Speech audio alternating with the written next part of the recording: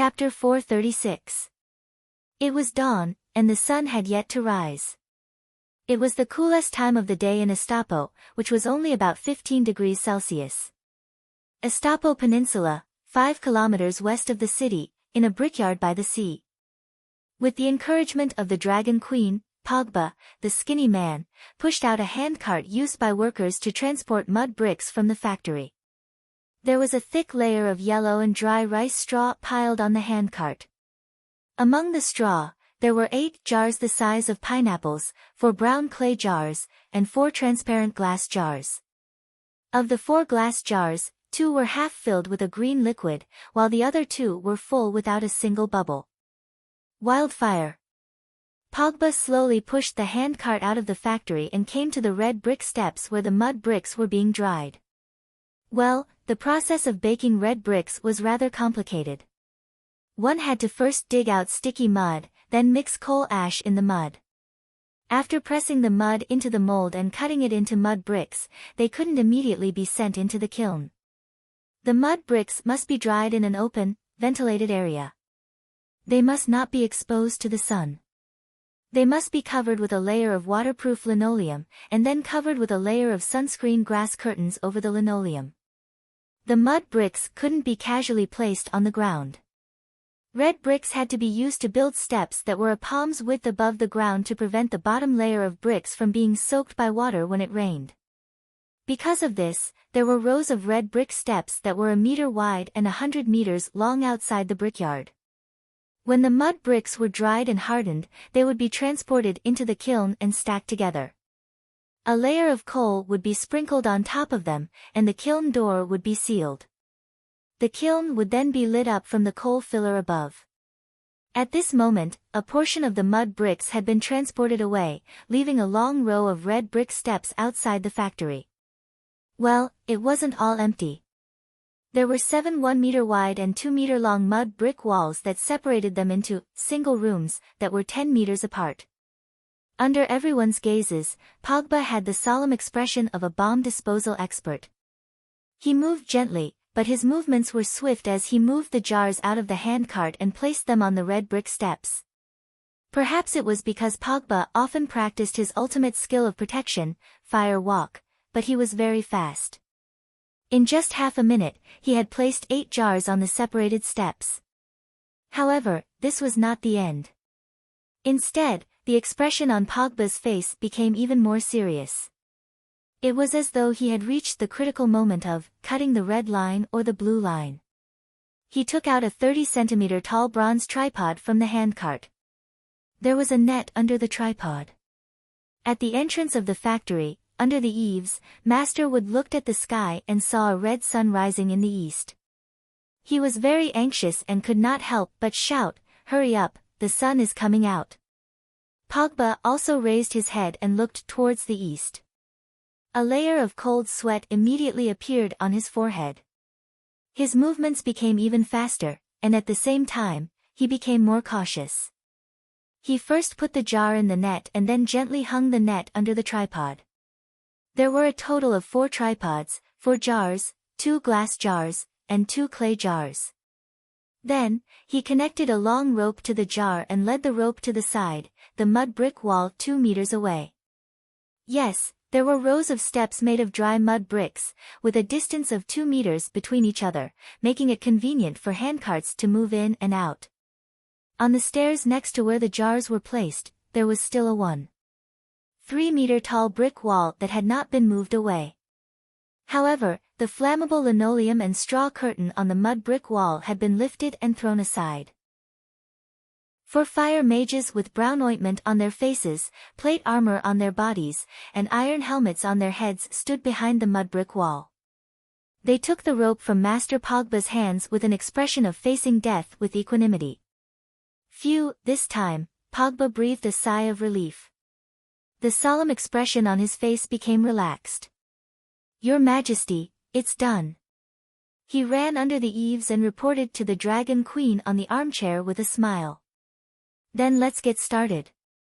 Danny waved her hand, and the fire mages hiding behind the mud brick wall began to pull the rope rhythmically. On the red brick stairs across the mud path, 4 jars hanging under the tripod swayed gently.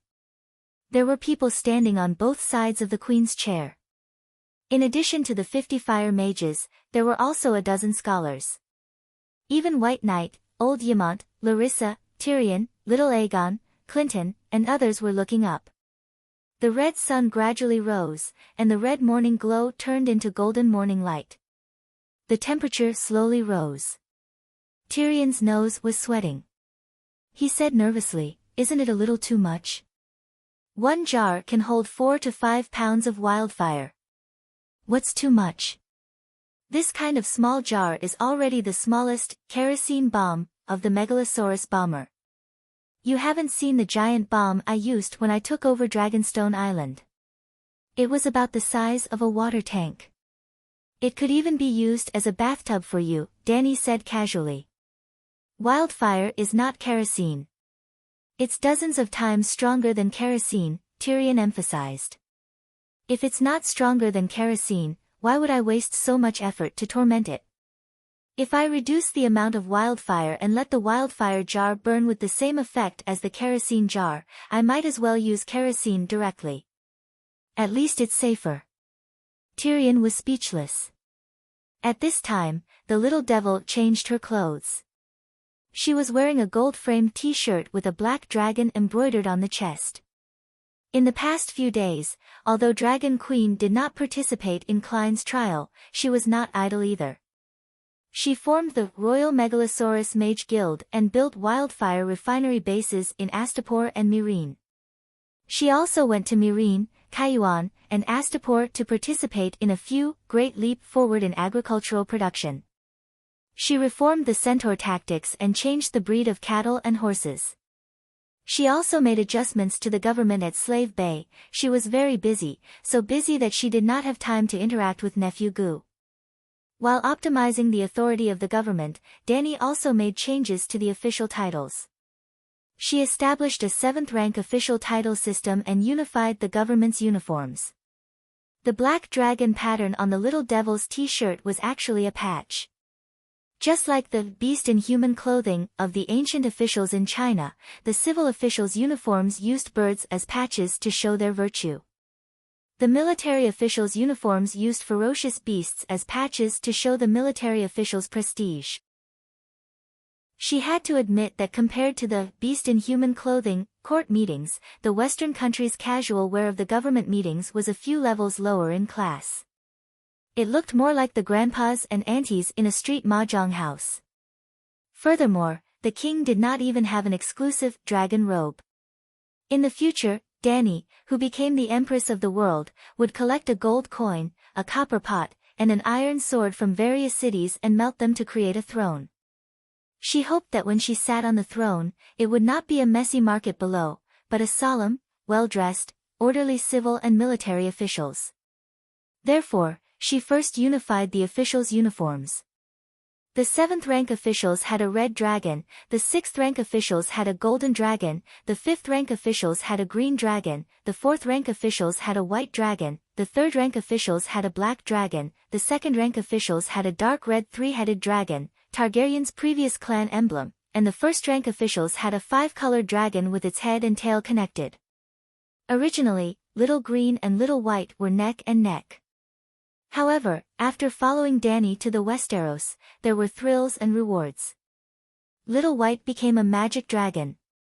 As such, Little Green became the 3rd. Little Gold was the 4th, and Little Red was the 5th. Of course, Dragon Queen did not forbid the civilians from wearing clothes with the Megalosaurus pattern, but they were not allowed to completely imitate the government officials. At least, they were not allowed to add a 7-pointed star embroidered with gold borders around the Megalosaurus pattern. The little demon was wearing a t-shirt with a black dragon embroidered on it, which meant that he had become the Dragon Queen's subordinate. He had even recommended himself to the Queen that day. He had professional experience in the hand of the king, and Slave Bay was currently lacking a prime minister, so why not just put up with it? Then, he was mocked by the Dragon Queen and had a miserable life. Although he failed to apply for the hand of the king, the Dragon Queen also took pity on his talent. The little demon had used wildfire to turn the tables in the Battle of Blackwater Bay and defeated the second most famous general of the Seven Kingdoms, Stannis, with an absolute disadvantage. It could be said that Tyrion was the only person in the world who had used wildfire on a large scale in war and won. After the Megalosaurus became extinct, Targaryen had also funded the Alchemy Guild to create a steel Megalosaurus that could shoot wildfire, preparing to use the Iron Dragon to deal with the Dornies. In the end, the Iron Dragon that was equipped with wildfire self-destructed midway. Therefore, in the field of wildfire, Tyrion was really a rare talent in the world. Emperor Dany knew how to make use of people and specially created an official position for him, General of Wildfire, responsible for supervising the refinement, storage, and transportation of wildfire. Today, General of Wildfire Tyrion accompanied the Dragon Queen and began to test the stability of wildfire. Look, the wildfire in the bottle is boiling. Suddenly, little Aegon pointed at the shaking bottle of water in the distance and shouted in horror. Be careful, the wildfire is about to explode. Tyrion's pupils contracted as he shouted at the fire mage behind the mud wall. Glug glug glug, under the sunlight, the glass bottle that was being pulled by a rope released green bubbles. The bubbles grew from the size of a rice grain to the size of a broad bean, then rapidly expanded to the size of an egg. Boom! From the sound of it, it sounded like a grenade had been detonated. Looking at the fire, green flames that were 4 to 5 meters tall suddenly rose under the bright sunlight. The ground and brick walls nearby were covered in green flames. The effect was like a barrel of oil that weighed hundreds of kilograms suddenly exploding. The enchanting green flames were clearly extremely hot, setting off waves of heat, but in the eyes of the crowd, it did not make them feel warm. They only felt a chill in their hearts. This is magic fire. Little Aegon's face turned pale. Targaryen is afraid of fire. Dany glanced at him and said calmly. Little Aegon was stunned. He stood up straight, puffed out his chest, and said firmly, I'm not afraid. Looking at the panic in his eyes, then looking at Tyrion's deeply hidden excitement, Dany had a strange expression. Targaryens are not afraid of fire, but they should be rational when dealing with wildfire, old Ymont said justly. His gaze was complicated. When he saw the wildfire, he could not help but think of his elder brother who drank the wildfire, Devil Aeron. What's the temperature? Dany looked at the ironclad fire mage who ran back and asked. Yes, the shockwave from the explosion of the wildfire bottle was very strong. It caused the thick mud bricks 2 meters away to shake a few times, but they did not collapse. The fire mage who was pulling the rope had completed his task and ran back. 25 draconic degrees. The fire mage's face was filled with fear. Your Majesty, it's too scary. It exploded at 25 draconic degrees. The highest temperature in Astapor is 45 draconic degrees. 45 draconic degrees is the ground temperature. The highest temperature is only about 32 draconic degrees, a scholar said. Remember, intense shaking, direct sunlight, 25 draconic degrees is the critical point, Dany instructed. Immediately, a scholar picked up a pen and started writing on the document. A thermometer was not difficult to make. Back in the Ming Dynasty, Galileo had invented the first thermometer. It was very simple. It was a glass tube connected to a glass ball at the bottom. It was also open, so the error was relatively large. Not long after the first thermometer appeared, an accurate thermometer that could measure the temperature of the human body was invented. Simply put, the invention of a thermometer required a flash of inspiration, not technology. As long as they could forge a glass tube, technology was enough. Chapter 437. In this world, even stargazing mirrors could be made. Measuring cylinders and measuring cups were standard equipment for scholars. The technology to make thermometers was already sufficient. Therefore, when Dany needed it, she only needed to ask the glassmaker to experiment a few times to make a very accurate mercury thermometer. In fact, not long after she took down Astapor, she invented the thermometer. Because she knew that the long night was coming, she needed to know when the long night would come. She arranged for scholars to record the temperature for 24 hours in a day and draw 24 curves on the x-axis time, y-axis temperature, coordinate chart. She could roughly calculate the trend of temperature change.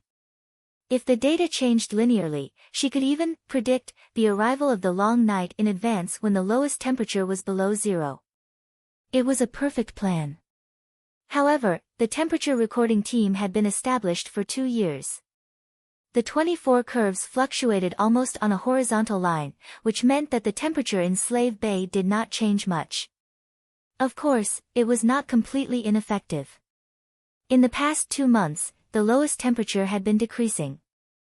There was only 1 point. According to the current rate of temperature decrease, it would be difficult to see snow in Slave Bay in the next 2 years. Well, in the past few thousand years, it had never snowed in Slave Bay. As for the dragon degrees, the temperature was calibrated with Celsius because the first scientist who proposed the standard temperature was surnamed Celsius. Obviously, Dani did not need to use Celsius in this world. Otherwise, she would be annoyed to death just by explaining who Celsius was. The calibrating temperature was also very simple. Mixing ice and water was 0 degrees, boiling water was 100 degrees. Boom! About half an hour later, the second green flame rose. This time, it was the glass bottle that exploded. It was the half bottle of wildfire placed on the red brick steps. 28 degrees, no violent shaking, but it receives direct sunlight. The third jar that exploded was a shaking clay pot. It was half a bottle of wildfire, 30 degrees. The fourth was a clay pot placed on the stone steps. It was half a bottle of wildfire, 39 degrees. Fortunately, the critical temperature is 39 degrees, and the highest temperature in the cellar is only 31 dragon degrees. Wizard would breathe a sigh of relief. Hee, 39 degrees, very close to human body temperature. It won't explode when the person is not in the cellar. But if the wizard stays in there for too long. Tyrion sneered. Are you stupid? Hang a thermometer on the wall. When the temperature rises to 25 degrees, stop making wildfire. When the temperature approaches 30 degrees, everyone evacuates the cellar. What danger can there be? Dani asked. If there's no danger, why don't you become the wildfire general yourself? Motherfucker, general of the wildfire, it sounded scary. This was probably the scariest position in the history of the human kingdoms, right? Tyrion glanced at the dragon queen from the corner of his eye, cursing in his heart. At this point, all that was left were full of wildfire without oxygen, 2 clay pots and 2 glass bottles. 1 clay pot and 1 glass bottle were still shaking, and the other 2 were quietly placed on the red brick steps. The glass bottle was directly hit by the sunlight, while the clay pot blocked the sunlight, but it did not explode. It's already past noon. It's 2:30 in the afternoon. It's almost the hottest time of the day. The outdoor temperature is 39 degrees Fahrenheit, the indoor temperature is 30 degrees, and the ground temperature is 45 degrees. The wildfire is still stable. Pogba cheered loudly. Ah, we've finally found the perfect way to transport the wildfire. The other fire mages were also very excited. The effect of isolating the air is so good. The wildfire can really be used on a large scale in the war with the Allies, Tyrion said in surprise. Isn't that natural? Dani's expression was calm, but there was an obvious sense of superiority in her tone. The wildfire is also a kind of fuel. Any fuel needs air to burn. After saying that, she stood up, clapped her hands, and said, "The test is over. Let's go back to the city and celebrate, bo-bo-bo-bo-m." It was as if a Tomahawk cruise missile had exploded in their ears. No, not 1, but 4 in a very short period of time. The nearest glass bottle was 30 meters away from the factory, but the shockwave not only blew the tiles on the roof into a mess, it also sent everyone tumbling a few times. The silk clothes on their bodies exploded in the shockwave. Especially Tyrion, his legs were deformed and weak. Like a rubber ball, he rolled a few times on the ground. The black dragon t-shirt that represented a rank 3 official was tattered. The loose silk pants on his lower body were nowhere to be seen, revealing 2 short, fluffy legs that were disproportionately short. Even the burly Mormont, who was fully armored, had his cloak torn. He took 3 steps back and supported the old man Ymont, whose grey robe had fallen apart. On the other hand, Dragon Queen's performance shocked everyone. The violent shockwave was like a river that met a reef, and it split into 2 sides of her body. Other than her hair flying in the wind, she, who was only wearing light leather armor and chain mail, did not move in the wind. This is not scientific. Tyrion was lying on top of a fire mage when he heard Dragon Queen's exasperated shout. He did not know what science was. At this moment, he only wanted to curse, "I'm going to resign and let the deviant ghost be this stupid, wildfire general!" How can it burn without air? It's not magic. There are no strong magic waves under the sun. Why did it suddenly explode? Dragon Queen's voice was getting farther and farther away. She quickly ran towards the center of the explosion.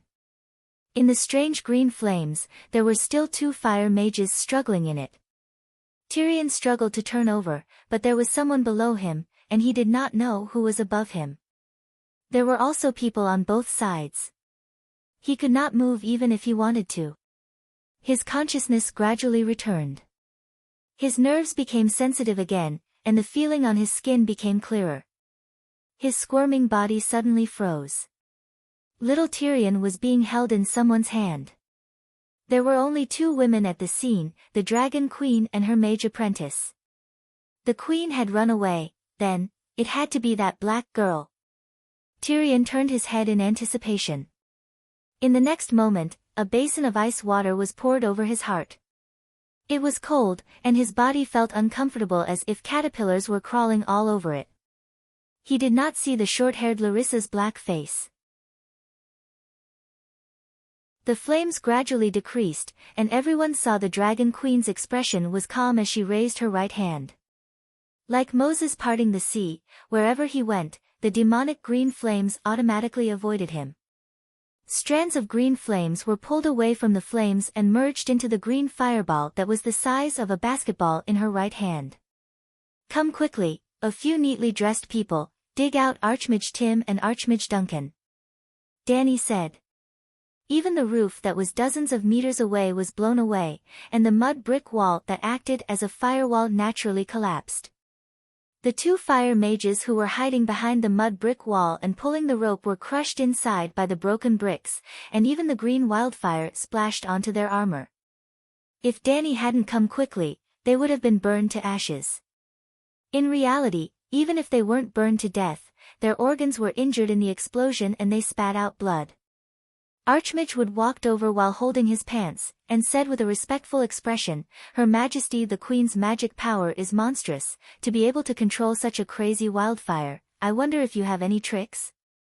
Save them first, I'll give a magic lecture in 2 days and teach you the truth of fire witchcraft," Dany said with the aura of a big boss. "Your Majesty, can I learn?"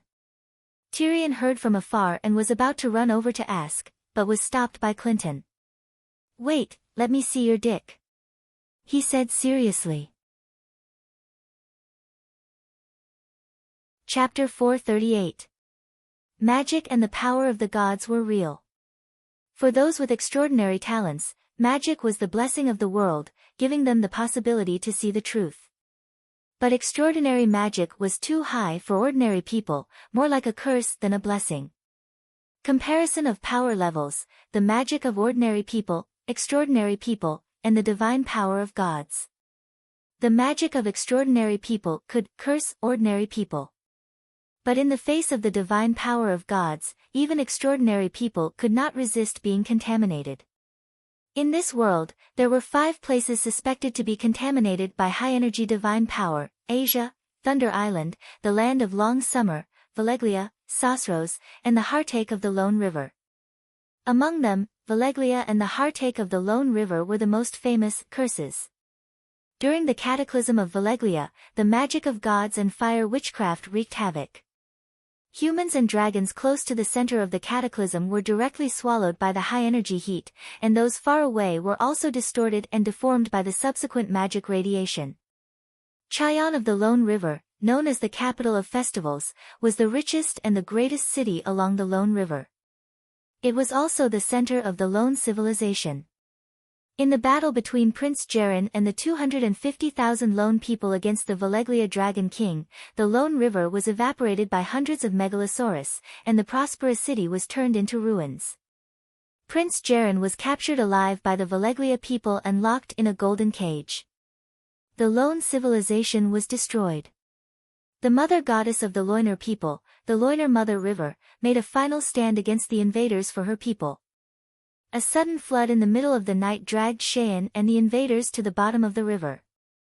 Mutual destruction. The former capital of the Golden Plains faded from its glory and summer colors.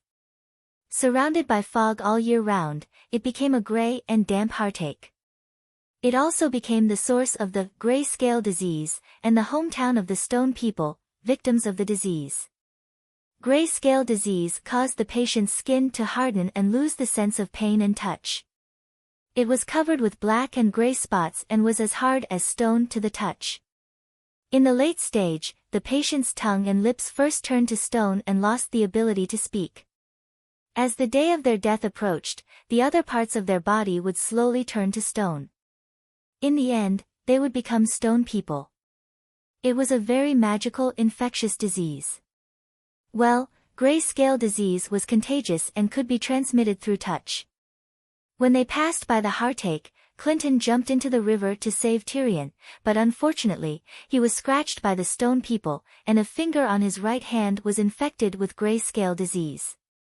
The most effective way to check if he was infected with gray-scale disease was to stab the Stone people. So Clinton took Tyrion's arm and said solemnly, "Let me see your dick." "What did you say?" Tyrion thought he was hallucinating. "Take off your pants and let me check your dick," Clinton said seriously. Tyrion shuddered violently and broke free from the other party's grip. With a pale face, he said, "You hit your head on a brick. Are you crazy?" "I." Clinton noticed the strange looks from Aegon, Ymont, and the others. His expression froze as he reached out and pulled Tyrion to the side. "I'm not crazy. This is a serious matter. You have to tell me the truth. Do you feel anything?" Noticing the seriousness in Clinton's eyes, Tyrion forced himself not to break free again.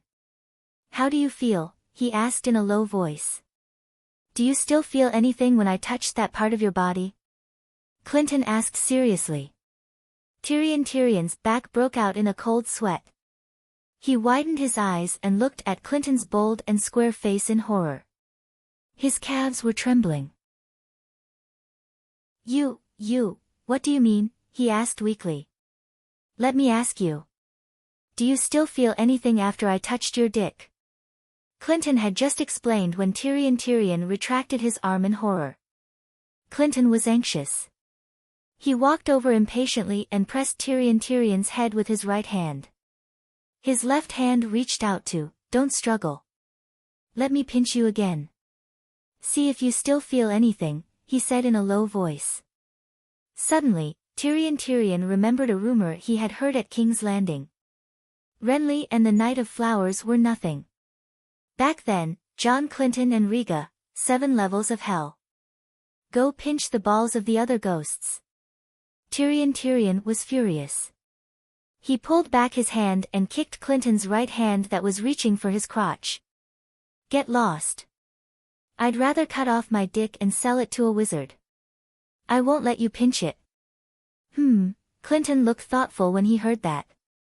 If he immediately cut off his wrist after noticing the abnormality and cut off the infected limb, there was a very low possibility of stopping the Grey Plague from spreading to other parts of his body. Thinking of this, he nodded with a complicated expression. Very well. Since you have such courage, I won't force you. He was not without courage. In fact, he could still save his life by cutting off his right hand. He would definitely die if he kept his right hand. Obviously, Clinton was not even afraid of death. Why would he be afraid of cutting off his hand? If it was his left hand, he would have cut it off immediately. But the infected hand was his right hand. It was his dominant hand. 80% of Clinton's power was in his right hand. He still had to lead troops to war and help little Aegon restore his country. Looking at Jaime's miserable fate after his right hand was cut off, he understood how important a dominant hand was to a swordsman. After being intimidated by Clinton, Tyrion's passion to learn fire magic decreased by half. When he walked to the front of the Dragon Queen, he saw a fire mage being dragged out of the rubble by Maul. His arm and face were charred black. He was still vomiting blood. It was very miserable.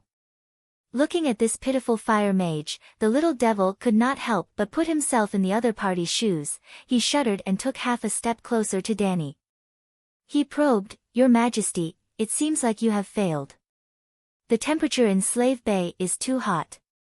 There is no future in starting a wildfire. Why don't we break up?" Break up. This word was very familiar. Dany looked at the little devil with the corner of her eye.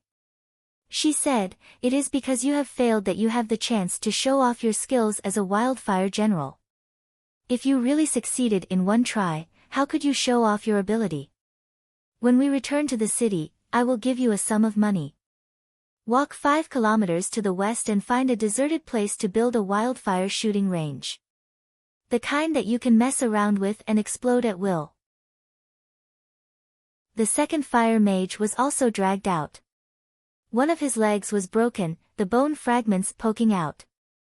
Blood was gushing out. The other leg was charred black by the wildfire. The charred bones gave off the smell of barbecued pork ribs. Tyrion felt his teeth ache. It seemed like his calf was also hurting. "Why don't you replace me? My ability." "No." He was almost begging. "Fuck, I can mess around with and explode at will. Who am I going to explode? Who am I going to mess around with?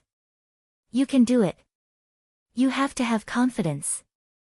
Dany patted his deformed head and encouraged him, "You can chop people up on a horse. You are a good security guard. You are a good manager. You have the most experience in storing and using wildfire in the world. You are a good technician. Wildfire general, who else but you?" Tyrion wanted to cry. "Right, you said that you want to learn fire magic from me?" Dany patted his head 3 more times. She praised him, "You are very motivated. After learning fire witchcraft, you can also personally create wildfire. It seems like you have the potential to become a scientist. Maybe you can develop a type of extremely stable wildfire. Improve wildfire. Do you think that I don't die quickly and miserably enough?" Tyrion's eyes were red. Improving wildfire is equivalent to changing the world. If the wildfire maintains its current burning value, but has the stability of kerosene, there is hope for a steam engine. You can even directly develop a wildfire engine and advance the world's civilization by 1,000 years. No, with the speed of this world's technological development, it can be advanced by 1,000,000 years. Moreover, with the efficiency and power of wildfire, it can even be used as a space fuel. If you can create a wildfire in a space vehicle, you are small, eat less, drink less, and keep flying to the moon. Maybe you can even become the first person to land on the moon. Dany became more and more excited as she spoke. Originally, she wanted to tease Tyrion. But in the end, she was moved by the great scene she imagined. Wildfire is created through magic. If you can develop a magic formation that can create wildfire and inlay the magic formation into a wildfire engine made of steel, if the magic formation can automatically absorb the magic elements in the universe, Danny's eyes widened as she exclaimed, 7 gods above, wildfire might really be the hope for this world to transcend. Looking at the fanatical Dragon Queen, Tyrion took a few steps back in fear. 7 gods above, to be so crazy about wildfire, as expected of the Mad King's daughter. Sigh, the chance to be immortalized in history is yours. If it wasn't for the fact that I am busy with work and have such a large country to manage, I would want to become a wildfire scientist myself. Danny looked at the terrified dwarf and sighed. Why don't we switch? The little devil really wanted to say that. I can share your burden, he said tactfully. Very good. Danny said emotionally, there are too few officials as responsible as you. General Wildfire, I know that you are responsible for this accident. Dragon Queen suddenly raised her voice and immediately attracted the attention of the people around her. Tyrion's strange eyes were filled with confusion. As the General Wildfire, you underestimated the explosive power of wildfire after being exposed to direct sunlight for a long time. You mistakenly assigned a dangerous mission to the fire mage. Sigh, you should have arranged a sheep to pull the rope. But even if you made many mistakes, you can't ask to take all the responsibility. I am also at fault, we are all at fault. Dragon Queen sighed. When did I ask to take all the blame on myself? Tyrion was stunned. Wood, the fire mage's fire-repelling ointment couldn't resist the wildfire. I was a little far from the scene of the accident and couldn't rescue him in time. The mages didn't study the properties of wildfire thoroughly enough. We are all at fault. General Wildfire, you only have 60% of the responsibility at most. I just took office. Tyrion argued. Yes, you shouldn't have made such a big mistake when you just took office. But you can redeem yourself by doing good deeds. There's no need to ask to be whipped, is there? Dragon Queen looked down at him and pressed his head. You are right. Tyrion closed his eyes and said with a sigh. And so, Dragon Queen made the final judgment for this accident. General Wildfire's salary will be deducted for half a year. The 2 mages, Tim and Duncan, will be compensated with 5,000 gold radiance each. The rest of the mages will be compensated with 100 gold radiance for mental damage. Thank you, Your Majesty. I will recover as soon as possible and return to work as soon as possible. Tim and Duncan, who were being treated by the doctors, spat out blood and struggled to say. Chapter 439.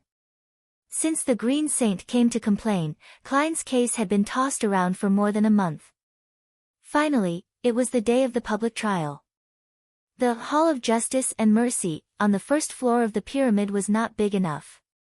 There were too many citizens gathering around. Scholar Bao was on trial. How could they not be excited and concerned? To be honest, the idea of packaging Klein as Scholar Bao was not a brilliant one. The masses were not blind, nor were they fools. Even if they were blind, they could see the difference between the extravagant and lecherous Count Butcher and the impartial Myrine. Let's change the scene. For example, the person who assassinated John Bolton was not a Gith, and there was no son of the Harpy who formed a society to remind the new freedmen of their nightmarish slave experience. Klein dared to declare to the public that he was upright and plain-spoken, pleading for the people, but framing a villain. He would probably only be met with the ridicule of bards, singers, and the common people.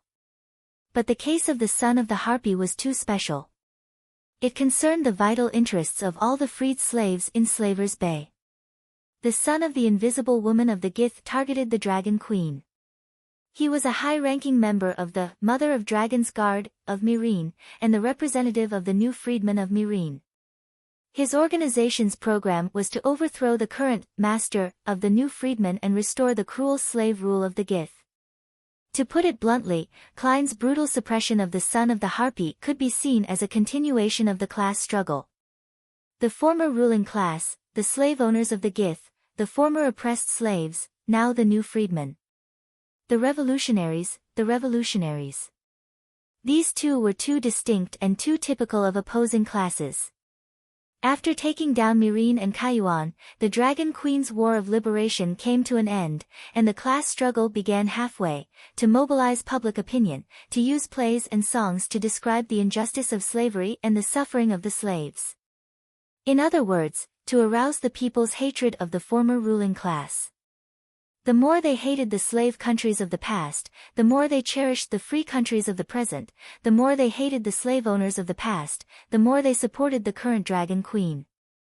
This kind of emotion aroused by public opinion could turn the onlookers into revolutionaries, thus strengthening the Dragon Queen's resistance to the Allied forces and the stability of her rule.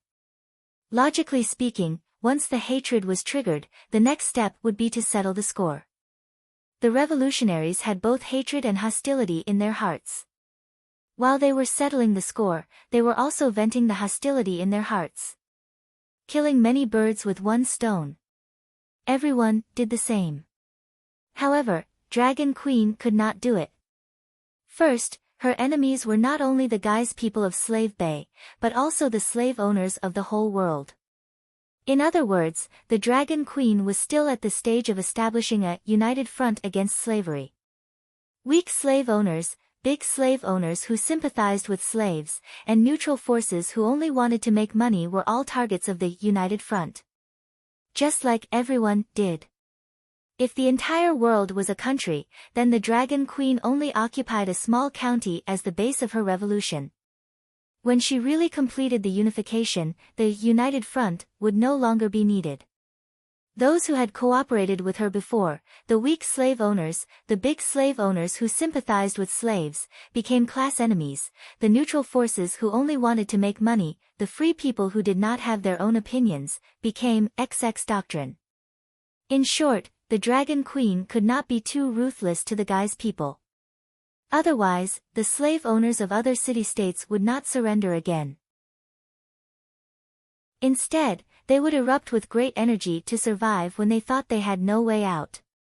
The second reason was that when the long night came and the Guise people were settled, who would come to farm for the Dragon Queen? Therefore, the Dragon Queen stopped abruptly halfway through the class war, leaving the hearts of the newly liberated free people in a state of uncertainty. At this time, Cleon came out of nowhere. Standing in the wind, pigs could also fly. Cleon stood in the wind with a pair of invisible wings. A hero met the times. In another way, he continued the next step of the class struggle. He overfulfilled the settlement of the Guise people and helped the new free people vent the hostility in their hearts. Therefore, he became the righteous master, in the hearts of singers, poets, and the free people of the Guise people. The so-called righteous master, wasn't it just asking for the people's orders? Cleon did so well, why couldn't he be considered a righteous master? There was only one point, his methods were too cruel.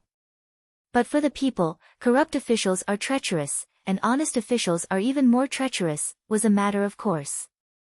Corrupt officials were hateful, honest officials were cute. The people were so simple. Even if Cleon did break the law, they could forgive him. It was because Dani understood this that she came up with the bad idea of, come to the scholar and wear the scholar's vest. Facts proved that the effect was not bad. Cleon, the impartial and impartial. Cleon, the loyal and righteous. Mirin's clear sky Cleon. Cleon, the nemesis of evil. On the first day of the public trial, from inside the hall to the square outside the hall, thousands of people crowded together and slogans were endless. They kept putting pressure on the 15 jurors in the courtroom. In the preliminary trial, there were 27 legal experts who examined Cleon's criminal acts. In the public trial, there were 15 jurors, 5 nobles, 5 representatives of the new free people, and 5 representatives of the Guise people. It's about time, Missandei reminded the Dragon Queen. Yes, Dani was the chief judge, sitting under the plaque that said, "Justice is above, benevolence is below." This was also the Queen's throne. Pa! The Dragon Queen slammed the gavel, and the Unsullied holding the fire and water staff below hit the floor rhythmically. Bam, bam, bam, they shouted, Wei Wu. There were also 10 Unsullied holding up the silence sign. 2 were in the hall, and the remaining 8 were scattered on the second step of the pyramid, facing the free people in the square. The Dragon Queen's power was extraordinary. In the next moment, the slogans suddenly stopped, and everyone in and out of the hall quieted down. With just a sign, you did what Circe's 3007 swords couldn't do, the Wildfire General said with emotion. Little Aegon looked enviously at Aunt Dany on the throne and sighed. When I ascend the Iron Throne, will the people of King's Landing be so obedient? That depends on whether your 3007 swords are sharp or not. There are only unruly people in King's Landing. Unless you can fill everyone's stomach and let everyone live in a clean and spacious house, they won't love any king like the free people of Slavers Bay love Dragon Queen, the Wildfire General said as he took off his green helmet. Yes, after the last incident, Tyrion had to wear leather armor, and helmet during work. The iron helmet became a safety helmet, and the armor was a work uniform. The leather armor, helmet, armor, and even the cloak behind him were all green, like a burning wildfire. This was the Wildfire General's exclusive equipment, and no one else had the right to wear it. Why 3007 swords? Little Aegon asked. 3000 golden robes, 7 Kingsguard, this is all the power the king has. Sigh, compared to the Dragon Queen, it's too far away. Tyrion sighed. The Dragon Queen's dignified voice echoed in the quiet hall. The law is the law. The jurors can take the opinions of the crowd into consideration, but don't be completely influenced by them. You are the jury, and you know the law, so you should act according to the law. Yes, Your Majesty. The 15 jurors bowed respectfully to Judge Dany and took their seats. Smack. The Dragon Queen slammed the gavel again and stared with her beautiful eyes. She shouted at the prisoner below, Cleon, you imprisoned the Green Saint and her family for no reason, and even raided the Temple of Divine Grace. The first charge against you is harming a religious leader and threatening the freedom of religion of the people of Meereen. Do you admit it? Your Majesty, jurors, Cleon's face was clean and tidy, and his expression was calm as he spoke. I admit that I detained the Green Saint and most of the saints of the Temple of Divine Grace, and I also admit that I locked up their families. But before convicting me, please confirm one thing. He raised his index finger, looked around at the people around him, and said loudly, should the Green Saint be arrested? She is the spiritual leader of the Sons of the Harpies, one of the initiators of the rebel group, and the biggest enemy of all the free people of Slave Bay. I dare to swear to the 7 gods, she deserves it. Swear to the 7 gods. Tyrion looked at the brown-skinned, black-haired butcher of Gith, and then looked at the approving expressions of the people around him, and felt that it was very absurd. It's strange to hear the name of the 7 gods in Slave Bay, tens of thousands of miles away from the 7 kingdoms, he muttered.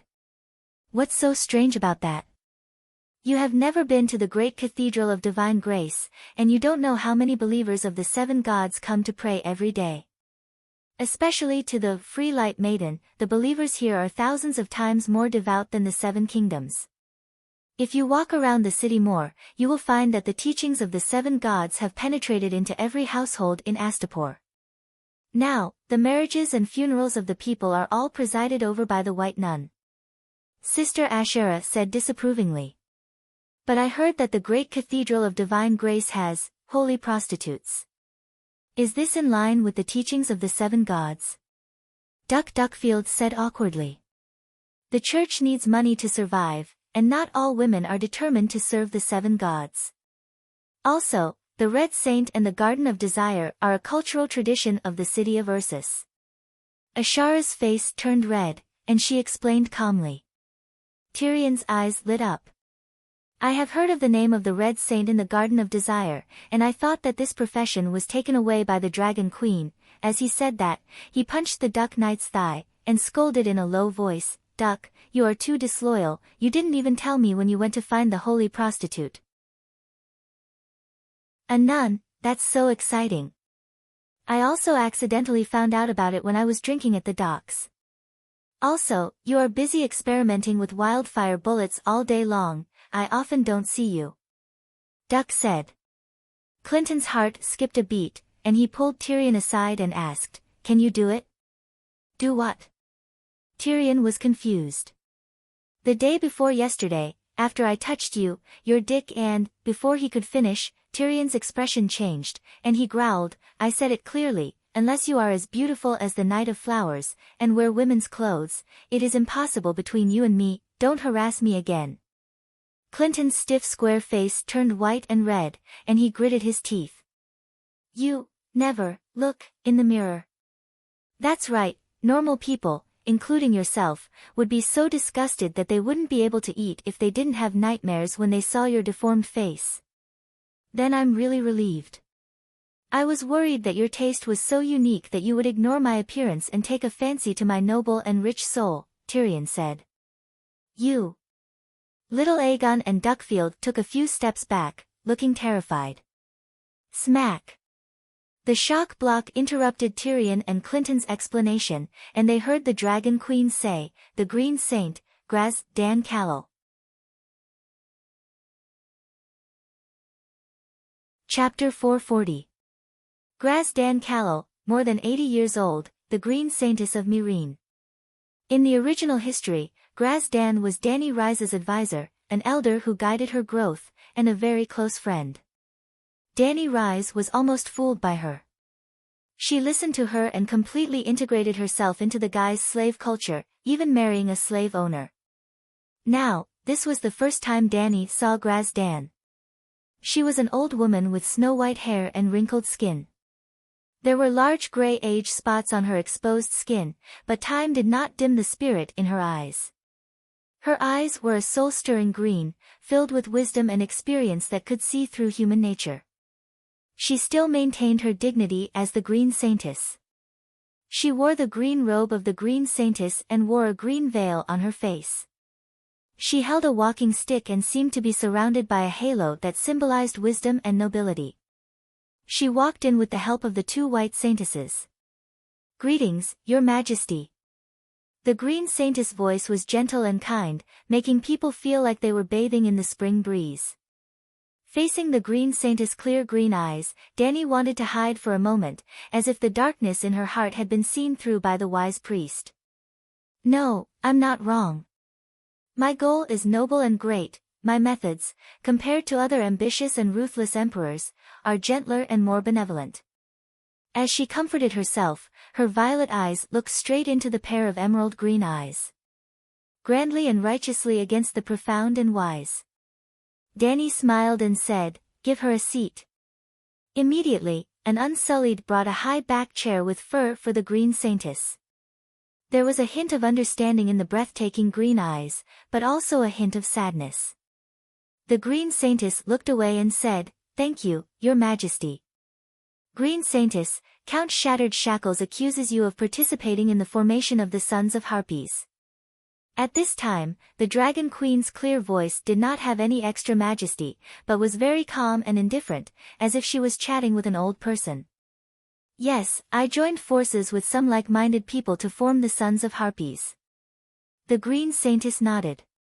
"What?" Ah, she admitted it. The audience was in an uproar. They never thought that the big boss would be defeated as soon as he appeared. "Sir Graz Dan, do you know what you are saying?" In the jury seat, the Green Saint of Astapor, Grazda, exclaimed in disbelief. "My Lord Grazdan," cried another of the guy's jurymen, "this is the great court, and no one can force you, and the Queen is here, and no one can lynch you. Your Excellency Green Saintess, please believe us. We will strictly abide by the code," the free people said seriously. "Lady Green Saintess, if you are not familiar with the public trial process, you can invite a defender or multiple defenders who know the code. This is the privilege of the nobles," Bruce Wayne suggested. The captain of the guards, Bruce, was a knight and also a knight. He joined the jury as a representative of the nobles. "Pa!" Dragon Queen slammed the gavel again. Silence. Wei Wu, unsullied one, struck his staff. The entire hall was silent. Sigh, the things passed down by our ancestors for thousands of years are still somewhat useful. Pa! Dragon Queen slammed the gavel again. Seeing the people below tremble unconsciously, she felt a bit better. Your Excellency Green Saintess, think carefully. This is the public trial court. In front of me and the other jurymen, you cannot go back on your words, and will even be used as evidence to convict you. I am very clear-headed. The Count of Shattered Shackles did not catch the wrong person. I am the leader of the Sons of Harpies, the Harpy, Green Saintess said calmly.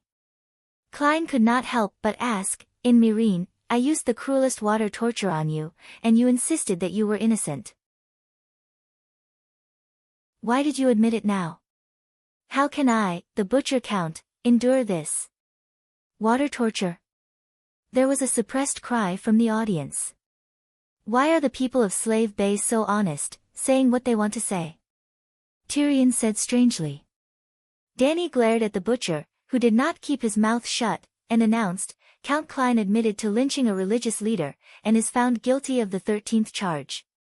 A fine of 5,000, 20 lashes in the Freedom Square, and half a year of imprisonment. The punishments for all crimes can be stacked and finally executed together. Klein was dumbfounded. Pa! The gavel slammed again. Dragon Queen scolded, everything the court says can be used as evidence to convict you. Do you not agree?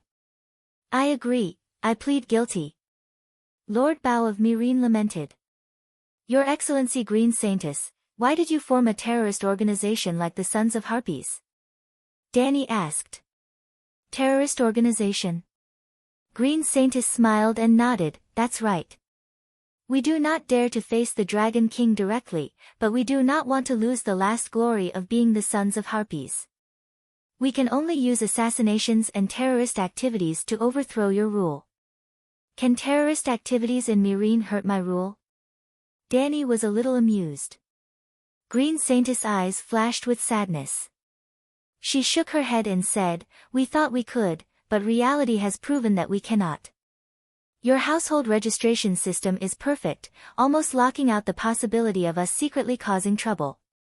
Even if there was no assassination of Commander John Bolton, no Count Shackle, as long as we start our activities, as long as the Lord of Myrene is not a fool, we can unearth the Sons of Harpies sooner or later. Tell me, what are you dissatisfied with about me and the current Slavers Bay?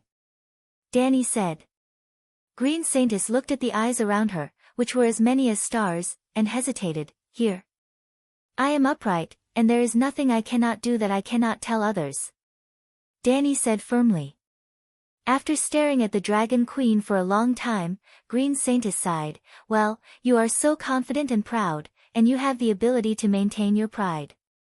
The Guy's race did not die unjustly in the hands of your majesty. As soon as this was said, the 5 Guy's race jurors and the Guy's race in the crowd all changed their expressions and exclaimed in a low voice. Dany's eyes were sharp, and she said lightly, I did not exterminate the Guy's race. The sadness in Green Saintess's green eyes grew stronger, and she said in a sad tone, a race is not made up of people. If the spiritual backbone is broken, the cultural and religious inheritance is also over, and the race does not exist. You changed the Divine Grace Temple to the Church of the 7 Gods, and made my race give up the faith of the Harpies, and convert to the Free Maiden of Light. You closed the Colosseum that represented the Guy's race's tradition of martial arts, and made some drama clubs and troops that aroused hatred between the new free people and the Guy's race.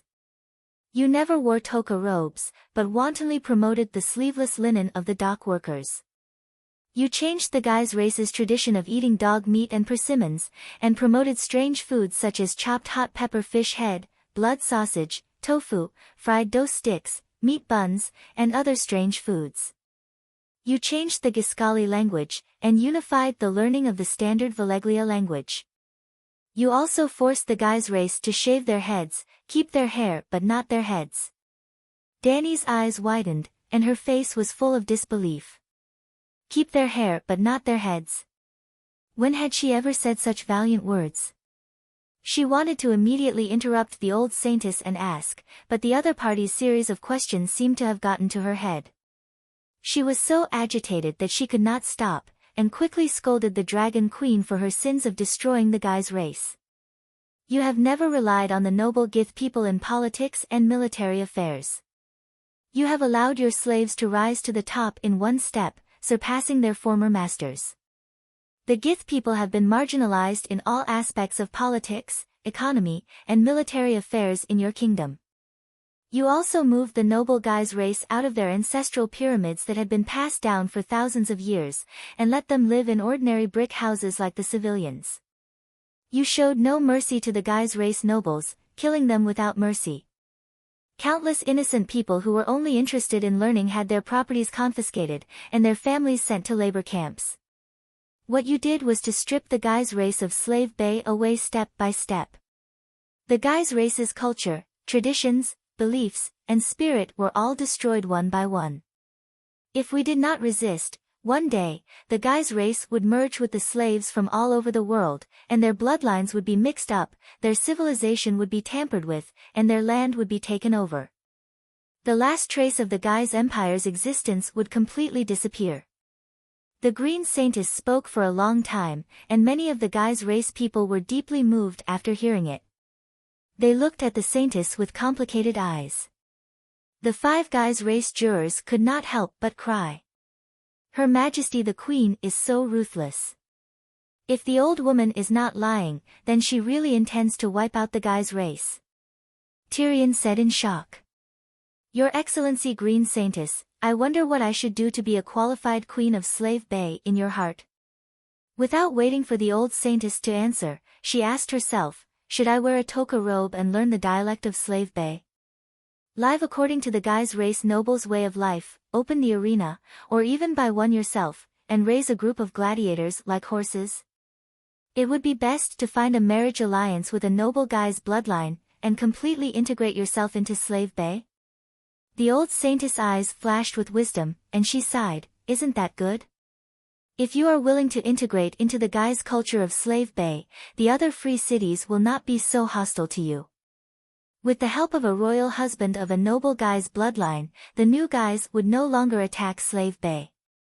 Your ancestors, Aegon and his sisters, didn't they also give up Valeglia's beliefs and traditions, convert to the Church of the 7 Gods, and completely integrate into the culture of the Undulls? There are also the 14 Fire Peak nobles of Valeglia. After their bloodline descendants left Valeglia, they entered Slave Bay, Quills, Coer, Norfoss, and the various coastal cities. They brought advanced technology and culture to the local area, and they also integrated into the local culture. They married the local noble women and worshipped the local gods. The most typical example was the marriage between Nymeria and Dornmartel. She led the remaining Loener people and took the initiative to give up some of the Loener traditions, integrating herself and her people into Dorne. From bloodline to culture, Loener had integrated into Dorne. At the same time, Dorne had also absorbed some of the culture and traditions of the Loener people. The two races lived in harmony, without conquering or being conquered, and there would be no disputes or conflicts. Are these seniors not worthy of learning from you? You can reform the old Slave Bay, but you can't completely throw the previous owners of Slave Bay into the trash can. That makes sense. Tyrion was deep in thought. What makes sense? Clinton glared at him and said, the Queen promoted the great culture of knights in Slave Bay, and used the 7 gods to reform the suffering and confused slaves. What's wrong with that? Yes, I swear, Her Majesty feels that she is worthy of the title Saint Danny.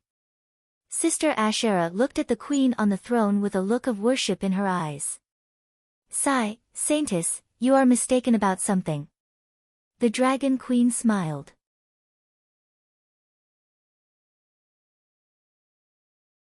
Chapter 441.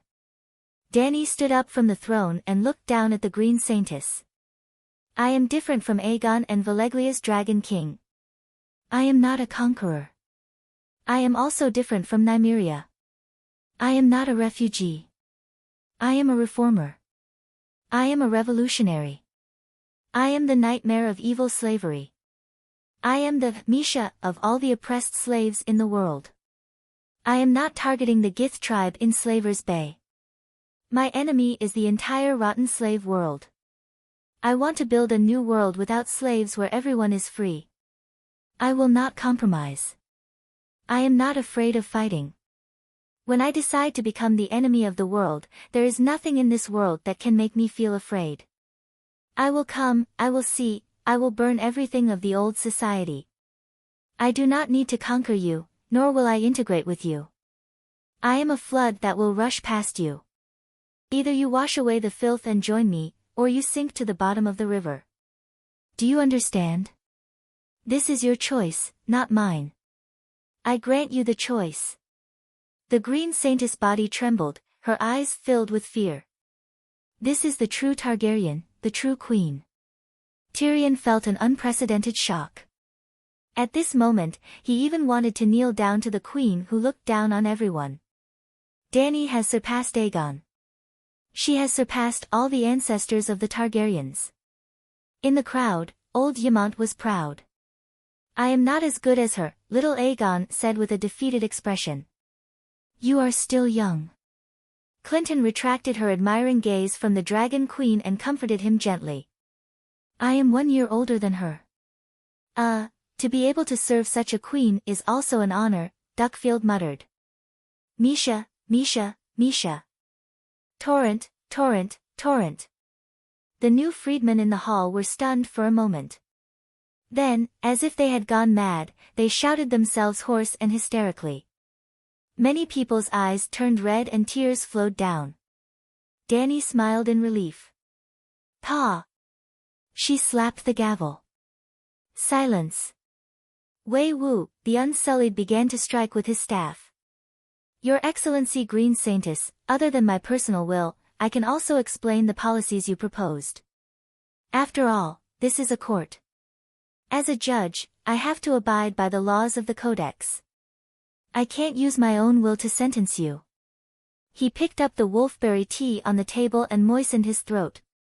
She began to blabber. First, I advocate religious freedom. Astapor and Cayuan's Church of Divine Grace voluntarily carried out religious reforms, so the temple became the Church of the Seven Gods with the characteristics of Slave Bay. For example, the Red Saintess was considered blasphemous in the doctrine of the Seven Gods. The temples of Meereen insist on believing in the Harpies. I didn't force you to change your faith, did I? More importantly, everyone knew that the Harpies' claws were holding the slave shackles, which represented the slave master's enslavement of the people. Could it be that you want the new freedmen to believe in the Harpies who represent slavery? You can ask the people in the city if I have ever forced them. Forced them to believe in the seven gods instead of the Harpy. We are willing. We believe in the Maiden of Freedom. We believe in light and freedom. Immediately, a new freedman said excitedly. We are not idiots.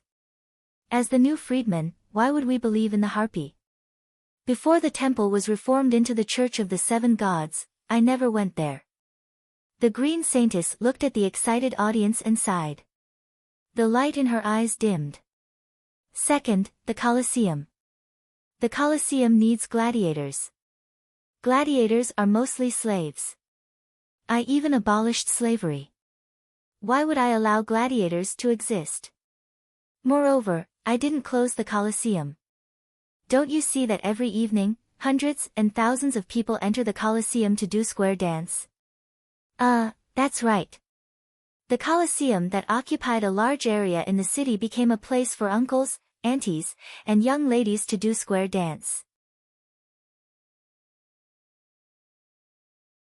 Otherwise, not only the slave masters of Slaver's Bay, but all the great slave masters in the world will not be spared. Finally, you think I am erasing Gith culture. Let me ask you, do the Gith people of this time have the same traditions and culture as the Gith people of Gith? The Green Saintess was silent. All the Gith people in the hall were silent. The Dragon Queen smiled faintly. After the last long night, three of the most powerful ancient civilizations appeared. Gith, Loina, and Valeglia. But they all disappeared in the long river of history. Times are changing, and no culture can be strong forever unless it is good enough to be accepted by everyone. Obviously, the culture and traditions of Gith built on slavery are not only weak, but also decayed. As a liberator of slaves, most of my people are new freedmen. How can we support your traditions? The Green Saintess Grazidan pleaded guilty as soon as she appeared. New freedmen, Gith jurors, the Gith people of Myrene who asked the Green Saintess of Astapor for help, and even the Dragon Queen. Everyone was surprised and puzzled. After the trial ended that day, the Green Saintess of Astapor, Grazidan, took two Gith representatives from Myrene and walked into the basement of the Great Pyramid with a grim expression. They met the old Saintess of Myrene in the dungeon. A 40-square-meter room with bookshelves, a bedroom, a bathroom, and a small reception room. This was a high-level prison for high-level prisoners. The old Saintess in her 80s was reading a thick book by the yellow light of the candle, the New Seven Stars Bible, written by the Dragon Queen. Grazidan's face seemed to be covered with a layer of ice, and her eyes were as cold as ice. Especially after seeing the calm and indifferent look on the old Saintess's face, her body seemed to begin to emit a burning anger that was the opposite of ice. Why? The Green Saintess asked the old Saintess of Myrene. Why what? The old Saintess said. Why did you form that useless son of the Harpy? The Green Saintess asked. Why did you admit the crime directly and give up all your companions? The old Myrene immediately asked. The old Saintess stared into the eyes of the Green Saintess and said, the son of the Harpy is the last resistance of the Gith people, the last backbone of the Gith Empire. The reason why I resisted the rule of the Dragon Queen has been explained clearly in the public trial hall. I don't want the civilization of the Gith people to be destroyed. I did what a Green Saintess and a religious leader should do. Although the Green Saintess did not avoid the green eyes of the old Saintess, the coldness on her face and the anger on her body dissipated. She said sadly and helplessly, you also heard the answer given by the Queen in front of everyone. Well, what she said is very reasonable, the old Saintess nodded gently, and then shook her head firmly. There was deep wisdom in her green eyes. But so what? No matter how decadent and decaying the civilization is, it is still the mother civilization of the Gith people, the legacy of our ancestors for thousands of years. Our civilization can die, because it is indeed not suitable for this era, the new era created by the Dragon Queen. But we Gith people can't do without a little resistance, because we are Gith people with ancient Jiskali blood. Once, when the Great Lord died, slaves were buried with him. Now, a country, a race, a civilization is dying, and we can't do without sacrifices. My children and I are willing to be buried with the Gith civilization. The old Saintess said in a flat voice. The three Gith people were silent and sighed. After a while, an old Saintess asked, since you have such a fearless spirit of sacrifice, why did you plead guilty directly without even a trial and betray the members of the entire organization?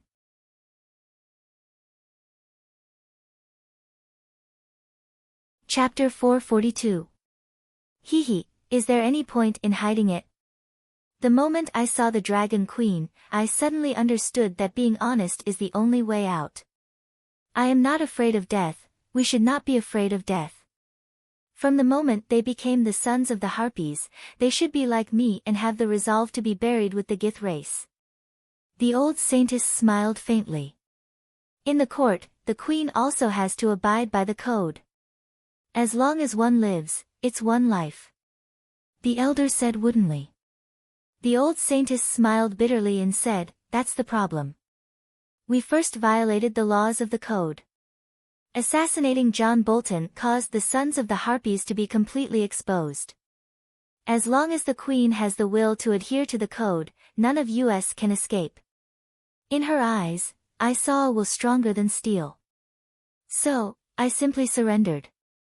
At the very least, the innocent among the 80,000 people who were arrested would be able to escape imprisonment. As you said, as long as one lives, it's one life. The two elders had nothing to say. They did not join the sons of the Harpies, nor did they think of rebelling against the Dragon Queen. To put it bluntly, they even hated and feared the sons of the Harpies from the bottom of their hearts. If not for the fact that they were all Gith race, they would have shouted, "Incorruptible Klein." Because the targets of the sons of the Harpies were three types of people: the outstanding representatives of the new freedmen, the officials and generals of the Dragon Queen, and the traitors. It was because of the arrival of the Dragon Queen that these commoners with talent but no bloodline had the chance to become the representatives of the Gith race and become famous. Like Klein, they were the beneficiaries of the new country. In the eyes of those with noble bloodlines who had lost their power and wealth, they were the traitors of the Gith race. The kings of the Westeros are also called the kings of the Undulls, Loinars, and the Ancestors. The Seven Countries are a mixed country of many races. The Gith race of the Slave Bay are not pure Gith race. I believe that Her Majesty will bring a glorious future to the Slave Bay. I believe that Her Majesty will lead the Gith race of the Slave Bay and the new freedmen to the light and glory. Before leaving, the Green Saintess of Astapor said to the Old Saintess, "I sincerely wish that she can do everything you say." The Old Saintess said. The sudden confession of the Green Saintess, Graz Dan, stole the limelight of the impartial Clyde and disrupted the trial of Lord Bow of Meereen. Because with her confession, the case of the son of the Harpy was almost immediately concluded. Even the Five Guys jurors voted unanimously to convict the son of the Harpy of treason. In other words, Cleon did not frame the loyal. He was only sentenced too harshly, but he didn't make any fundamental mistakes. As such, the entire trial process was greatly simplified. Originally, Dany thought that it would take 1 or 2 months. In the end, Klein would use public opinion to blackmail the jurors and come up with a verdict that the death penalty can be avoided, but the punishment cannot be avoided. Perhaps he would be stripped of his position as Lord of Meereen, and his title would be downgraded from Earl to Knight. Now that the Green Saintess had confessed, of the remaining 20,000 Guys death row prisoners, although a large number of them were wrongly accused, more than 90%, there were also many sons of the Harpy of treason who had committed treason. In the final closed-door closing process, the jury voted unanimously in favor of the Dragon Queen's verdict. Count Shackle solved the case of the son of the Harpy of the Harpy of the Harpy of Meereen and made outstanding contributions. He was honorably promoted to Marquis Shackle and awarded 100,000 gold. However, Cleon Shackle was too cruel in the trial process and ignored many of the laws in the Code of Law. He was beaten into a confession. He was demoted by 1 rank, fined 80,000, and given 48 lashes. He was changed from Lord of Meereen to Great General of the West. Cleon was promoted and demoted, but his title did not change. His position was changed from Lord of Meereen to General. He earned 20,000 gold radiance coins and received 48 lashes from the Devil's Tail, Hattar. There were also 60,000 prisoners arrested by Cleon and 20,000 death row prisoners. About 73,000 people were innocent. Perhaps they were dissatisfied with the Dragon Queen's rule, but they did not participate in the Son of the Harpy of the Harpy. After all, this reactionary organization was just established not long ago and did not have the time to absorb members on a large scale. However, Dany did not directly declare those people innocent. Because she realized one thing. Cleon was cruel, but he would never blindly frame the loyal. Those who were wrongly accused were all relatives of the son of the Harpy. When Dany asked Cleon about the trial process, she was confused. There was no on-the-spot investigation, no intricate reasoning, no suspicious or perfect evidence. He simply opened the household register and brought in the relatives of the first batch of people arrested, then the relatives of their relatives, and finally the relatives of the relatives of their relatives. There was a theory of 6 degrees of separation. You could know any stranger through at most 5 people. Relatives were different from people you knew. But if Cleon arrested people like this, round after round, dozens of rounds, he might be able to arrest the Dragon Queen and put her in prison. In fact, he only caught 3 rounds before he could not catch any more. Because if he caught another round, there would be no more Gith in Myrene. Cleon's method was crude, but the reason he gave was somewhat reasonable. The son of the Harpy was a major case of rebellion, intending to subvert the rule of the Dragon Queen. The son of the Harpy and the Dragon Queen were two completely opposite sides. The people of Slave Bay could only choose sides, either the Dragon Queen or the son of the Harpy. There was no doubt that in the face of this choice, their relatives would not stand on the Dragon Queen's side no matter what. Of course, being reasonable did not mean it was legal. Just like being inclined to commit a crime did not mean committing a crime. Dany could not convict them. But letting them go for nothing would be a waste of Lord Bow of Myrene's painstaking efforts. Well, the Dragon Queen admitted that she herself was not satisfied. Apart from the innocent, there were more than 7,000 people left, and only 200 or 300 people directly participated in the case of the son of the Harpy. The other 6,000 were their family members, and those who could not prove their innocence. They knew of the existence of the son of the Harpy and were willing to help them, but they did not personally join. Then, Dany came up with a bad idea. According to the law of the code, the crime of rebellion is unforgivable, and the person involved will be beheaded immediately, and the immediate family members will be sentenced to death or life imprisonment. But, the Dragon Queen pointed at the plaque on the throne. It didn't say, Mirror of Eminence, but, Righteousness above, Benevolence below. I am willing to grant them mercy. The Dragon Queen said compassionately, the 80,000 people arrested are all relatives and friends, so it is better to share the blame. There will be no more death sentences, no more life imprisonment, and everyone will enter the labor camp. Innocent relatives and friends can work during the day and go home at night, and only need 2 years to leave the labor camp. The guilty son of the Harpy cannot go home, but as long as he works for 5 years, he can regain his freedom and be a new man. Unfortunately, the Queen's mercy did not receive the gratitude of the sinners. I am not afraid of death, kill me, I don't want to implicate my family. A son of the Harpy shouted. I'm not guilty. I'm a cousin 2 generations removed from Graz, and I don't want to be a convict for him. Cried an innocent relative. Bastard, the Queen's mercy is not to be rejected. The Dragon Queen angrily roared and made an arbitrary decision. After completing the trial of the case, the Dragon Queen found the bedridden Klein. Yes, he suffered 48 lashes and was lying on the bed recuperating. Klein's face was pale, and he lay on the bed with his eyes closed, as if he wanted to use silence to express his protest against the Dragon Queen's injustice. After working for a few months in vain, he only received 48 lashes from the Devil's Tail, and lost the super-lucrative position of Myrene City Lord. Lord Bow of Myrene was bitter. Sigh, do you understand the significance of the Western General? There was once a great King Chow, who was willing to give up the throne to become the Western General. The Dragon Queen sighed. Klein's attention was attracted by the King Chow, and he could not help but ask, what is the significance of the Western General? Western General, as the name suggests, is to conquer the West. The Allied army is divided into sea and land, the navy is gathered at New Guise, and the army is gathered at Matterhorn. They came with great momentum, but they can't do it again. If we can't take down Slavers Bay in one wave, it will be my turn to conquer them next time. Where will we go? Of course, we will follow the Allied army's invasion route, starting from Myrene, heading west, Toros, Matterhorn. Finally, we will pass through the land of long summer, enter the western plains, and enter Volantis. The Dragon Queen looked at the Count of Broken Shackles meaningfully. So, do you understand? I will become the city lord of Volantis. Klein was surprised.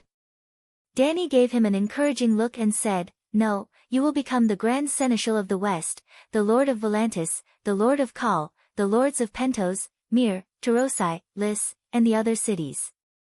They will all be under the jurisdiction of the Great General of the West. The Light Maiden above. Klein's sickly white face instantly flushed red, and he said excitedly, no wonder, King Chow would rather not be a king and want to be the Western General. Then, he asked suspiciously, "Your Majesty, why don't you become the Western General yourself? Are you really going to let me manage such a large piece of land? Do you think I will let new guys and queers go?" Danny asked back. "Of course not," Klein said angrily. "So, not only will there be the Western General, there will also be the Eastern General, Northern General, and Southern General. And I will sit at Slaver's Bay and lead all of you generals." "I see." Klein suddenly understood. As the saying went, once the rabbit was caught, the hound would be cooked. If the hunting ground was big enough and there was enough prey, the hound would die of old age before it was cooked. Klein was far luckier than Scholar Lai. The Queen's vision was far, and there was a vast and boundless hunting ground waiting for her to conquer. The Dragon Queen conquered the hunting ground, and Scholar Lai helped her tame the prey, cooperating well. And in this magical world, with the Megalosaurus, extraordinary magic, and long lifespan, the Queen would never have to worry about not being able to suppress him. As long as his brain wasn't damaged, he wouldn't be disloyal. This way, the friendship between ruler and subject would continue, and Klein would have a 99% chance of having a good ending. The case of Klein and the Harpy was solved, and the conversation between the Dragon Queen and the Green Saintess in the court was spread, known by the freedmen and the guy's people. Strangely, Slaver's Bay became peaceful. Yes, it was very peaceful before, but after this, the restless people completely settled down. The fact that Slaver's Bay was the Dragon Queen's kingdom began to be accepted by everyone, whether it was the freedmen or the guy's people. The guy's people no longer thought about fighting the Qing and restoring the Ming, and the freedmen no longer thought about settling the remaining evil.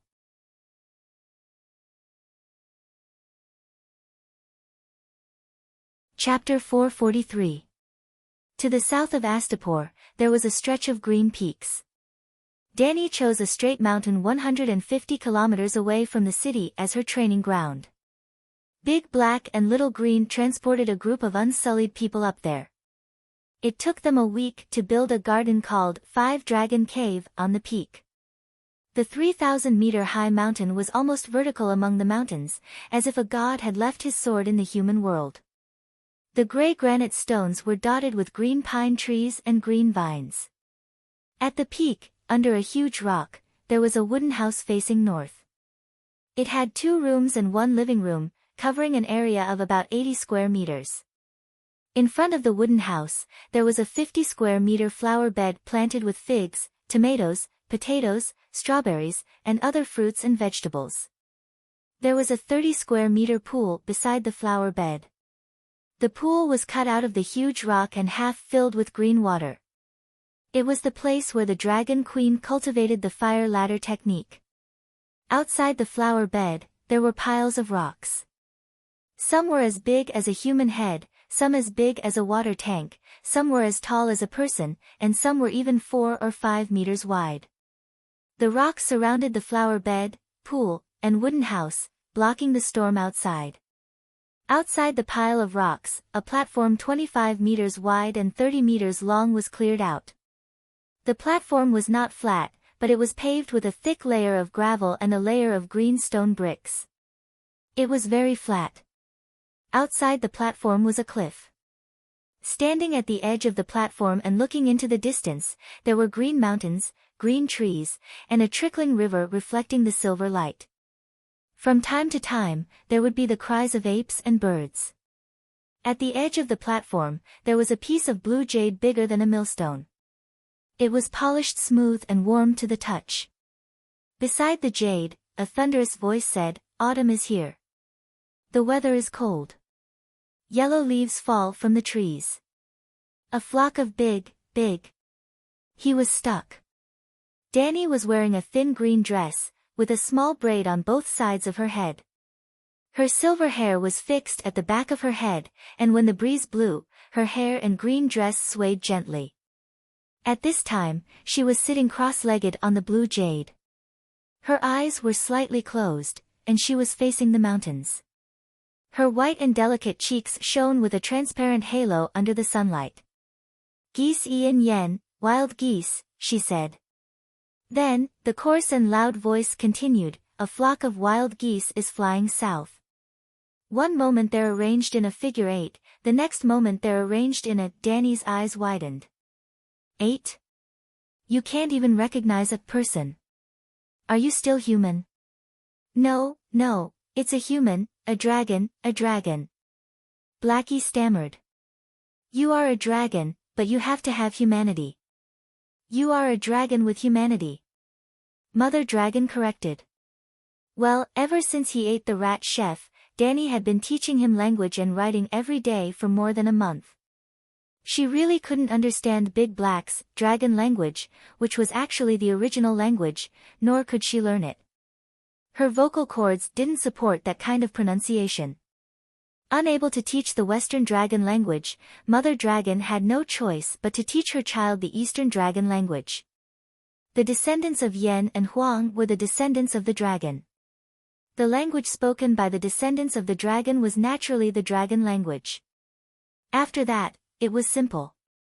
Starting from the first grade of primary school, the radicals, initial consonants, final consonants, ah, oh, oh, oh, oh, woo, woo, e, then, Danny was shocked. Blackie, this baby dragon, was actually smarter than humans. Well, she used to think he was stupid because if she taught him words directly, he would learn them today and forget them tomorrow. Now, she thought he was smart because he was learning step by step according to the Celestial Primary School textbook. His learning progress was faster than hers in the past. Dragon Queen had spent a year in the first grade. Moreover, she was in the first grade at the age of 7. Before that, she had 3 years of primary, secondary, and senior classes. But Dahe could now recite the text, Autumn is coming. Maybe in a few months, Blackie would be able to become a qualified primary school student. Primary school students sounded low, but primary school students could also speak fluent Chinese. Hiss, the dark green dragon rushed up with a black wild boar in its mouth and flew up from the bottom of the cliff to the sky. Hiss, little gold, who was less than 10 meters long, followed behind third brother with a thick spotted forest python in its claws. Hiss, hiss, the 2 dragons flapped their wings and circled in front of Danny. There was obvious flattery in their cries.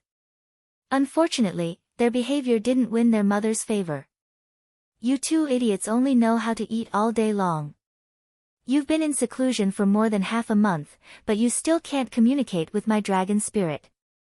If you continue to be so stupid, you'll be kidnapped by the Green Prophet sooner or later. At that time, you'll know why a child without a mother is like a blade of grass. Look at your eldest brother. He's about the same age as you, but now he can read Autumn is coming. As she spoke, she turned around and said to Blackie, you have to continue to work hard. Don't be as playful as your 2 stupid brothers. If you perform well, I'll give you a red scarf later. The red scarf was naturally not a red cloth. In view of the upcoming war, and Blackie's strength was increasing day by day, Danny considered giving him a layer of fish scale armor. He didn't have to wear armor all over his body. That was unrealistic. He couldn't fly even if he wore it, but at least it could cover the area from his throat to his chest. It seemed to be more like a belly band than a red scarf. Ah, stupid brothers, hiss, Blackie roared at his 2 brothers. Immediately, Little Green and Little Gold flew over and landed beside him, sending the wild boar and python in their claws to him. Boom! Dark red dragon flames spurted out from Blackie's mouth, burning the 2 prey into charcoal before he began to chew. It was very strange. When Blackie couldn't speak, he couldn't order his brothers by roaring.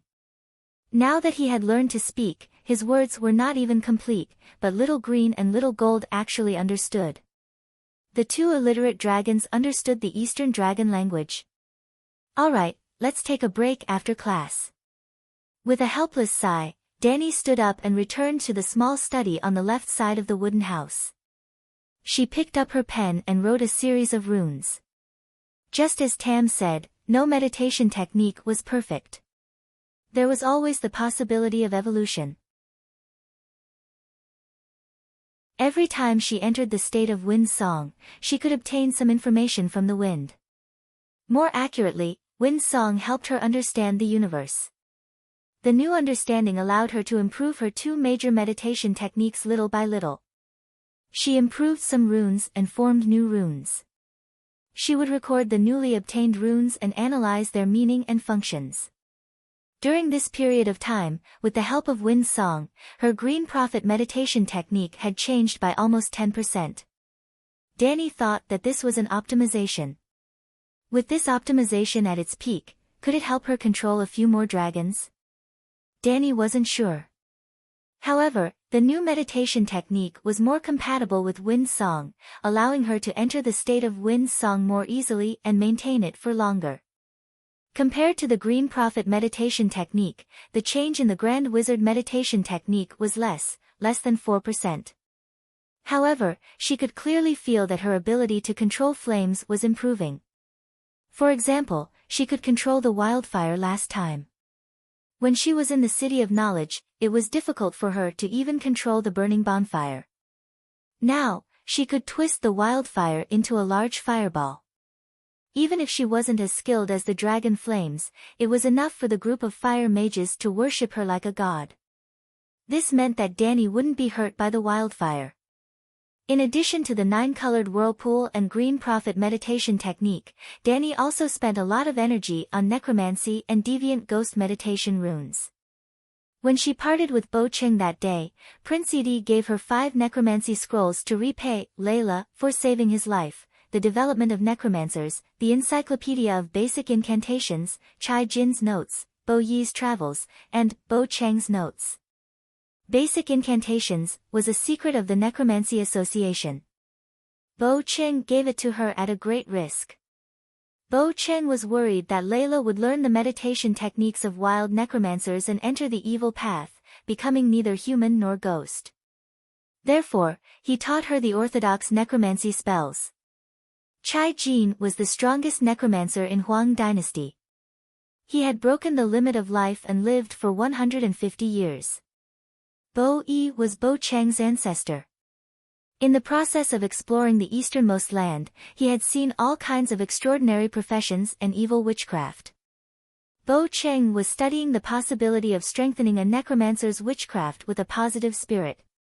The 5 necromancy scrolls were very useful, especially in the study of the meditation runes of deviant ghosts. When she was at the Great Wall, Danny could only sense that the meditation of deviant ghosts came from the same source as the Green Prophet. However, she could not analyze it in detail like how she analyzed fire witchcraft. However, after studying necromancy, Danny was shocked to find that deviant ghosts and necromancers were somewhat similar. Spirit was divided into yin and yang. The spirit in a living person's body was all yang spirit. After a person died, part of the yang spirit would turn into yin spirit, and the yin spirit and yang spirit would mix. The necromancy spells of the barbarians broke the balance by artificially extracting the yang spirit from a corpse. Then, the corpse would become an obedient zombie that could move freely. Cersei's White Knight, Robert Strong, was a zombie created by Cabourn from the corpse of the Magic Mountain. The demonized version of the Magic Mountain was known as the strongest soldier in the world of ice and fire. He had infinite strength and energy, and his body had no fatal weakness. The meditation techniques of deviant ghosts also seemed to have the effect of transforming spirit. The yang spirit in the body turned into yin spirit. A living person was made up of yang spirit, and a dead person was a mixture of yin and yang.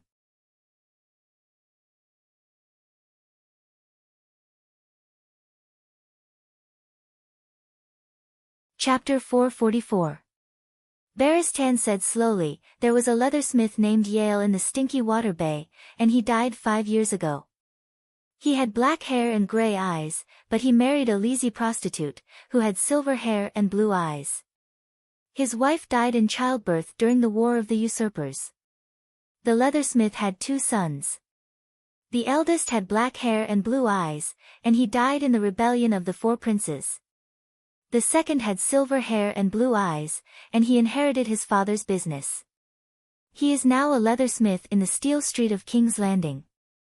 Bronn asked the second son about little Yale in detail, but he didn't know that he had a younger brother, and he believed that his younger brother died with his mother. Dany's eyes flickered, and she asked, "Do you think that this is a flaw?" "Your Majesty, little Yale is only 19 years old this year, and he was only 2 or 3 years old at that time. It is very likely that he was too young to remember," Barristan said. Dany nodded, and asked, "Did you ask witnesses such as midwives and scholars?" "Asking scholars to deliver a child requires money, and the women of King's Landing's commoners aren't as delicate as the noble ladies, and they all work while giving birth to their children. Well, it's easier to ask the three-eyed crow about this, but I don't dare to go to him now. I won't dare to believe his words unless I cripple him and put a knife to his neck," Dany said with a sigh. "Why do you always doubt Prince Aegon's identity?" Barristan asked in confusion. "Do you believe in Varys?" Dany asked. After a long silence, Barristan shook his head and said, "Reason and reality tell me that Varys can't be trusted." "It's a bit strange," Dany's expression became strange, "almost everyone thinks that Varys can't be trusted, but you are willing to believe him." "We don't trust Varys, but we trust the eight-clawed spider's ability and intelligence. Let's just say that he is real." Dany smiled weirdly. "Having a nephew is just having another pair of chopsticks and another bowl. I can afford it. But having an aunt like me, who countless people want to get rid of but can't do anything about, little Aegon will have a hard time in the future. The allies, Faceless One, Lannister, and other enemies would all regard Aegon as Dragon Queen's fatal flaw. Hee, perhaps, with the Aegon's giant shield, he could bring his cheap son back." Ugh.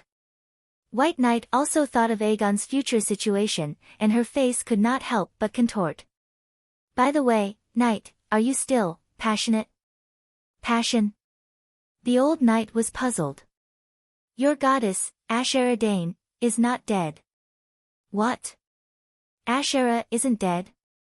The old knight suddenly stood up, looking excited. Seeing his expression, Dany could not bear to see him like this. The result was too cruel, and old Bart might not be able to accept it. Like John Clinton, she faked her death to avoid everyone's attention, and raised little Aegon in the Little Rhone River. Then, Dany told him everything, from when Ashera received Princess Elia's letter to when she went to Astapor with Clinton. But in the end, she looked hesitant. The old knight did not notice Dany's expression. His eyes were watery, and he said with joy and sadness, "It's good that she's not dead." "That's great, it's been hard on her all these years." The old knight seemed to want to continue being a bootlicker. Dany gritted her teeth and told him the secret of the past. "The child in Ashara's belly is Stark's illegitimate daughter, but it's not Ed Stark, but Brandon Stark." The nostalgic and sad expression on the old knight's face froze. After a while, he said uncertainly, "What did you say?" "Brandon Stark, Ed's big brother. Ashera was Brandon's lover for a while. But, Brandon was engaged to Catelyn Tully for a long time, a sacred marriage contract. Ashera knew about it, everyone knew about it," the White Knight said blankly. Before Dany could answer, his expression changed again, and he said in shock and anger, "Did Brandon use force? He couldn't have used force.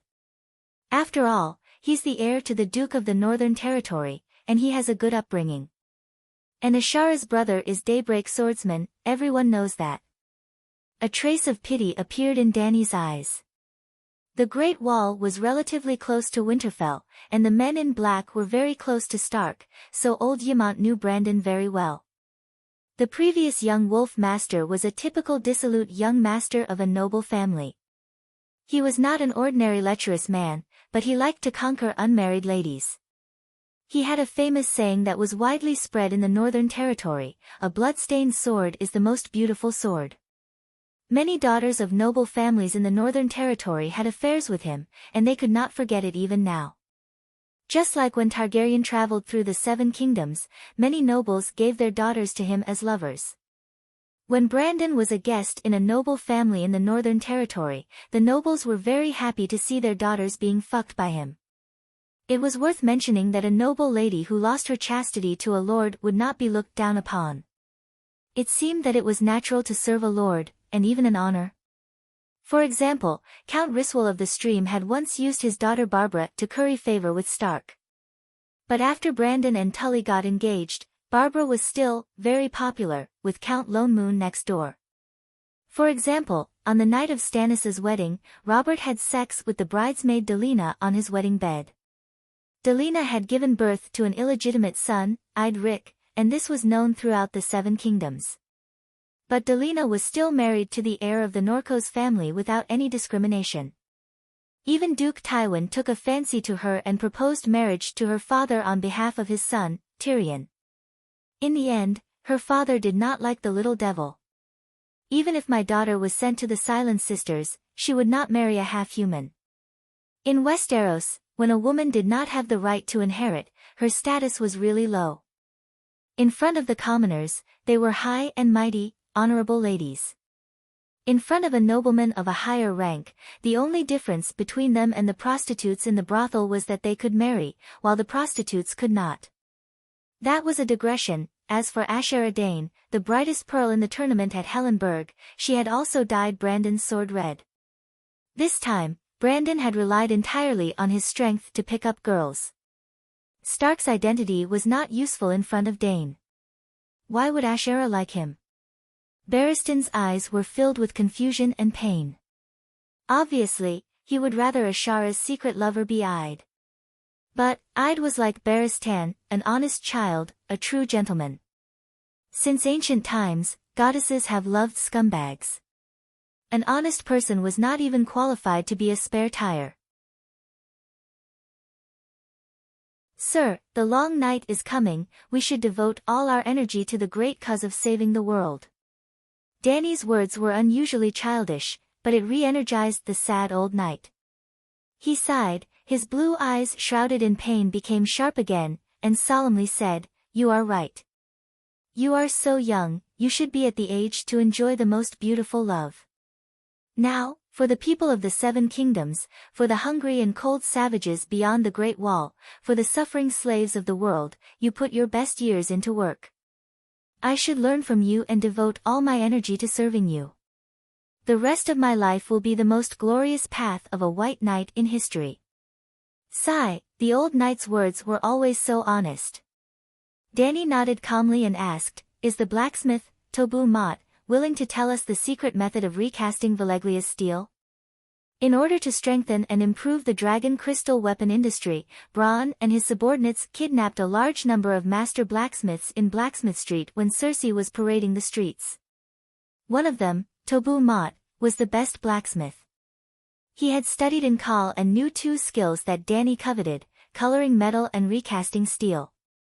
House of Stark's Frost Greatsword was smelted and recast by Tobu into Joffrey's Widow's Howl and Bren's Oathkeeper. The most amazing thing was that he had colored the steel swords. Dany's exclusive armor and weapons were most likely with him.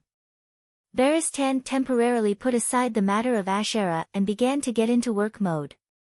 He said solemnly, he agreed to serve you and recast your steel weapons, but he refused to divulge the secret method of the Khal Blacksmith Guild. "Did you beat him?" Dany asked with a frown. "Beat him?" The old knight's eyes widened. "Your Majesty, Master Mott is a master blacksmith, not a prisoner. We shouldn't have kidnapped him, how can we torture him? Didn't you hear? He wants to keep the secret for Khal. Khal has joined the United Nations and forged dragon-slaying crossbows for the Allied army. He is our enemy." This, seeing the old knight hesitating and not being straightforward at all, Dany sighed and said, "Forget it, leave him to me. Let Blackie go to Dragonstone Island and bring Tobu to Bravos. Devil's Tail Hattar can't deal with a faceless, but can't he deal with a blacksmith? Your Majesty, I have to remind you that a master blacksmith has a very high status and is widely respected by the nobles all over the world. If outsiders know. The long night is coming, who cares about such a small matter? You can just ask him to recast the steel swords for you.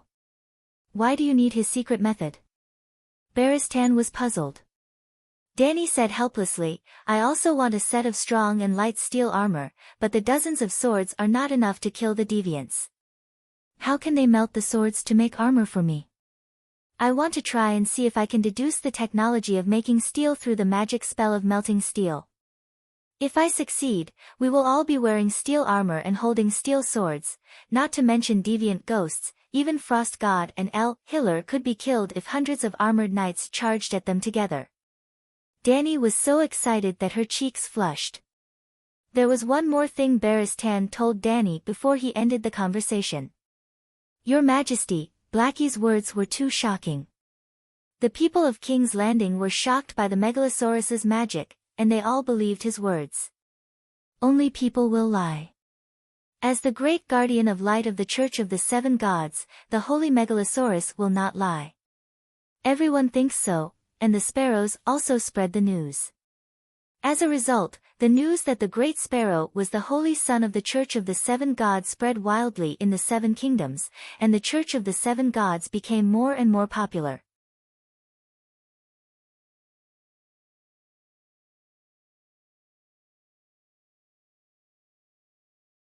Chapter 445. Barristan touched his nose and said helplessly, in addition, the Great Sparrow also officially announced the girl of the Seven Gods as the Light Freedom Maiden. The holy light symbolizes purity and freedom. The Seven Gods Church has always been against slavery, so of course it is freedom. Even the Church of the Seven Gods had added the prefix light. The Seven Gods as one is the Church of Light. Very good, very good. Danny clapped her hands and sighed, the Great Sparrow is a good church member. By the way, did he promote my idea of the glorious night? She asked again. No, I don't think he will promote the glorious night for you, unless you have to be anointed with holy oil before being promoted to a glorious night. However, the last time you conferred more than 1,000 glorious nights, the royal cities near Dragonstone Island gradually learned about the glorious nights. Many wandering warriors, free knights, and even bards and tavern singers declared themselves as glorious knights. Barristan said. Ha ha ha, this is the effect I want. Danny smiled proudly. Your Majesty, you have to be careful, the Great Sparrow saw the influence of the talking Megalosaurus on the believers, and he is planning to bind Blackie to the Seven Gods Church. Barristan reminded. Blackie is not in the Westeros. What can he do? Promote Blackie's identity as the Great Guardian of Light? Danny asked curiously. He is recently gathering stonemasons to build a statue of the Great Guardian of Light in the Great Cathedral of Baylor. Blackie's statue will be below the Seven Gods. The Great Sparrow even wrote a letter to ask if the White Dragon can also join the Seven Gods Church, and form a black and white left messenger with Blackie. This way, the left and right statues will be more symmetrical. Black and white left messenger. Danny's mouth twitched, only he can think of it. Your Majesty, don't you see? The Great Sparrow wants to use the name of the Megalosaurus to establish the sanctity of the Seven Gods Church of Light. Barristan emphasized. It's just a name, it's not bad for me. Promise him, you can let Little White become the right messenger of light. When he can speak, let the Great Sparrow baptize him. Danny held back her laughter. Your Majesty, you must understand that this is a sacred oath. You let Big Black and Little White join the church today, which is equivalent to a knight swearing allegiance to a lord. However, Megalosaurus' allegiance is not to humans, but to the Seven Gods. This matter was too shocking. It was the first time something like this had happened since ancient times. There were countless churches in the world, but only the Church of Light had a Megalosaurus that could speak as a guardian. It would definitely be known by everyone and become a legend. If you were to ascend to the Iron Throne in the future, you would no longer be able to use the Megalosaurus against the church, Barristan reminded with a serious expression. Hee hee, do you think I'm cruel, Meg, who would ride a dragon and burn down the great cathedral? Danny smiled strangely. Barristan said seriously, you are not Meg. But I know that no monarch can tolerate theocracy suppressing monarchical power. You are no different. I'm different. I'm both the Queen and the Pope. Danny laughed. Ah. Baristan was stunned and said hesitantly, what about your children? If she really ended the long night and ascended to the Iron Throne, the person who inherited the throne of the Seven Kingdoms would also be the most disliked descendant of Danny's grandmother. Let him do whatever he wants. If every grandson was cute, Danny's grandmother would reluctantly go to the Westeros to help steer the ship and turn the Church of the Seven Gods around again. The Big Sparrow was not the real Holy Son of Light. It was a miracle that he could live through the long night. After his death, the Church of the Seven Gods would still be controlled by Saint Danny. However, this could not be said to old Bart. Danny only said confidently, do you think there are many archbishops who are as tenacious and capable as the Big Sparrow? I'm younger than the Big Sparrow and destined to live longer than him. As long as I'm willing, it's not too difficult to restore the supreme monarchical power. Well, living long is also a kind of ability. Baristan had nothing to say. After ending the conversation with old Bart, Danny found that her magic power was only half consumed, so she began to contact Kuei-shi again. Since the three-eyed crow incident, every day before going to bed, Danny would send a soul-shaking, true dragon roar to Kuei-shi through the soul fragment on her wrist every night. It was not an offensive soul attack, but a soul-calming sound to cleanse evil. In the same dark and cramped stone room, Kuei-shi sat cross-legged on the soft couch, the glass candles were shining brightly. What's the matter? She asked. I want to see how you are doing. I'm fine.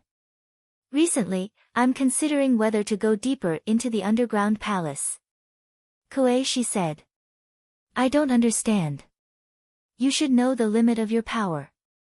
Even if you really find the evil god in the underground palace, are you sure you can deal with him? Danny asked.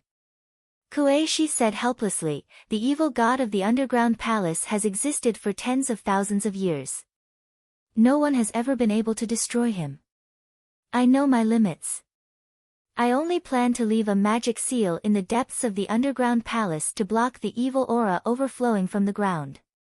The deeper you go into the underground palace, the closer you are to the demon god, the better the seal will be. A few thousand years before me, countless wizards have done the same thing.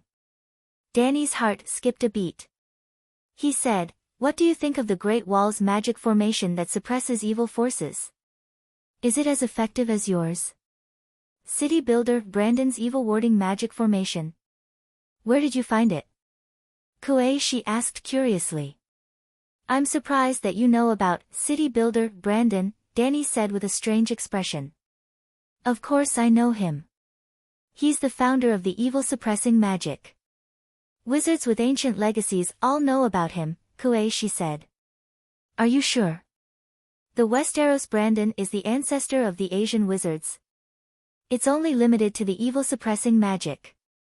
After a pause, Kuei-shi said, besides the Great Wall, Winterfell and the Storm-Stop Fort have the power to suppress gods and demons. If you have the chance, go to the Storm-Stop Fort or Winterfell and try it out. Standing outside the walls, you won't be able to use magic to attack people inside the walls unless you enter the castle. There's no need to go to the Storm-Stop Fort. If it's really effective, I'll refurbish my Great Pyramid, Danny said. Where did you find Brandon's legacy? Kuei-shi asked. I crossed the River of Time in the Song of Wind and saw him leading a group of Green Prophet to carve the magic formation stroke by stroke. I know the magic formations inside the Great Wall very well, so I can help the collapsed Great Wall to recharge quickly. Danny could not help but sigh as she recalled what she had seen. What song is the Song of Wind? How can you cross the River of Time? Kuei-shi asked in surprise. It seems that you don't know everything. Ha ha ha. Danny laughed proudly. I never said that I know everything, Kuei-shi said coldly. Alright, it was my assumption. I thought you were a big shot and knew everything. Sigh, unknowingly, I've become a big shot. A real big shot, Danny said with a smile. All of a sudden, Koichi felt like punching that smug smiling face. "Why are you looking for me?" she asked in a muffled voice. "If there's nothing, leave quickly." Danny couldn't see her expression and didn't seem to understand the meaning behind her words. The smile on her face grew wider and she said, "I've recently formed a royal mage group, with 50 famous grandmasters both in and out of the country. With your ability and reputation, you're completely qualified to be the leader of the group. How about it? I can send a megalosaurus to pick you up from Thunder Island, it'll only take a day or two." "I'm not going. I've said a long time ago that I won't interfere too deeply in your life. Moreover, you were very afraid of me back then, weren't you?" Koichi said stiffly. Danny didn't deny it and said confidently, "That was then and this is now. A person's tolerance will grow along with their strength." Then, she said in a tempting tone, "The Westeros did encounter a lot of danger, but my gains were even greater. The City of Knowledge's secret arts of Valeglia, the Green Prophet's meditation, the foundation of deviant ghost spells, and even the Barren Land's necromancy spells, I've made some breakthroughs. Come here, we'll talk, study secret arts together, and explore the truth of the universe. What do you think?" This time, Koichi was a little tempted. In just 2 years, the Dragon Queen had turned from a muggle into a rare great wizard. This talent and opportunity made people envious and impressed. If they could sit down and discuss with her, they would definitely gain a lot. "The Thunder Island's Empress is not in a good state, I must fulfill my promise to Emperor Bogon," Koichi said. "How long will it take?" Danny asked. "A year and a half is not short, 3 to 5 years is not long either." Danny licked her lips and said thoughtfully, "The evil god of the underground palace, is it a demigod or a true god?" "Theoretically, true gods can't exist in the human world," Koichi said hesitantly. "The astral plane is just a legend, no one has ever been there, no one knows what it's like. Maybe, the astral plane is just a dimension connected to the human world." Danny guessed. "What's a dimensional dimension?" "Another world, a small world." Danny's guess was well-founded. When the door god was still alive, his original body was in Hajin. When the Great Wall was built, 100 ancient royal girls were sacrificed, royal blood had power, to transfer the will and divine power of the weirwood into a branch. Maybe, after the door god became a god, his spiritual will lived in another space, which was the divine kingdom. His weirwood body was a coordinate and channel that connected to the real world. Whether he's a true god or a demigod, you and I can't afford to offend him. No matter how powerful your megalosaurus is, can it enter a narrow underground palace that's 1,000 meters underground?" Koichi said. "Are you sure it's 1,000 meters deep? How did the ancient people build this kind of project?" Danny was surprised. "The underground palace I'm in now is at least 1,200 meters from the surface."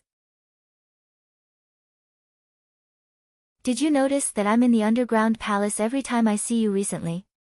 If it's not too deep and too far from the exit, why don't I rest in the luxurious palace at night and work during the day? Do you know where there are demigods? Don't be too powerful, like an immortal." Danny asked. "Why?" Koichi asked curiously. Danny thought for a moment and decided to tell the truth.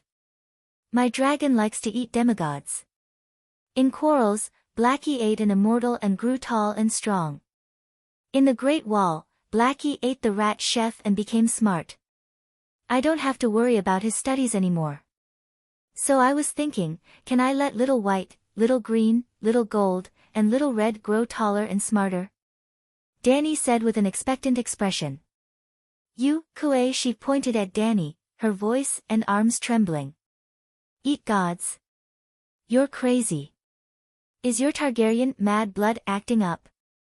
Sigh, you don't know how hard it is for a mother to raise her children. She has to worry about their meals, teach them not to be bad, and be constantly on guard against dragon traders who might kidnap them. Then, when they grow up, she has to worry about their studies and worry about them getting shot on the battlefield." Mother Dragon said helplessly. Kuei-shi's face turned pale behind the wooden mask. After a while, she recovered inside. I've told you before that with a dragon by your side, you'll be immune to any curse or magical damage.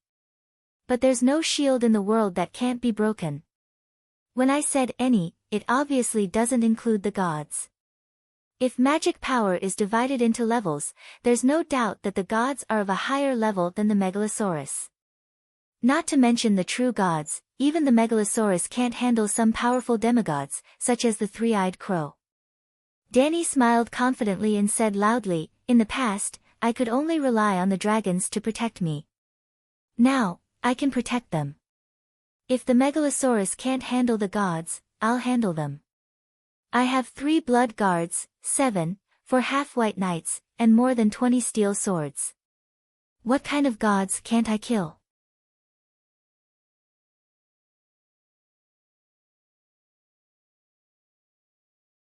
Chapter 446. Kuei-shi agreed to spend 2 hours every day to exchange spells with the Dragon Queen. Yes, the Brandon Evil Suppression spell formation contained a lot of information. It involved the ancient language and green prophet runes that Kuei-shi could not understand. Danny had to teach Kuei-shi many times before she could learn it. At the same time, Kuei-shi would also teach the Dragon Queen and herself the Thunder Island Queen's suppression spell formation. The Thunder Island's underground palace had influenced the Thunder Island Queen for thousands of years. During that time, she had accumulated a lot of evil suppression spells and formations. This was also one of the rewards that the Thunder Island paid to Kuei-shi. The evil suppression spell formation could only be considered as a bonus for Danny. Her main purpose was to ask Kuei-shi about the problems she encountered when she was researching dead spirit spells. The matter about the magic jar spirit Hades was a top secret. Before she completely destroyed the Black and White School, Danny did not intend to tell anyone. The three-eyed crow might know. She knew that he knew. Hence, she would kill him sooner or later. When she ended her conversation with Kuei-shi, the sky outside was already filled with the glow of the setting sun. It was almost dusk. Ah, autumn is here. The wind is blowing so hard that it ruffles the corners of my clothes and my hair. Danny stood behind Blackie. She listened to him stumbling as he finished reciting a text. Very good. Blackie, you're smart and hardworking. You'll definitely become a dragon god in the future. She stroked Blackie's hot nose and spoke with satisfaction. When she talked to Blackie, she used the Eastern Dragon language. It was just like when she was learning English. She could practice her oral English by communicating with foreigners every day. She was not afraid that he would not understand. A human and a dragon were both in the dragon spirit state. Even if he did not understand the language, he could still understand it. In fact, every time he encountered a new word, he would be able to learn another one. Dragon God. Blackie repeated her words. Its blood-red eyes shone with the brilliance of humanity. She patted Blackie's forehead and said with a smile, "Go to Dragonstone Island and bring the blacksmith Tobu here." Blacksmith. Blackie stood up and jumped down from the cliff beside them. It flapped its wings and quickly stabilized its body. Then, it sped up and entered the huge red sun in the west like a small black dot. Little Gold, come here. Let me see how heavy you are now. Danny withdrew her gaze and waved at the golden dragon who was lying on the stone slab and staring into the distance. Hiss! Xiao Jin screamed at Danny and crawled to her side, rubbing its head against her chest. The golden dragon was less than half a year old. It looked very long, about 7 meters from head to tail, but its slender neck and tail took up most of its body. Its body was like a skinny donkey. Danny put her left hand under Xiao Jin's neck and reached her right hand under Xiao Jin's leg. With a sudden push, she lifted Xiao Jin up. Wow, you're almost 200 pounds now. You're growing really fast. Danny's cheeks were slightly flushed, but it wasn't too strenuous. Squeak! Xiao Jin felt very uncomfortable. He wanted to struggle, but he was worried that he would trip his mother, so he could only stretch his neck and cry like a caught goose. Ha ha ha. Danny was amused. She flung him hard and threw him off the cliff. Plop. Xiao Jin rolled several times in a row in a cloud and disappeared from Danny's sight. Squeak! After more than 10 seconds, he was seen soaring into the sky like a flying crane, emerging from the mountain fog dyed red by the sunset. His cry was clear and melodious. Let's go back. Danny climbed onto Little Green's back and said with a refreshed expression. Astapor. The full moon hung high in the sky, and the lights in the city were as thin as the stars in the sky.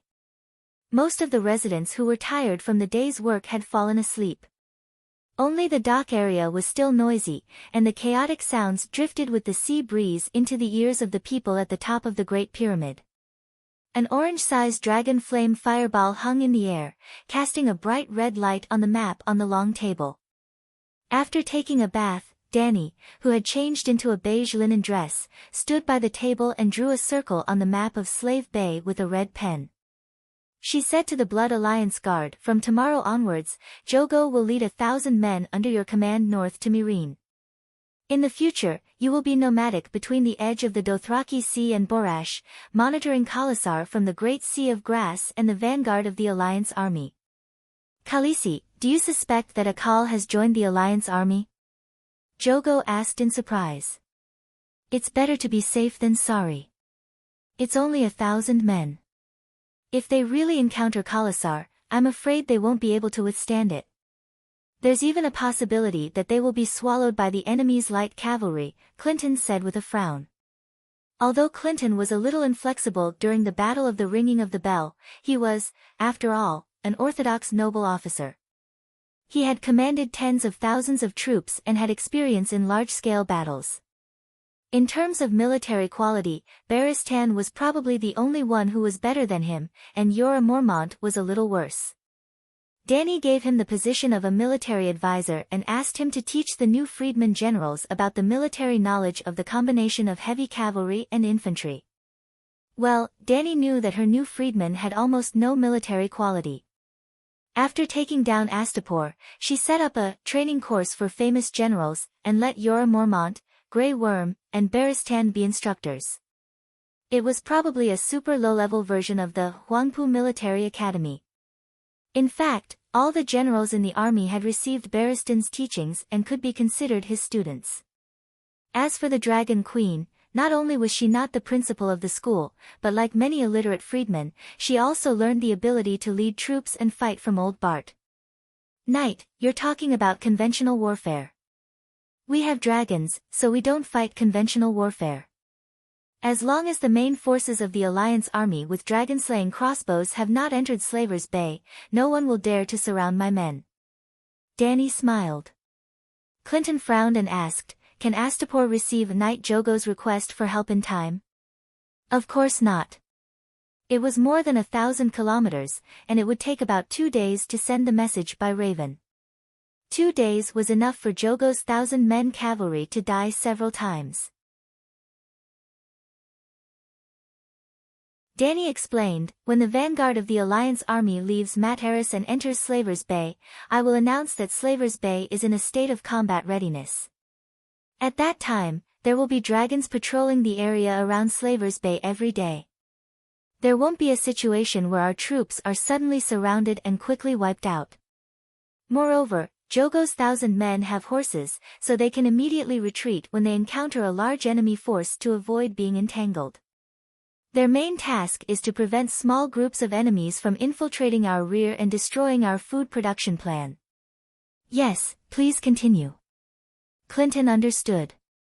"Grey Worm, take 5,000 Unsullied to Myrene and take over John Bolton's city defense mission."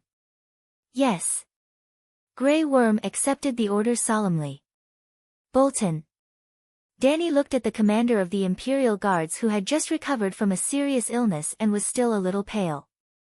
"Your Imperial Guards will go up the Black Dragon River to the junction with the White Dragon River and build a permanent castle in the plains between the two rivers."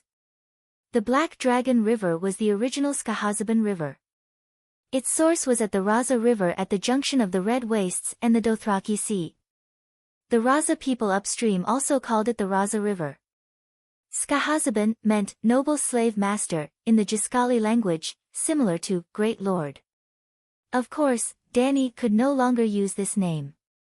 Therefore, the main river from Raza to Mirin became the Black Dragon River. She did not miss the famous northern cities of her previous life. The Black Dragon, a real black dragon, which was also big black. And the tributary from Mirin to the Kayuan Plains became the White Dragon River. Are you worried that there will be centaurs coming down from the Raza River? John Bolton was puzzled. Not centaurs. Centaurs don't take boats. Danny continued to move her finger east. Do you see? There are two cities here, Shamiliana and Biasabad. Raza was only 800 kilometers away from the Jade Sea, and at the junction of the Jade Sea and the mountain range, there were two cities. The city was built by the descendants of Hail Cologne. The kingdom of the descendants of Hair Crone, founded by the descendants of Yasser Yahai, was destroyed in the hands of the centaurs and zebras. The displaced survivors built the three fortress cities of Shamiliana, Kayakayanaya, and Biasabad at the three fortresses. Well, the dragon Granny, who hatched the dragon for the great sage Kayuan, was a priest from the Mizariana temple. The Red Jade warriors also joined the allied army. Clinton was shocked. Mizariana was ruled by the High Father, P.S., but the city's army was full of female warriors wearing iron rings and rubies on their cheeks. Just like the Westeros were the knockoff version of the British, the Red Jade warriors were the knockoff version of the Amazon warriors. No, Jorah Mormont shook his head. But those fierce women will not refuse to provide services to the Allied army, such as accepting employment, such as renting docks for the Allied army's ships to dock. Danny said, actually, don't worry too much. We just need to guard the mouth of the Black Dragon River into Mirin, no matter how many people come. Bolton, you have 3 tasks. First, I want to build a city in this place, at least the prototype of a town. When you go there, you can go to the labor camp and pick 30,000 people. Second, with this city as the center, reclaim the wasteland in the surrounding areas with sufficient water. It's too extravagant for the Gith people to let such a fertile place grow grass for thousands of years.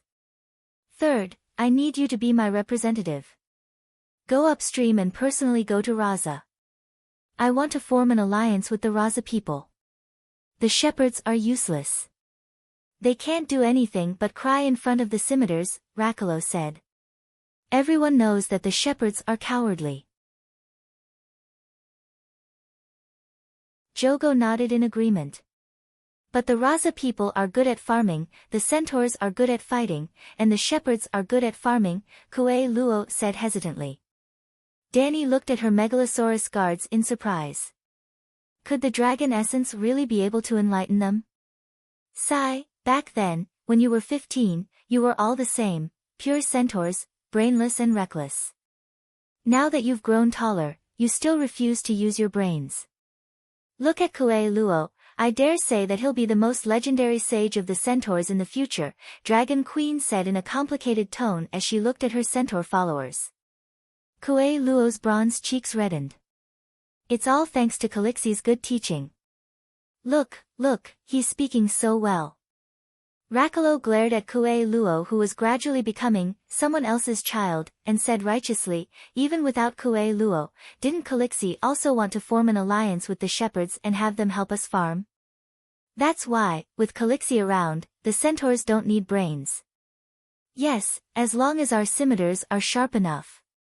Jogo looked at the armored Kue Luo and said disdainfully, look at how cowardly Kue Luo is now. I dare say that even if he takes off his armor, he won't be able to last 10 moves against me. Alright, let's go down and try later, Kue Luo said angrily with his hand on the hilt of his sword. He had gained knowledge and wisdom, but still retained the courage and bravery of the centaurs.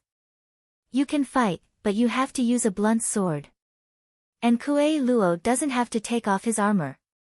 On the battlefield, Jogo, can you make the enemy take off his armor? Danny shrugged and said casually.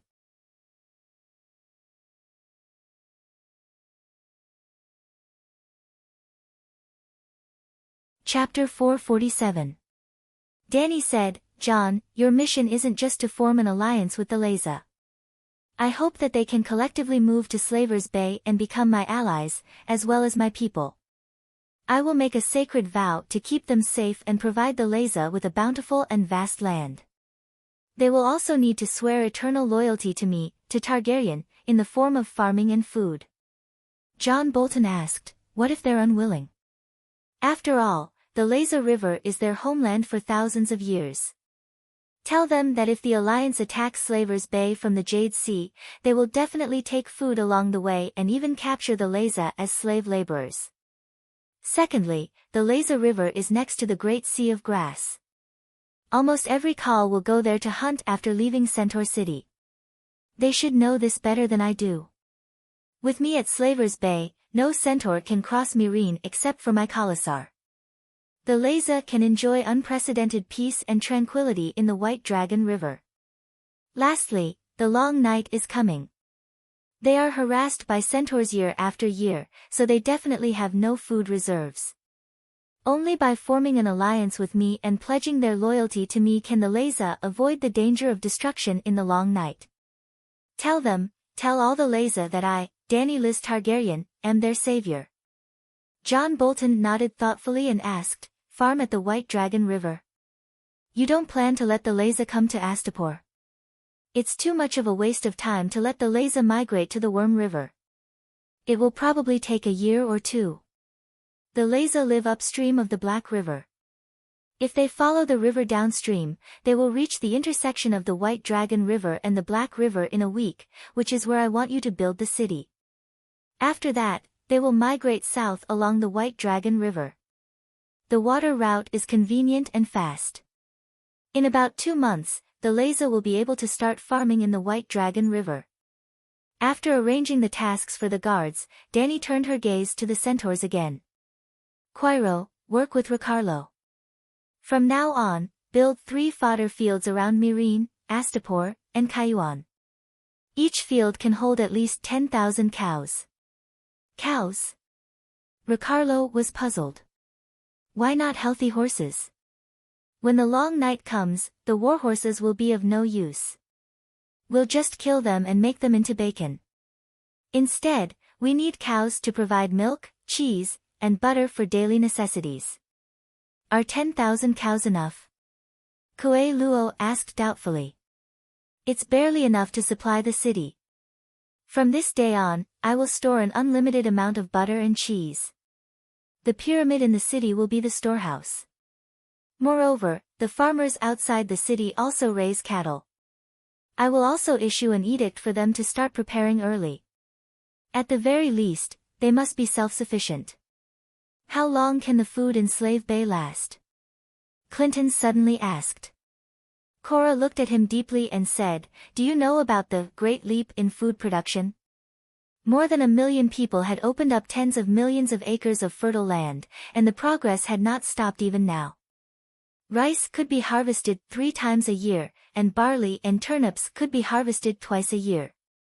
Under extreme conditions, the annual food production of Slave Bay is enough for at least 2 million people to eat for 10 years. 10 years? This is crazy, Clinton said in shock. Danny smiled faintly and said, why else would it be called Great Leap Forward? 1 million people only grow food, rest for 2.5 days a week, and repeat the cycle of reclamation and farming. Then, they buy the rice that they planted 3 months ago, reclaim it, and farm again. They are so obedient. Aren't they tired? Clinton said in disbelief. Scarback Simon, the commander of the Liberty Wings Cavalry, said, it's much easier than when they were slaves. There are even art troupes performing for everyone. Who knows how prosperous their lives are now?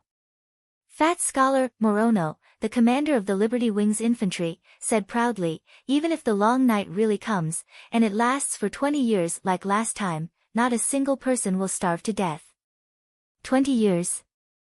In just 2 years of winter, more than half of the people in the Northern Territory will die. If this continues for 4 years, 70% of the Westeros will die. After 20 years, I think only a group of nobles guarding the castle will survive, Clinton said in despair. Dany prepared a batch of food, about 200,000 tons, and stored it on Dragonstone Island. Old Yamont's voice became softer and softer as he spoke. Finally, he sighed. Silence did not speak. If this long night was really like last time and lasted for a generation, close to 20 years, then 2 million tons of food would not be able to save the Westeros. This long night will definitely not last for 20 years, Jorah Mormont looked at Dany and said confidently. With Her Majesty the Queen, 5 dragons, 20 tile swords, and 2 sets of tile armor, we will be able to kill the deviant Ghost King no matter what. There is also the Lightbringer. That sword is able to suppress deviant ghosts. After Stannis dies, Dany can inherit it, Old Yamont said excitedly. Old Master, why do you think Stannis will die? Dany's mouth twitched. He is not the true owner of the Lightbringer, but he has the Lightbringer. If he doesn't die, where will the child of prophecy get the sword? Yamont said confidently. What he said, it seemed to make sense. The Lightbringer is nothing. Dany smiled proudly. I have recorded 70% of the magic runes in the sword. In 2 days, Big Black will bring the blacksmith Butto back. When I master the magic spell to reforge the tile swords, I will immediately melt down all 20 tile swords and reforge them. All of us will have a Lightbringer made of tile swords. We are all saviors. Ah. Everyone was surprised and happy, but Old Yamont fell into a daze.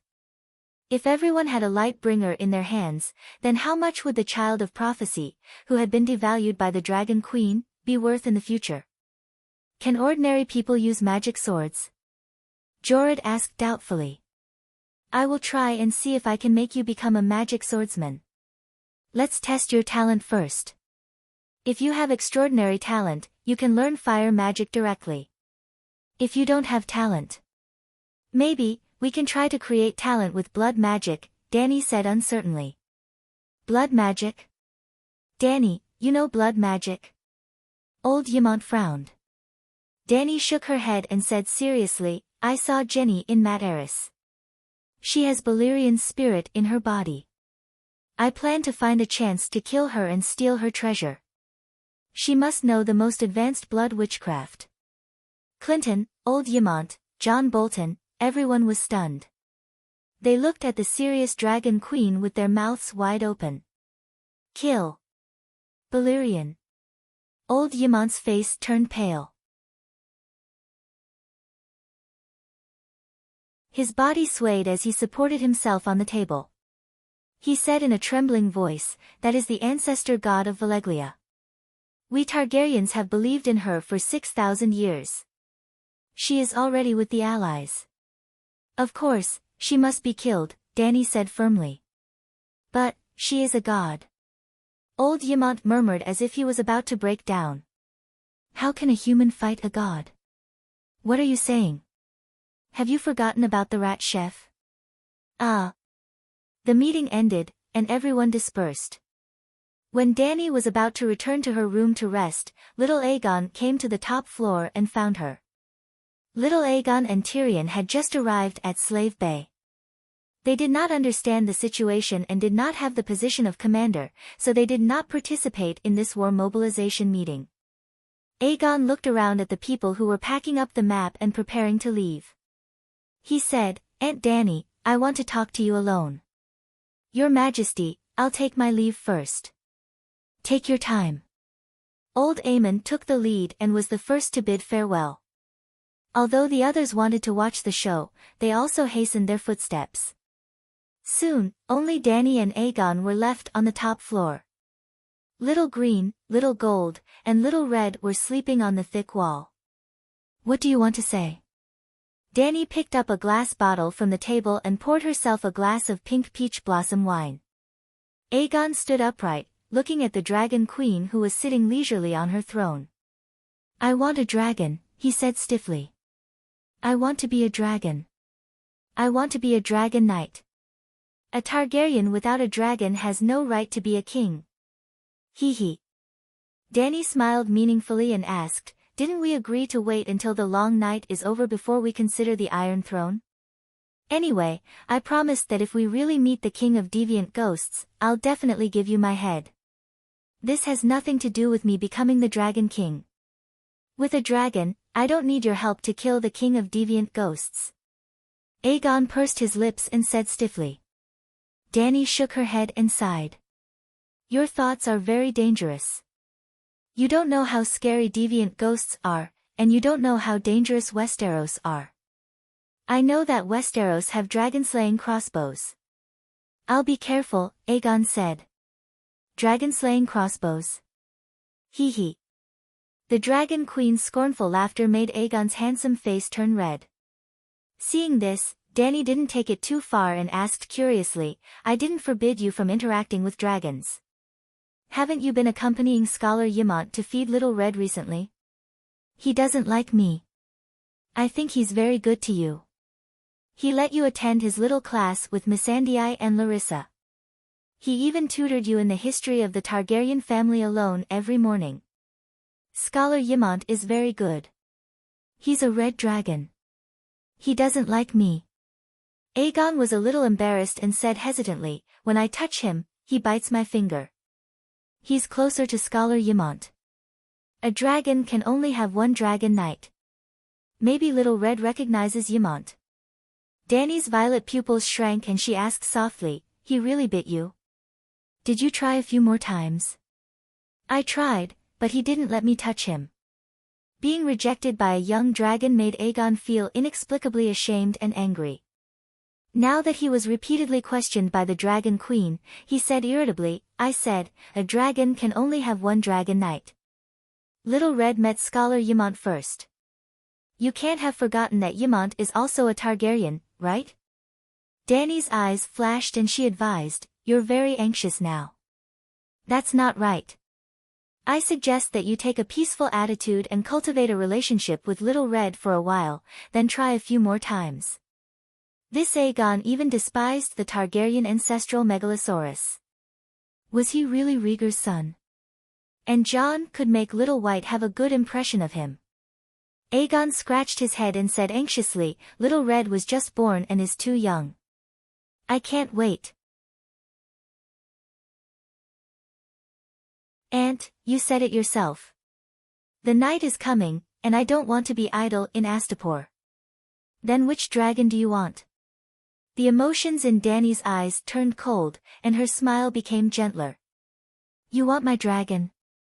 See if I don't take your life first.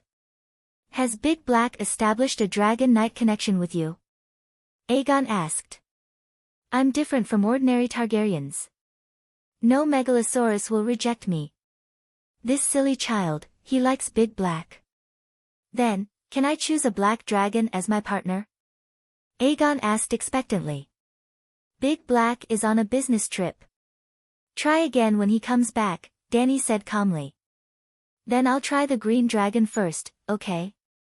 Aegon sighed and turned his gaze to Little Green on the wall. As if sensing his gaze, Little Green's emerald green vertical pupils suddenly opened. Ah, Aegon took a step back in panic. Hee hee hee. Dany took a sip of the peach blossom wine and laughed like a bell. He didn't even have the courage to face the might of a true dragon, and he wanted to subdue a Megalosaurus? Aegon's face flushed red, and determination flashed in his purple eyes. He strode forward and said loudly, Little Green, I am the son of Rhaegar and Ilya, Aegon Targaryen. I have the blood of a true dragon. Be my partner.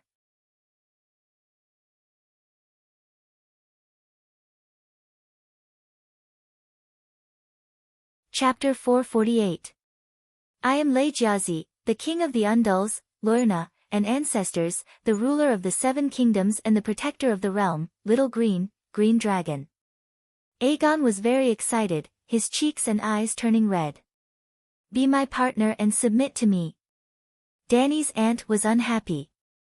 Such a long title sounded very imposing, but even she was embarrassed to use it. You don't live up to your name, but you said it without any shame. Also, you dare to say that you want my son to submit to you? This nephew is even more annoying than my second nephew. Why don't I find a chance to send him to the Great Wall and become a knight guardian with his illegitimate brother? Although they couldn't control the dragon's spirit, Little Green and Little Gold could vaguely sense their mother's thoughts. She didn't like this guy who was shouting. Thus, when Aegon got closer and closer, Greenie stuck out its neck like a snake and opened its mouth to roar. Hiss, ah! Aegon's silver hair danced in the sulfuric breath. His excited face turned pale instantly, his eyes filled with fear, and he screamed and fell to the ground. And this useless behavior increased the hostility in Little Green's heart. Its throat turned red, and dragon flames spurted out. Little Green, shut up. Dany's smile disappeared. She stood up quickly and activated the fire control technique. She didn't care about her nephew's life, but there were only the two of them here, and he died in Little Green's mouth. Who would believe the Dragon Queen if she said she wasn't a kinslayer? Boom! Aegon's body seemed to be covered with a transparent eggshell-like shield. The dragon flames were like river water hitting a reef, and the bright red flames split around Aegon's body. Ah, the sea of golden red flames in front of him made Aegon scream in fear. Huff, huff, huff! Dany waved her hand and scattered dragon flames soared into the sky. They were like fireworks that bloomed in an instant. They came brilliantly and disappeared just as quickly. Ah, Aegon was still slumped on the ground as he screamed. His voice traveled down the corridor and into the palace below, alarming Ymont, Clinton, and the others. Squeak! The little green centipede let out a squeak and retracted its neck. It lay back down and closed its eyes to rest. Dany looked at him with a strange expression and said with surprise and suspicion, I didn't expect Little Green to have such a bad temper. Yes, this fellow had also spat fire at her when she was young. What's wrong? What happened? Clinton hurriedly ran to Aegon's side and hugged him. As if he had lost his soul, Aegon sat on the ground in a daze. Ah! Dany, what's going on? Old Ymont walked over with Cora's help and asked. The old man looked worriedly at her and then at Aegon, as if he suspected that she had done something to him. Dany sighed. Aegon wanted to tame a dragon. I told him to slowly develop a relationship with Little Red. He thought Little Red was too small and wanted Dahe. I told him that Dahe went to Dragonstone Island and had to wait for a few days. He said Little Green was fine too, and then he shouted at Little Green.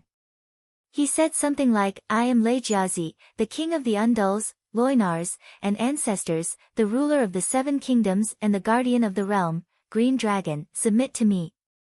Pfft! Before Dany could finish, the little devil couldn't help but laugh. In this quiet and serious situation, his laughter was particularly harsh. What's wrong? Dany raised her eyebrows and looked at him. Your Majesty, please continue. The dwarf also noticed the unfriendly gazes of Clinton and the others. That's it. Little Green spat out a mouthful of dragon flames. Fortunately, I was by his side and saved him. Dany said calmly. Ha ha ha. Tyrion couldn't help but laugh at Aegon, who was gradually recovering on the ground. Your Highness, dragons aren't tamed like this. If you do this, even 100 lives won't be enough. To tame a dragon, you should at least prepare a few sheep, a few cows, and feed them with your own hands. Also, you can't wake them up at night from their sleep. Think about it, even if you're a rational human, if I wake you up in the middle of the night, you'll also punch me in anger, right? Indeed. Old Ymont also sighed and said, before you become a dragon knight, don't put pressure on the Megalosaurus. They are sensitive and can sense your emotions.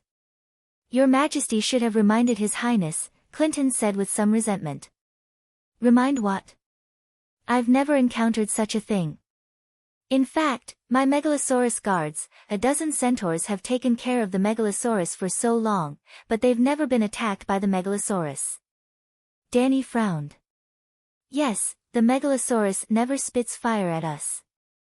Moreover, under Calixi's guidance, the Megalosaurus also changed its habit of eating humans. Chui Luo said with certainty. The Megalosaurus guards are different from Aegon. Tyrion's eyes flashed with a hint of pride. The Megalosaurus can sense people's emotions. Don't doubt it. If it can't connect with people's minds, why is there the saying, one dragon and one night? Obviously, the Megalosaurus guards are only responsible for taking care of the Megalosaurus and have never thought of conquering them, so they won't be attacked by the Megalosaurus. But the preparatory dragon knights are different. Before the Megalosaurus went extinct, how many Targaryens and Valerians died in the process of dragon taming? Do you really think it's so easy to be a dragon knight? Dany glanced at him and said, "You know quite a lot." "Your Majesty, I'm not boasting, but in today's world, I'm one of the few Megalosaurus experts. When I was very young, I dreamed of having a dragon of my own, even if it was a pygmy dragon like me. Taking off my armor to meet a dragon is my life's wish. There's no greater miracle in the world than a dragon." Tyrion looked at the 3 dragons sleeping together on the wall, his eyes full of love and desire. The emotion in his eyes was so sincere that Dany was infected. After a while, the imp sighed and said, "When Uncle told me that the dragons were extinct, I cried, really. That was the only time I didn't cry because Cersei bullied me. For the sake of the dragons, I didn't feel ashamed. Since then, I've done everything possible to collect books related to dragons and understand everything related to dragons. It's not an exaggeration to say that I have the world's most complete book, Dragons, Lizards, and Pterosaurs, the unnatural history of the dragon race." Then, he said as if he was begging, "Your Majesty, you can let me join the Megalosaurus guards. I swear to take care of your dragons. The Wildfire General can't use my talents at all." Dany avoided his eyes and said calmly, "I don't lack Megalosaurus guards." Aegon stood up with a pale face and suddenly said, "I'm Legiazi." "So?" Tyrion didn't understand. He had said it so clearly, why did the young prince still emphasize his identity? "I'm closest to Aunt Dany. Dragons have 3 heads, and I'm one of them. The prophecy said so." Aegon emphasized. "Who do you think the other head is? Could it be Scholar Ymont?" Tyrion asked with interest. Old Ymont's eyes flashed as he thought of Jon, who was suspected to be Liga's illegitimate son. He said calmly, "A prophecy is a prophecy. Dragons won't change their habits because of a prophecy. Aegon, you're too reckless. And Dany, you too. You shouldn't have let him get close to Megalosaurus like Greenie and Blackie. Aegon wants to ride a dragon to seize the Iron Throne. The little dragon can't carry him," Dany said. Ymont furrowed his brows and looked at the people around him. He said with hesitation, "Aegon, I don't recommend you to go to the King's Landing, and don't even think about bringing a dragon to the Westeros." "Why? Shouldn't I take back what belongs to Targaryen?" Aegon said emotionally. "Three-eyed crow. Westeros are too dangerous for you." The old scholar clenched his teeth and decided to tell the truth. "There aren't just deviant ghosts beyond the Great Wall. There's also the Green Prophet, the three-eyed crow, Blinden. He can control people's thoughts and even steal dragons." Scholar, what are you talking about?" Tyrion, Clinton, and little Aegon were all dumbfounded. Could it be that the old scholar could still awaken the mad blood at such an old age?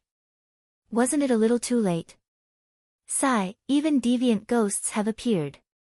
What's the big deal about the Green Prophet? The old man spoke with a complicated tone about how Dany was controlled by the three-eyed crow after she entered the Westeros. The others were stunned when they heard this, but Tyrion was still skeptical. He chuckled and said, "It sounds like a legend. I even met the rat chef in the Nightfall Castle. Do you believe me?" Dany asked with a smile. Hee hee. Tyrion laughed lazily. "There's also Mad Axe. I didn't find him before I left. I wonder if the red-robed woman caught him," Ymont said. Hee hee. Tyrion laughed lazily. Dany turned to nephew Gu. She saw that he had come back to his senses and was also skeptical. She couldn't help but suggest, Aegon, since you're in a hurry to seize the Iron Throne, why don't you go to the Great Wall for an internship? Internship for what? Aegon was puzzled. Internship to become a child of prophecy. Dany's aunt said seriously, only by going beyond the Great Wall and fighting deviant ghosts can you quickly become a qualified savior. As long as you end the Nightfall, no one will be able to stop you from ascending the Iron Throne. No, it's too dangerous to go to the Great Wall. Clinton rejected it immediately. Then, will he still abide by the promise of, the one who ends the Nightfall will be king? The prerequisite for me supporting him is that he can fulfill my promise. Otherwise, I'll become a traitor, Dany said. Clinton said uncertainly, we'll see when the Nightfall arrives. The prince is a child of summer. If the Nightfall is real, I'm afraid. Tyrion shook his head and didn't continue speaking. However, everyone understood what he was implying. A person who didn't even dare to go to the Great Wall definitely couldn't become a child of prophecy. Aegon's face turned green and red. He gritted his teeth and said, give me a white dragon or a black dragon. I'll immediately go to the Great Wall to kill a few deviant ghosts. Your Highness, this isn't a matter of giving them to you. The key is whether you can subdue them. Tyrion didn't know when it started, but there was a hint of well-hidden disdain in his eyes. Even a green dragon can scare you to the ground. A black dragon is even more terrifying. I heard that it can even speak.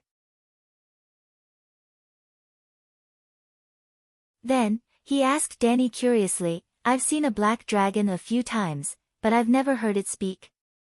Dany rolled her eyes at him and said, it's not like he's a chatterbox. Why would he chat with you for no reason?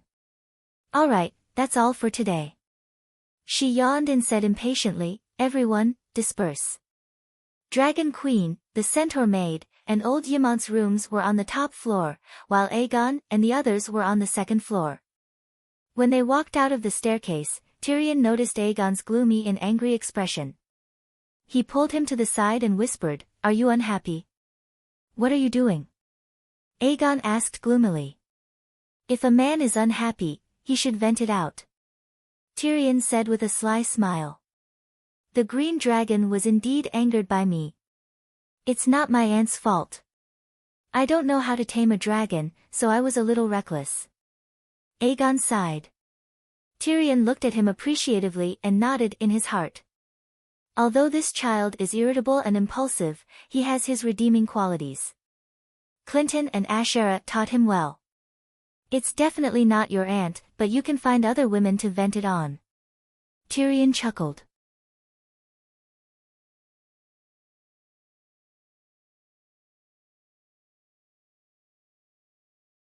Chapter 449. Find a woman. Little Aegon's cheeks instantly flushed red as he stuttered. Of course, only a woman can comfort a man, Tyrion laughed. But Aegon's eyes were wandering as he looked left and right. Clinton and the rest had already gone downstairs, leaving only the two of them at the staircase.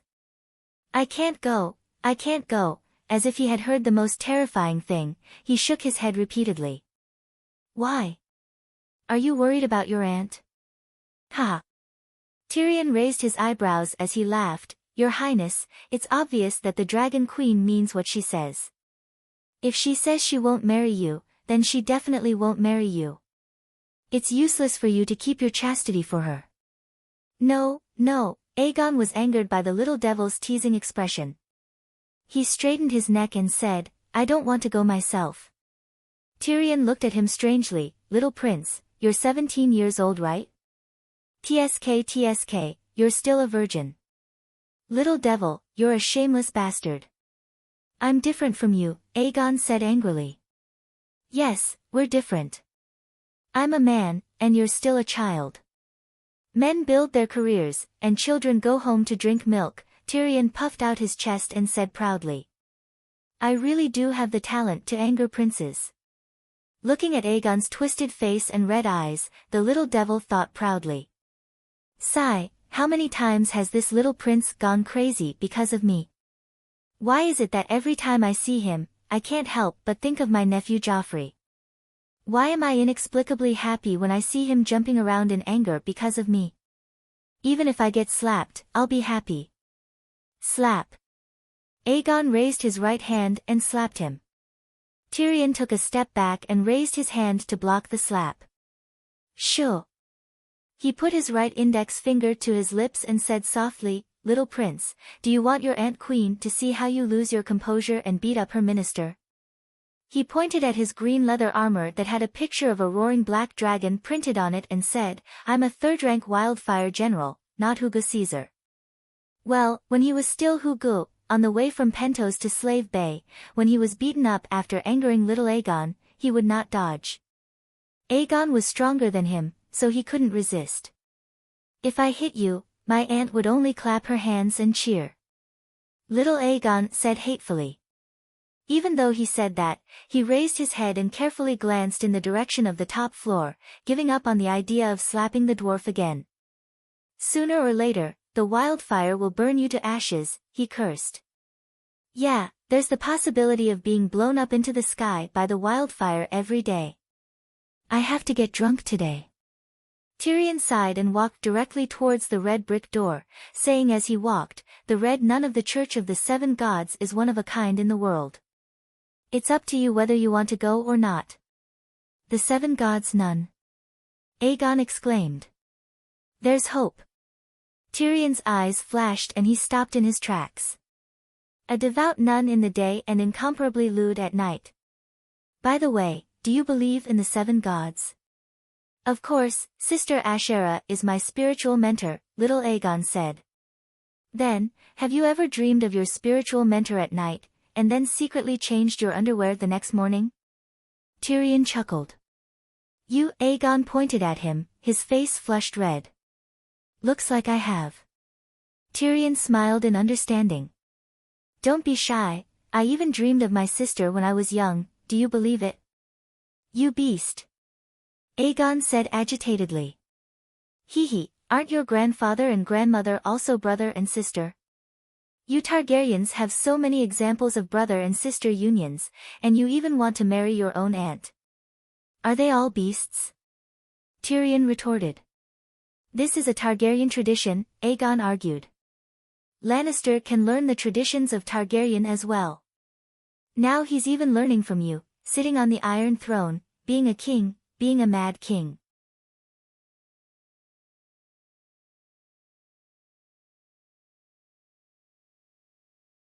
"To make me see the truth, my father gave Tessa to a battalion of soldiers, 1 silver coin per person, and they could have her, 100 guards, 100 silver coins."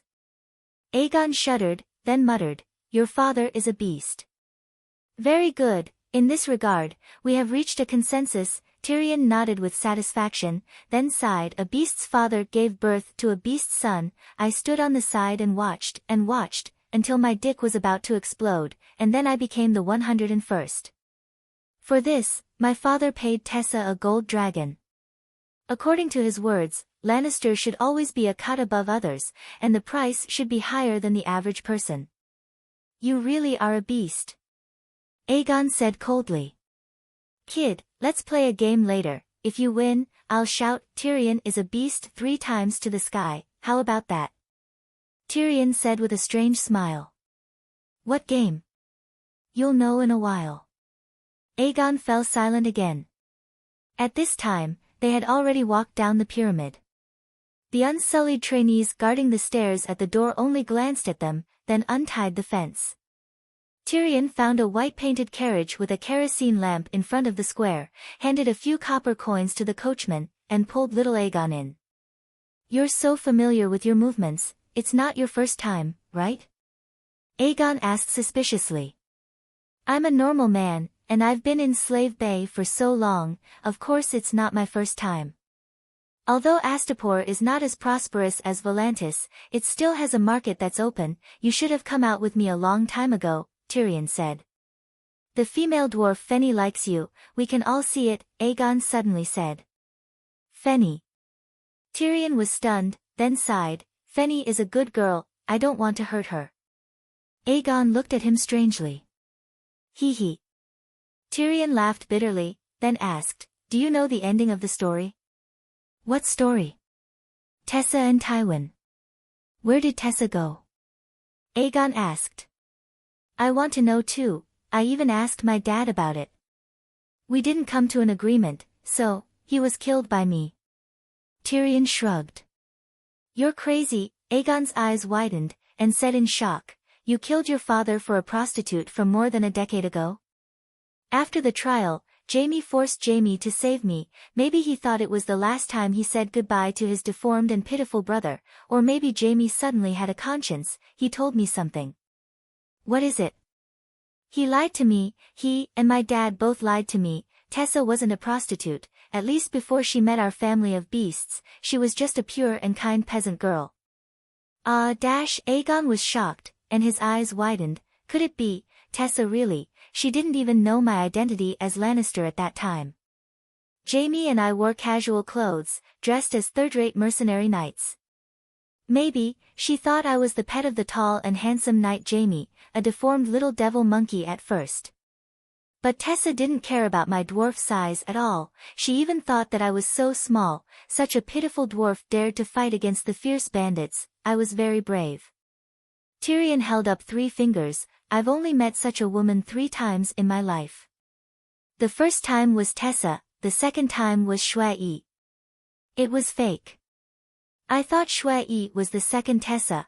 I also loved her like Tessa, then she personally proved to me how rare Tessa was. The third one was Jenny. I'm not sure if she would still love me if she wasn't a dwarf. But there's no doubt that her love is as sincere as Tessa's. If that's the case, why didn't you marry her? Aegon was confused. Only a virgin like you can say such words. If you have someone in your heart at all times, you won't provoke another person who deserves the same pity. Creaked out. The carriage stopped, and the decadent sounds from the temple's passion garden entered their ears. The coachman in the front row knocked on the wooden wall and said softly, "Lord Wildfire, we're here." Tyrion jumped down from the carriage, holding a silver coin in his hand, and said to the coachman, "Remember, call me Lion King, Angry Lion, but don't call me Lord Wildfire."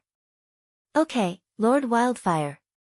The dwarf's body stiffened, and he stuffed the silver coin back into his pocket.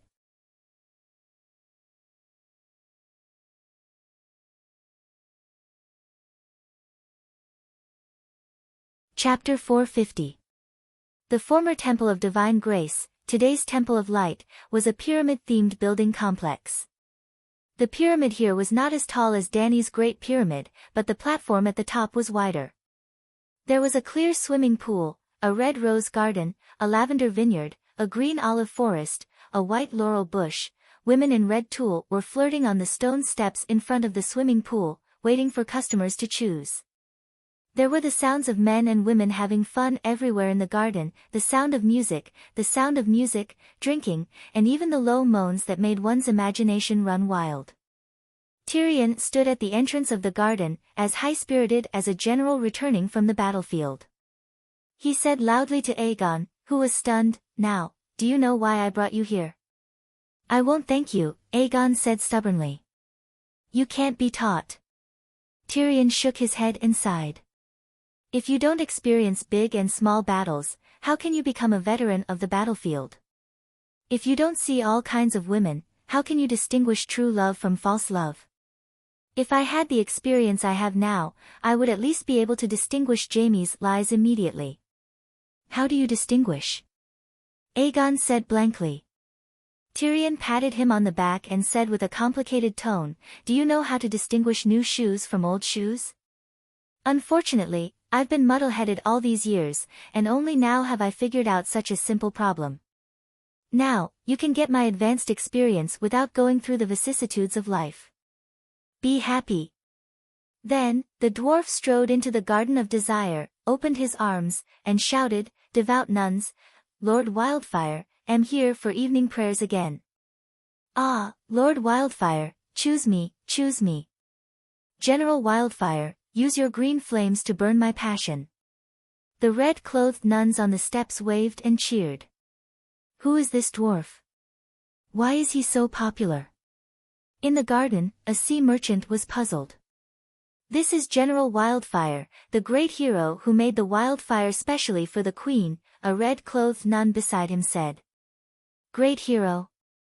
The sea merchant was even more puzzled. The wildfire was prepared for the Alliance army, and if he was careless and the wildfire failed, he would immediately die. If he wasn't a great hero, then what was he? Before General Wildfire dies, we have to take good care of him. Ah. The sea merchant's face contorted. An hour later, in Tyrion's minigame, Aegon suffered a crushing defeat. Not long after, a nun screamed in horror in the Passion Garden. This nun was a blue nun during the day.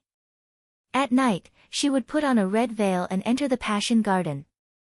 A moment later, Tyrion screamed in terror. Little Aegon screamed in despair. The Passion Garden was shrouded in fear. The nuns and patrons ran around screaming. Dany was woken up from her sleep. After waking up, she ordered the Unsullied to bring everyone to the top of the pyramid. At dawn, standing on the pyramid, one could see the gray sea fog that covered the city like cotton candy, and the golden morning glow splashed vibrantly in the indigo sky in the far east. The slightly cool sea breeze stirred the sea of fog, gently caressing Dany's cheeks, making her feel refreshed. What's going on? Little Aegon and Tyrion were disheveled, slumped on chairs as if they had lost their parents. They were 4 to 5 meters away from everyone, and were still wrapped in blankets. Clinton's expression was solemn, and his eyes flickered. The sorrow on Green Saintess Grazda's face almost melted into water, dripping down her chin. Your Majesty, there's a grey plague in the city, she wailed. What, grey plague? Are you kidding me? Before Dany could react, old Ymont jumped up. Yes, grey plague. Lord Wildfire has been infected. Prince Aegon is probably. The Green Saintess hesitated, her expression conflicted.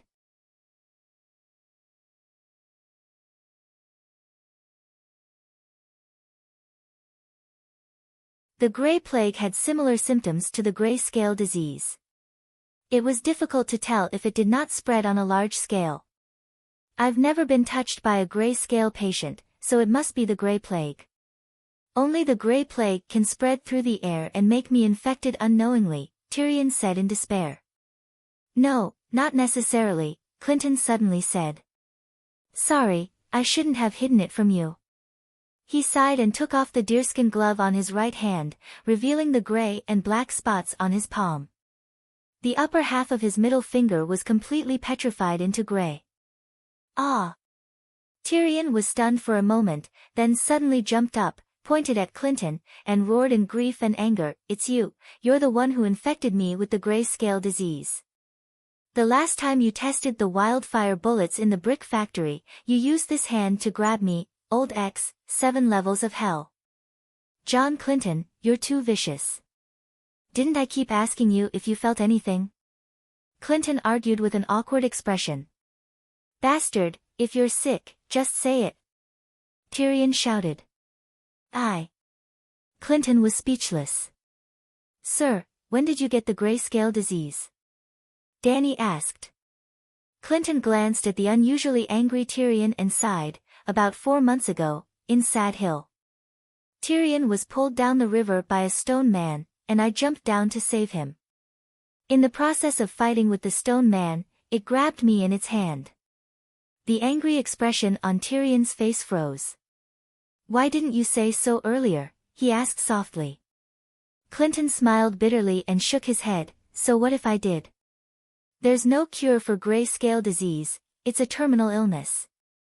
The curse has already entered my blood, and it flows through my entire body. Cutting off my right hand only has a small chance of curing the disease, but my right hand is my dominant hand.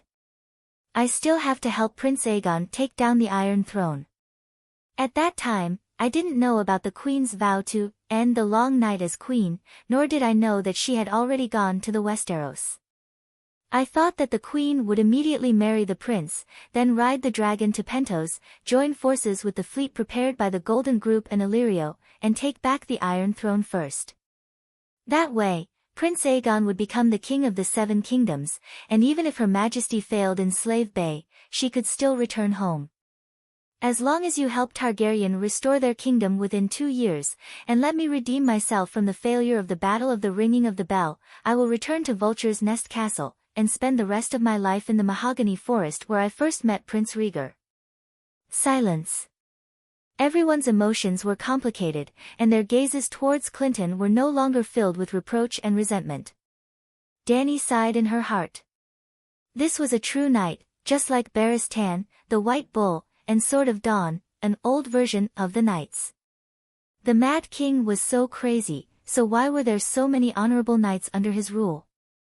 Old Ymont let out a sigh of relief, and slowly said, as long as it's not the Grey Plague, it's not a big problem. Immediately isolate anyone who has close contact with Tyrion, and use a knife to stab the places he has touched, if... Ugh! The old man's face contorted, and he couldn't continue. 7 gods above, General Wildfire has been going to the Passion Garden almost every night, and most of the ladies are with him. Also, our ladies are receiving guests, this. The Green Saintess expression was one of despair. Aegon, you just went there today, right? Ymont asked expectantly. Woo, after being called out by old Ymont, the young prince, who had been sitting in a daze, came back to his senses and cried. The little devil invited me to play a game, I couldn't help but join in. Woo, what game? Dany wanted to ask. Don't worry, the power in our Targaryen bloodline is very strong against curses, and almost no one in history has been infected with the grayscale disease. Old Ymont comforted Aegon. This was true. The genes of Valeglia were all optimized, and almost no one would catch a cold or have a fever. Valeglia were completely immune to most of the diseases that normal people contracted. But there were 2 prerequisites: first, the bloodline must be pure, and second, there must be a dragon. Stannis' daughter also has Targaryen bloodline, but she still contracted the gray scale disease.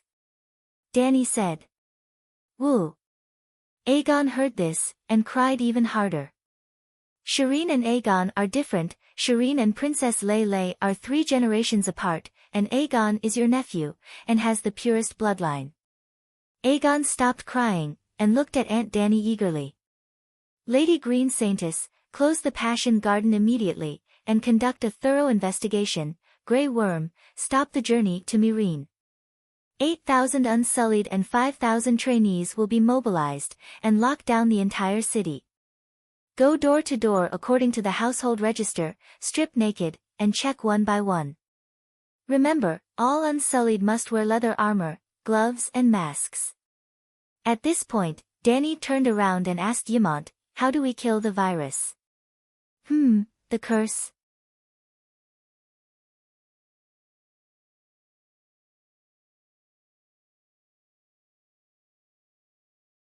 Chapter 451. Old man, do you know how to kill the grayscale disease virus? Dany stopped Grey Worm, intending to ask about the disinfection precautions. Virus? That's a novel idea. Old Ymont nodded thoughtfully. Usually, the patient and the things they come in contact with are burned. Burned? Tyrion's voice was sharp. Is there no other way? The medical profession of the City of Knowledge has been around for thousands of years, but no one has developed a cure for the grayscale disease. First, use boiling water to wash the area infected by the curse, then apply a plaster made of lime and mustard, Ymont said uncertainly. What's the success rate of this method? Dany asked. The old scholar's eyes drifted, his voice so low it was almost inaudible, very low. There should be a 50%, at least a 30% chance, right? Tyrion said expectantly. There's no clear evidence that this method has saved patients, Ymont said awkwardly. Success rate, 0? Dany was stupefied. In other words, this method is completely useless? Not necessarily, Ymont quickly explained. about 50 years ago, the gray scale disease appeared in the old town, and the scholars promoted this method. Half of the city's population died, and 3/4 of the people in the city of knowledge died. Wait, Danny raised her hand to interrupt him, her expression strange. The scholars of the city of knowledge used lime and mustard ointment, and 3/4 died? And the civilians were useless, and only half died?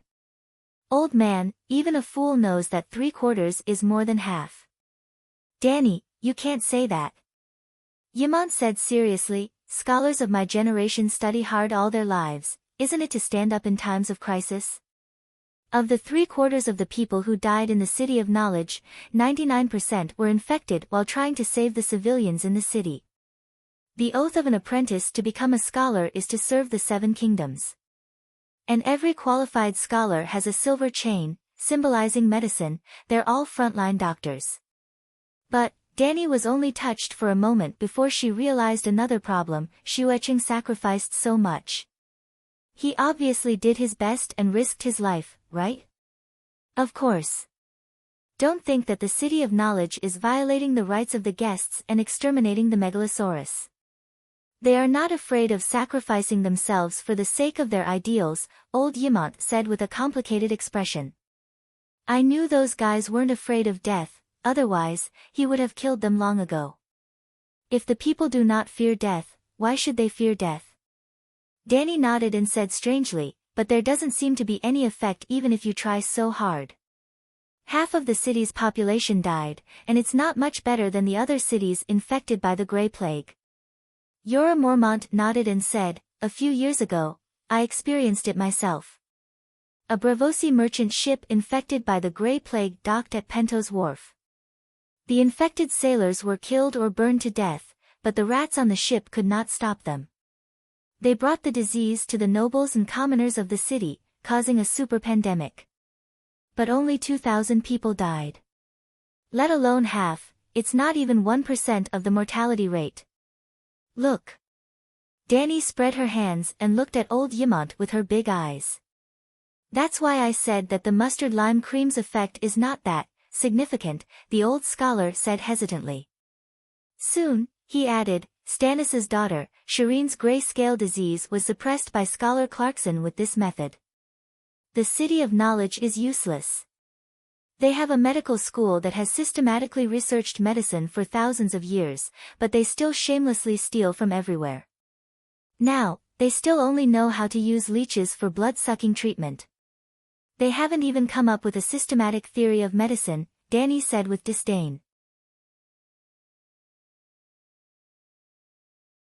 Compared to the incompetent scholars of the City of Knowledge, the Chinese medicine of the Celestial Empire was as awesome as magic. You think the City of Knowledge didn't work hard? Old Yimont could not help but defend the honor of the scholars. He said, after that epidemic, the City of Knowledge immediately launched the Witchcraft Lens Research Project and spent millions of gold royals. In order to get sponsorship from your father, they even sent a request for help to me on the Great Wall. Witchcraft Lens? Danny perked up. She finally remembered that she still had such a thing in her treasury. She would find it and test it later. They even made the dragons extinct. Isn't researching the Witchcraft Lens research a waste of time? She mocked. Sigh. Yimont sighed helplessly. Danny turned her head and looked at Tyrion and Aegon. She smiled maliciously and asked, can cutting off the infected organs stop the spread of the disease? Cut off. The 2 prostitutes shivered and wailed with pale faces, no. You can't cut it off. If you don't cut it off, then burn it. Choose one, Danny said with a straight face. Isn't that Shireen cured? Let Scholar Yimont try the lime mustard cream, Aegon said in a panic. Don't be afraid, child, Clinton's firm blue eyes flashed with heartache. She comforted him gently, only the little devil's thigh is infected. That area is not petrified and stiff. Perhaps you are not infected. Aegon stood up suddenly and roared with his eyes wide open, perhaps. You're telling me perhaps? If you didn't hide it, bastard. Dragon Queen's expression changed abruptly. Her beautiful eyes were filled with endless majesty. It gave everyone present the illusion that their bodies were being suppressed. Tyrion and Clinton were shocked. Aegon's face was pale. "Who are you talking to?" "He's your foster father." Dany scolded sternly. Aegon was furious. But when he met Aunt Queen's eyes, he could not help but tilt his head. His mouth opened unconsciously and he could not say a word. "Your emotions are not stable now," Dany softened her tone. "Go downstairs to take a shower and sleep. Don't go out today. Wait a day and see if your body can still feel it. Listen to your aunt. Go." Ymont looked at Aegon with a complicated expression. He comforted him and called two Unsullied over to take the dejected Aegon away. "What's wrong with you?" Dany turned her gaze to Tyrion and asked with a frown, "It's been a week since the wildfire experiment. Why haven't you noticed anything strange?" If he had not met Sister Lon, who knew how long Tyrion would have been fooling around. "It's on the inner thigh. It can't be seen and rarely touched. If there was pain or itch, I might have noticed it long ago.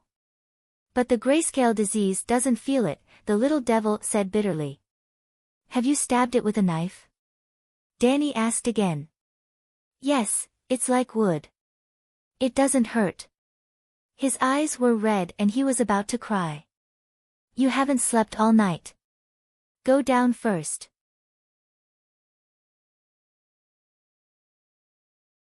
After Tyrion left dejectedly, Dany turned her gaze to the sorrowful Clinton. She glanced at the big bear who was sitting upright inside. "Sir Clinton, don't blame yourself. It's all fate. It's all the scriptwriter's fault. In Game of Thrones, it was Mormont who contracted the grayscale disease, but now it was Clinton. Her foresight was completely useless. Well, she shouldn't complain. Clinton and his group weren't in Game of Thrones. "Queen, should I go down and seal the city?" Grey Worm asked. Dany nodded and said, "Remember, you must wear gloves and a mask. I'll let Scholar Ymont accompany you and guide you on the protective measures. Is there a problem?" She turned to the old scholar. Ymont stood up and nodded, "Don't worry. Although the City of Knowledge doesn't have the technology to treat the grayscale disease, it has summarized a set of relatively perfect protective techniques. Isn't sealing the entire city a bit too big of a move? It might cause panic among the citizens," Green Saintis said worriedly. "Post a notice and let the people know the truth. The grayscale disease isn't a big problem, but it will be troublesome if it develops into a gray plague," Dany said seriously. "Right, let the older women in the neighborhood check each other's bodies," she added, remembering that the Unsullied were always dressed as men. When the city was sealed, it was still dawn. The residents had just woken up and didn't have time to go out. They were very surprised to see the Unsullied blocking the streets. When hundreds of Unsullied held metal horns and loudly read the Queen's notice along the streets, it did cause quite a stir. But the city didn't fall into chaos. Everyone stayed in their houses obediently, anxiously waiting for the final result. Not long after, Dragon Queen rode the Green Dragon and patrolled the city with Xiao Jin a few times. The dragon's roar was loud and clear, and the panic in everyone's hearts was also calmed. "The Queen is with us." Looking at the Megalosaurus passing by the rooftops, they all thought so. But when sealing the docks, the Unsullied encountered some trouble. Many foreign merchants refused to accept a physical examination and didn't want to be quarantined in the inn. Their guards and sailors even clashed with the Unsullied who were on duty. Someone shouted, "We are foreigners, we risk defending the Alliance to do business in Slaver's Bay, we shouldn't be treated so rudely. Otherwise, we won't come again and let the bustling Astapor become desolate again." Then the Megalosaurus descended, flapping its wings, blowing up the sand and stones on the streets. The arrogant foreigners all covered their eyes and shut their mouths. Dragon Queen sat high on the dragon's back, looking down at the merchants who were blocked by the Unsullied and coldly said, "Those who don't cooperate with the inspection can scram right now. Dragon Queen, you're destroying Astapor's market. No one will do business with you from now on," a merchant shouted. This empress will take zingies and queers sooner or later. The entire summer sea will be my pond. You won't do business with me?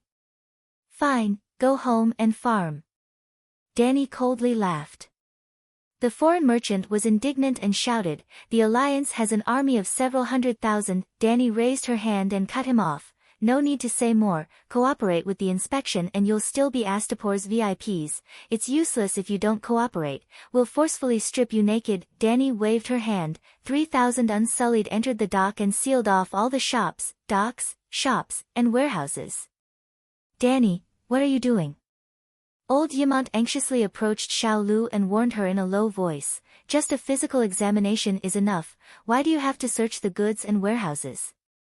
Being so strict will cause the subjects to resist. My subjects are in Astapor, they all support me."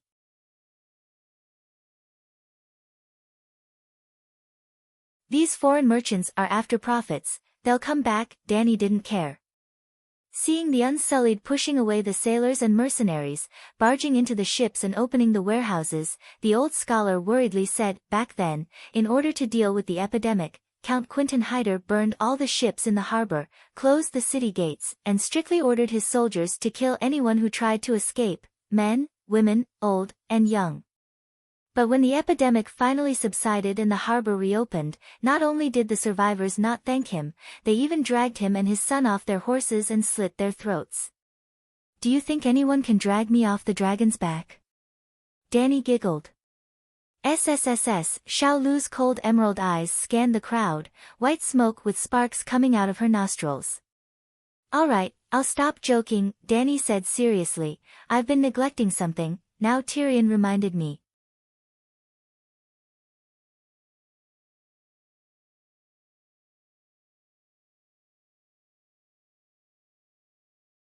Chapter 452. Danny's beautiful violet eyes were covered in a layer of obscure light as she said in a low voice, "Did the old man notice? The plague in the old town, Pentos a few years ago, it was all prosperous docks. Patient zero all came from foreign merchant ships." Yamant stared blankly for a good while before saying in shock, "You're saying that the Alliance might have purposely sent ships to Slave Bay to send patients with the Grey Plague?" Danny nodded with a serious expression and said, "Maybe it's not the Grey Plague. The Grey Plague is too terrifying and the Alliance can't control it." This kind of speculation was terrifying, but what was even more terrifying was that the speculation had become reality. The two had only spoken a few words at the docks when a 600-ton ship called Orsha Blacksmith broke out in a riot. Facing the Unsullied who had boarded the ship to search, the sailors actually pulled out their blades and fought with them. A short and strong first mate with a blue beard suddenly attacked, pulling out his blade and chopping down an Unsullied in charge of inspection. After chopping down the Unsullied, he raised his blade and shouted at the surrounding ships, "The eunuchs have ulterior motives, destroying our goods for no reason. Everyone, fight them to the death." Woo woo, the next moment, the centurion below the ship blew a horn. Over 100 Unsullied lined up neatly at the docks rushed up the gangplank. "Is this a guilty conscience? Damn it, I guessed it right." Danny was shocked and angry. She slapped Little Green's neck and sent it flying over. "Leave them alive." In a short few dozen seconds, the Unsullied had already formed a formation and boarded the ship. With shields in front and crossbows in the back, they were like killing machines that crazily slaughtered the sailors in cotton clothes. The screams of the dead spread through the docks. Boiling blood dyed the deck red and the faint smell of blood was carried to the docks by the sea breeze. Little Green landed on the stone pier below the ship. Danny jumped down and ran up the gangplank to the deck. At this time, the battle had already reached its end. 3 of the 10 Unsullied in the inspection team died due to the enemy's sudden ambush, while the rest were injured. The fully armed 100 men that came later didn't have a single death, not even a single one was injured. The other side had more than 80 sailors. Half of them were lying in pools of blood, more than 20 were injured and captured, and the rest were hiding in a corner and crying, not participating in the battle. Yes, the efficiency was that high. The Unsullied had crossbows hanging from their waists. 2 rounds of crossbow bolts were fired, and half of the crew members who weren't even wearing leather armor fell. That first mate Bluebeard who had suddenly launched an attack was currently paralyzed on the ground. His left hand was covering his right arm that had been severed from the elbow. His round potato-like face was deathly pale. His mouth was hoarsely shouting, "Everyone, come and see. Dragon Queen has gone crazy. Dragon Queen is killing people. Dragon Queen wants to rob us of our wealth." The iron boots left a string of messy footprints on the bloody deck. Danny walked closer, only indifferently glancing at the howling first mate, then she ordered Unsullied, "Go check the cabin, don't let go of every sack, every chest. We are honest merchants. We don't have any contraband." The chief mate's face was ferocious as he growled. "Would a legitimate businessman take the initiative to kill my man? Tell me, what did you bring over for the Alliance?" Blackie was in the middle of flying, so the dragon's soul couldn't enter his body and let him freefall. Danny pulled Little White, who was lying on Dragonstone Island's flying dragon pagoda, into her spirit sea. Her violet eyes were suffused with bits of silver light.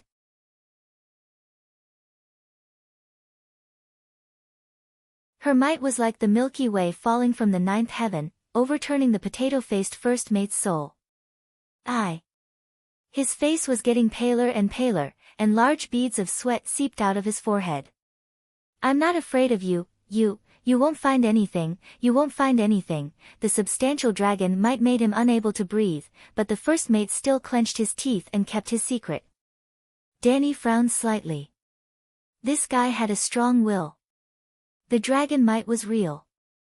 It was also real that the dragon might could oppress people's minds and make some criminals confess honestly. But the dragon might was only a mental pressure in the end. It couldn't even be considered a soul attack. As long as the person was tenacious enough and had a strong enough will, they could still withstand it. You've already been exposed, do you know that?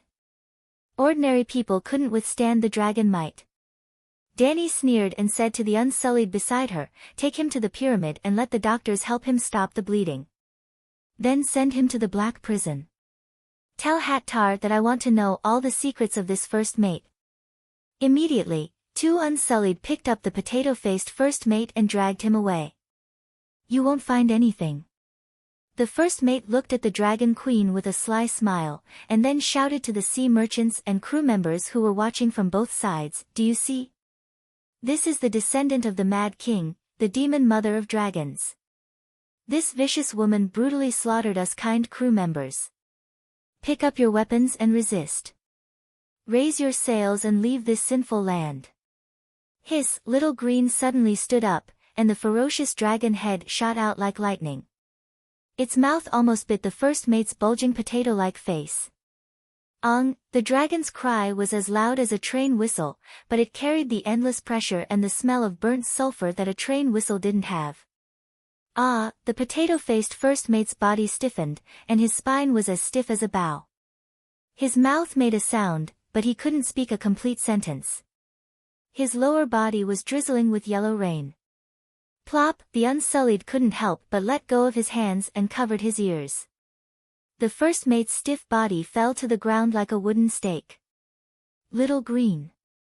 Danny hurriedly ran to the side of the ship and exclaimed, "Don't scare him to death." Hiss! Little Green responded and raised its head to look around. The surrounding crew members and merchants who looked at it strangely all turned their heads to avoid the Megalosaurus gaze. Half an hour later, the Unsullied came back and reported, "Your Majesty, there are only 300 barrels of paint, 500 bundles of wool, 1,000 pieces of cooked cowhide linen, and 300 tons of refined iron ingots at the bottom of the ship's hold. No contraband was found." When the ship approached the dock, there were also customs officers on board to check the cargo hold. But at that time, the search was not strict.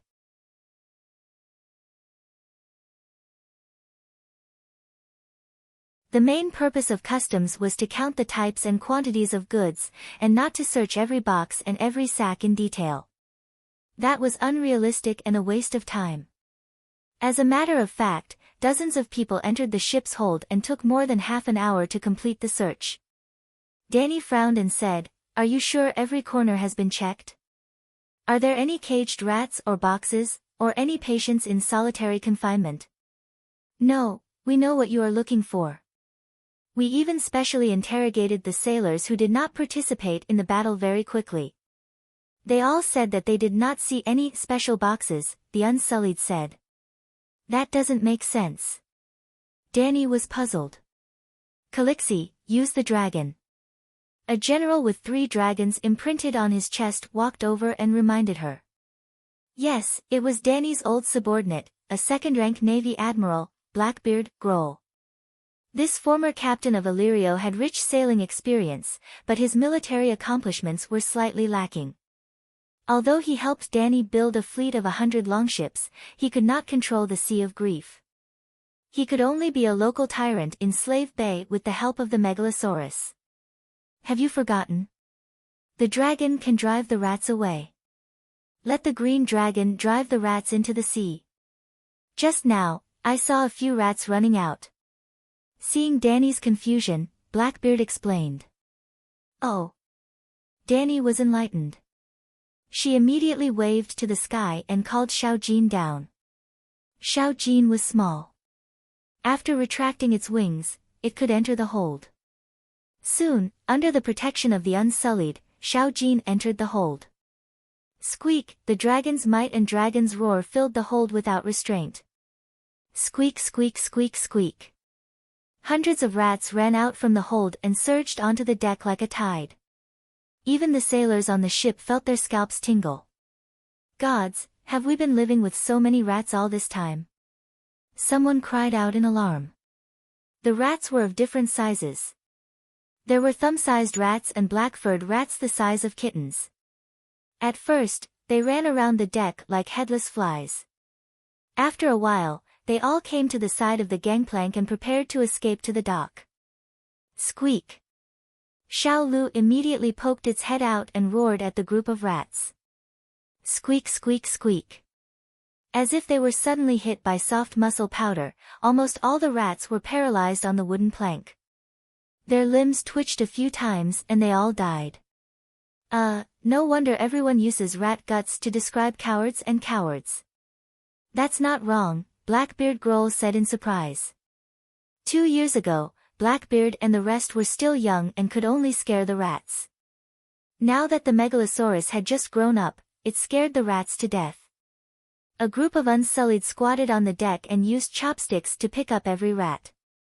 They checked it carefully before throwing it into the woven bag. Finally, the Centurion reported to the Dragon Queen, "There's no grayscale disease.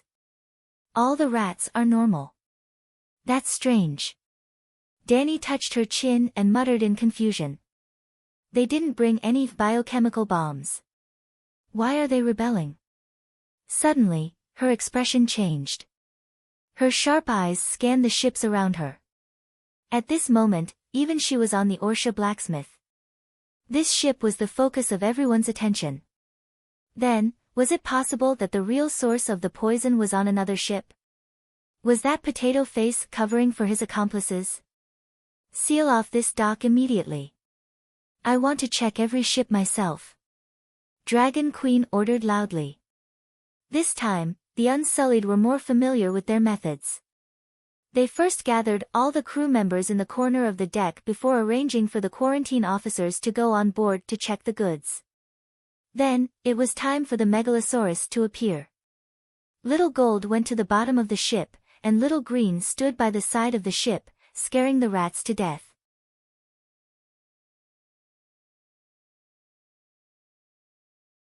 Hee, it's not bad that the Dragon Queen helped us clean up the rat problem. A certain sailor, who had been stripped naked and accepted the Unsullied's body inspection without any blind spots, shivered and groaned.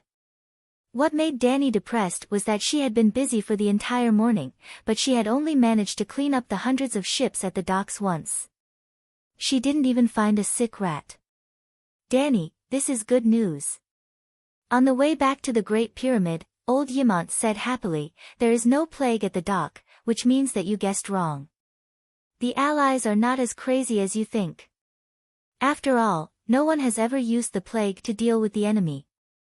If I were the allies, facing the invincible Dragon King, I would also consider sending a few bodies with the plague to the other side city, Danny said. The old man sighed and said earnestly, Danny, you are very smart. You are a natural talent, and your tactical ideas are bold and unconventional. This is very good. But you can't think of everyone as bad as you.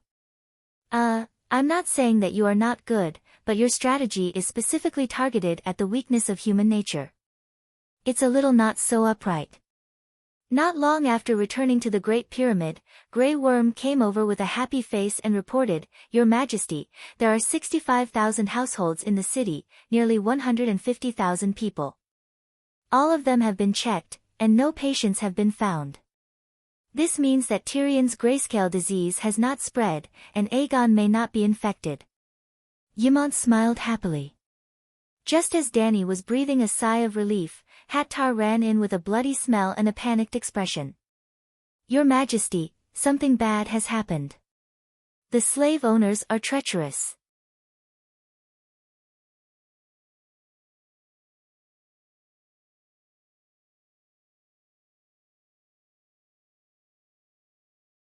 Chapter 453. Devil's Tale. Hattar had been unhappy for the past 2 years. It was not that the Dragon Queen had mistreated him. In fact, compared to the previous great benevolent Lord Graz, Dan, he liked his current master more. He was a cruel interrogator, but he also had a heart that longed for freedom and hated the slave owners. He was the same as Lord Bow of Meereen. The reason why Hattar was unhappy was that his former friends were doing too well, while he was still in the same spot. Devil's Tale, Hattar and Butcher Klein were both the heroes of Astapor during the Benevolent Lord period. One was the best at butchering pigs in the city, the prettiest pork man, the other was the most vicious interrogator in Slave Bay, the most vicious of all. With their amazing skills, the two of them became famous and could be said to be brilliant.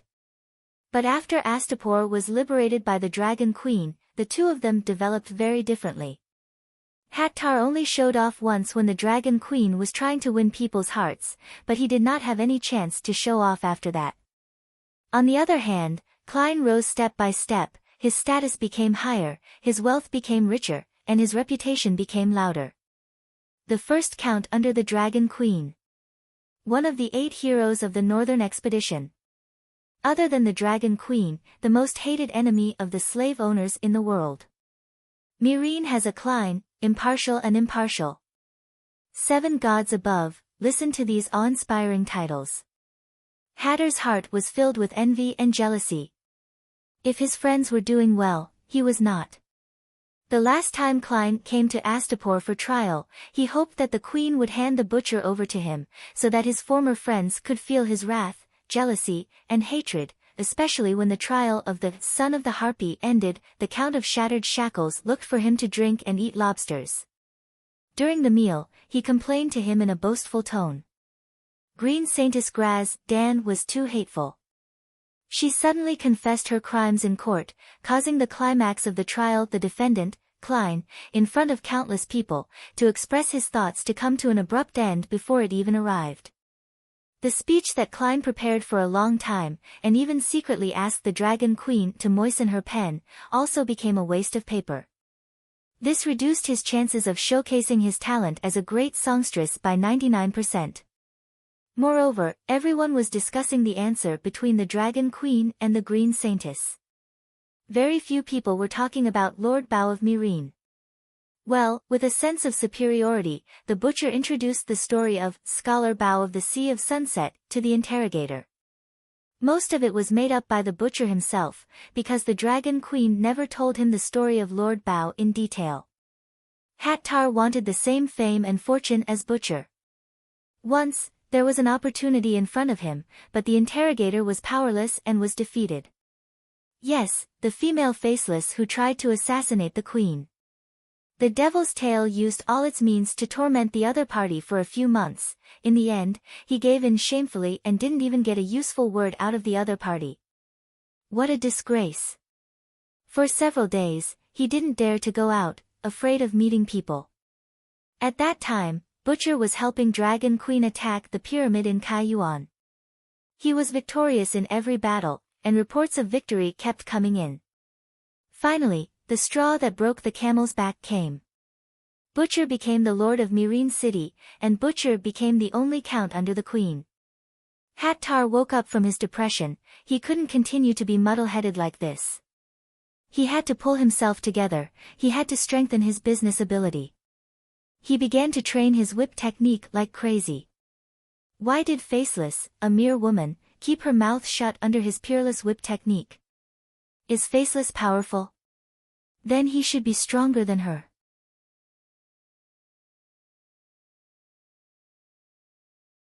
He had to improve his cultivation. Finally, after a few months of hard training, his whip technique entered a new realm. Even more fortunately, he got another chance to show off his achievements to the Dragon Queen. 100 days to weave a whip, today I whip it. Hattar, with a bloody smell, quickly walked to the front of the Dragon Queen, respectfully saluted, and said, "Your Majesty, fortunately I didn't disappoint you, I have pried open the spy's mouth." Hattar was a fierce-looking man. He was 2 meters tall and had muscles all over his body. Especially his 2 arms, they looked like they were made of black iron. When he bulged his biceps, it looked like 2 basketballs were strung on his arms. In terms of appearance, he was definitely the most muscular man under the Dragon Queen's command. So fast. Danny was surprised. The Dragon Queen's expression made the Devil's Tail very happy. He opened his mouth full of yellow teeth and smirked, "Your Majesty, after failing to interrogate Faceless last time, I trained hard and finally broke through to the realm of divine transcendence, so my efficiency has increased a lot." Divine transcendence? Danny was a bit confused. Just like what Sir Barristan told us about the realm of swordsmanship, moving the finger like an arm, lifting the heavy as if it was light, lifting the light as if it was heavy, divine transcendence. You should know that I have already reached the peak of lifting the light as if it was heavy. Saying that, the Devil's Tail couldn't help but sigh. If I didn't reach the realm of lifting the light as if it was heavy, I would have already been eaten by the Dragon Queen's demon dragon after injuring her. Danny thought for a bit and nodded. If there was a realm of whip technique, then Hattar really wasn't lying. That first mate Bluebeard seemed to have a very firm will. She hesitated. A guy who could even resist the dragon's might, how could he be afraid of a whip? Hattar sighed. That guy is indeed a ruthless character. A month ago, I absolutely couldn't do anything to him. But now, I have comprehended the ultimate meaning of whip technique and reached the realm of divine transcendence. At first, he still clenched his teeth and persevered, not saying a word. But under my extraordinary means, he only lasted for a quarter of an hour before he groaned. Another half an hour, he screamed at the top of his lungs. Another hour, he begged me for mercy. 3 hours, he said whatever I asked him. Dragon Queen was interested and asked, "That ultimate meaning, what kind of realm is it? Can you give an example to explain?" Of course, Hattar stuck out his chest, his proud expression somewhat sighing. "Once, I could whip a fly to death on tofu without leaving a trace of whip mark on the surface of the tofu below. Now, when I put the tofu into a big porcelain bowl and cover it with a plate, with a whip, I want to break the plate, but the tofu and bowl won't be harmed.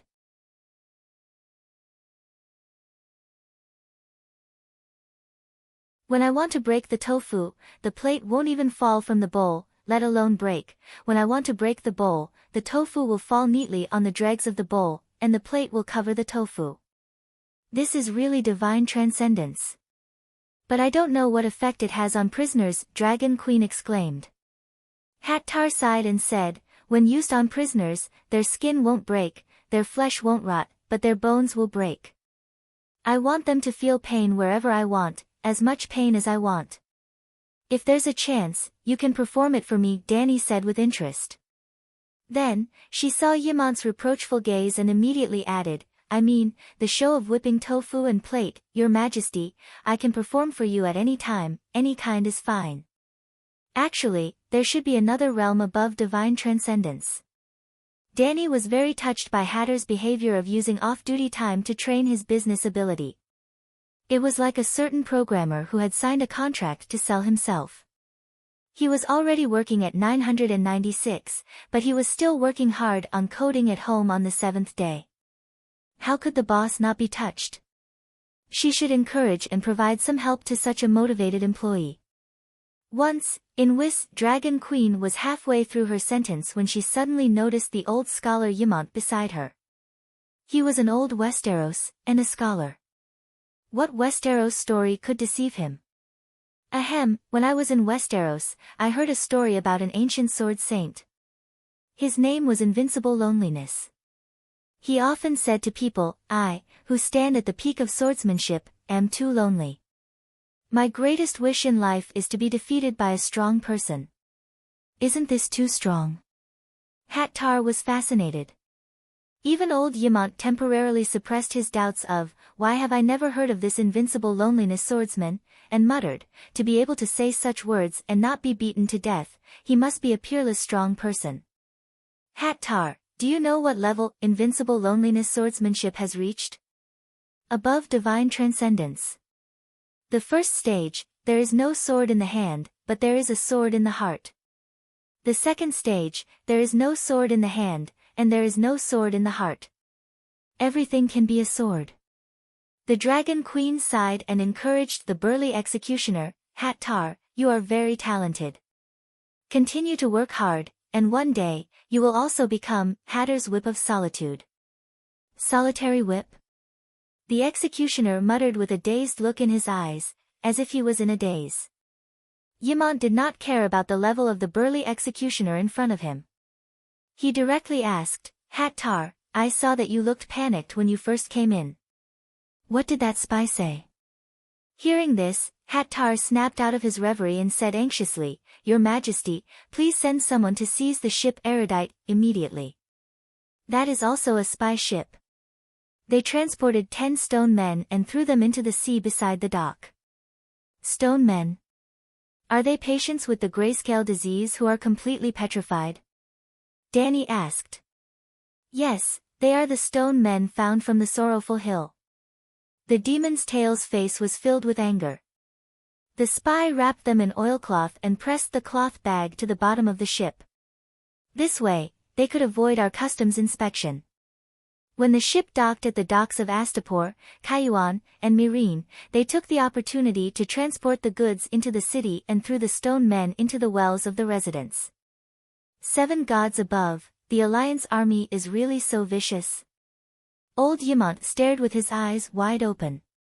His face was pale and his body was swaying. Danny hurriedly supported him and turned around to ask, Hattar, did you record Bluebeard's statement? Yes. Hattar hurriedly handed over a roll of blood-stained dragon's paper. Danny's craftsmen spent 2 years and finally invented the technique of making paper. They named the paper, Danny's paper.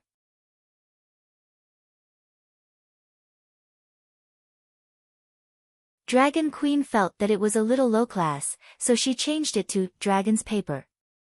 The interrogation statement was very standard, including name, place of birth, age, department, immediate superior, contact person. Danny hurriedly skipped over the above content. She focused on the Alliance Army's sinister plan, to throw the stone men into the public well in the busiest area of Slave Bay. The grayscale disease could not be explained by the medical science of her previous life. This disease would cause the patient to slowly turn into a stone man. It was too magical, a real stone man. Stone men were naturally denser than water, so they could sink into the well without being discovered. The stone men at the bottom of the well were not completely dead. No one knew how long they could live, so they were a long-term source of infection. However, the outbreak of Tyrion's infection was so sudden that it interrupted the Alliance army's plan. In order to avoid being caught red-handed, Bluebeard decided to abandon the Rook to save the king. He crazily courted death and attracted the attention of Dragon Queen and the Unsullied, giving Erudite a chance to destroy the corpse. Oh, the corpse was not destroyed. Those bastards threw it into the sea.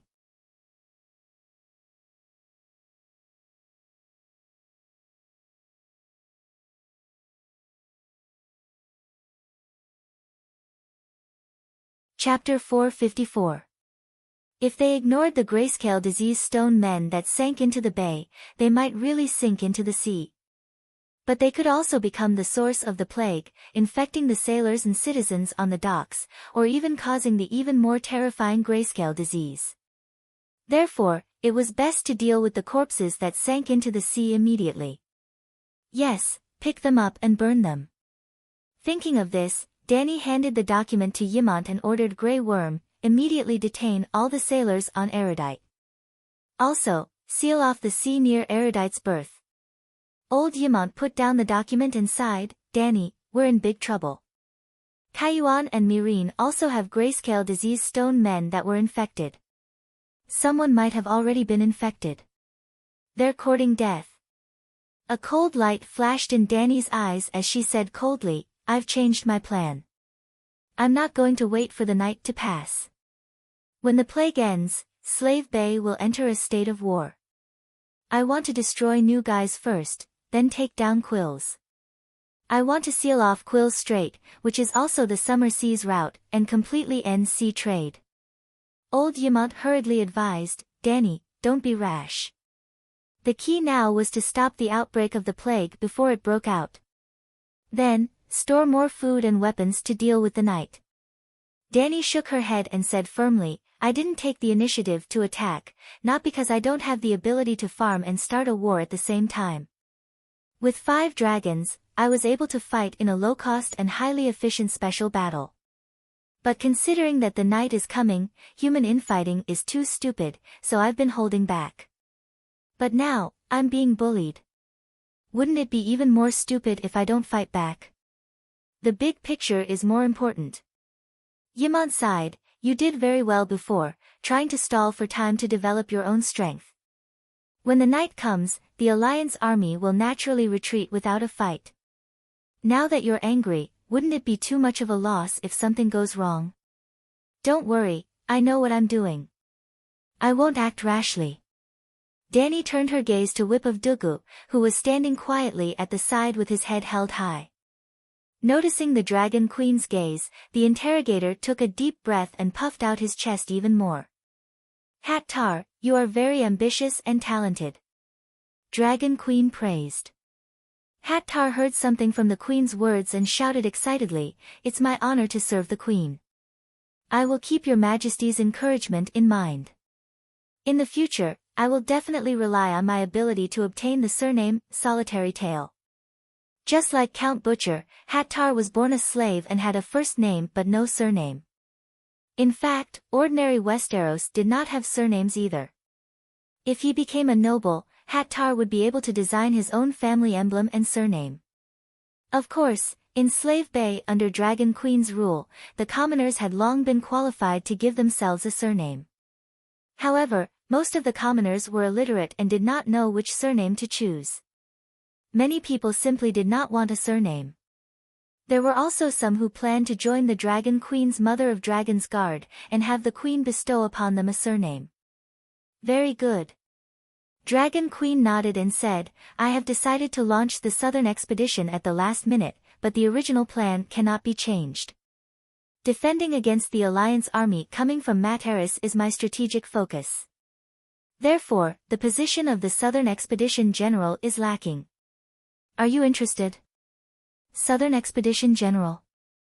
7 gods above, this was reaching the heavens in a single step.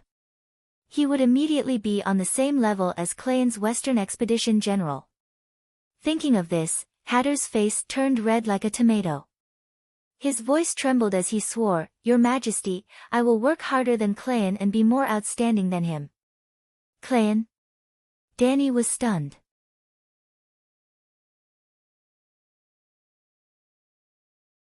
Clayton had the bones of Scholar Lai, and the skin of Lord Bao.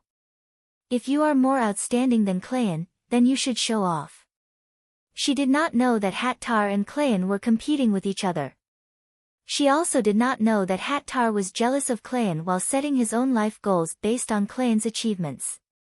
Very good, this goal is not bad. Dragon Queen did not ask much and only nodded, before the southern expedition, you have to help me get rid of those spies. I want you to find out the color of their mother's clothes. After a quick lunch, Danny brought the Unsullied to the pier. Tyrion and Clinton followed along. The two of them had been to the sad territory and had seen many grayscale disease stone men. More importantly, the two of them were already infected. Even if they touched the stone men, their condition would not worsen. At this time, other than the pier, the city of Astapor had been unsealed. The residents had resumed their daily lives and production. However, the number of people on the streets was much less than before. Yes, Danny did not do a 14-day quarantine. She only put up a notice telling the people not to hold hands and not to touch each other for 7 days. The grayscale disease was indeed not as harmful as the Grey Plague. If one did not come into contact with the infected area, they would not be infected. This morning, she checked the citizens of Astapor, the nuns of the Passion Garden, the pier merchants, more than 100,000 people. Currently, only the 2 red nuns were found to be infected. There were grain-sized gray spots on their necks.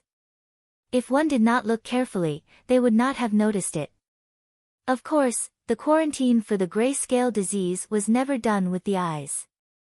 As long as the skin was found to be of an abnormal color, one had to poke it with the tip of a knife. If one cried out in pain, it meant that they were not infected. If there was little bleeding after the skin was poked and the color was dark, the person involved would not feel any pain.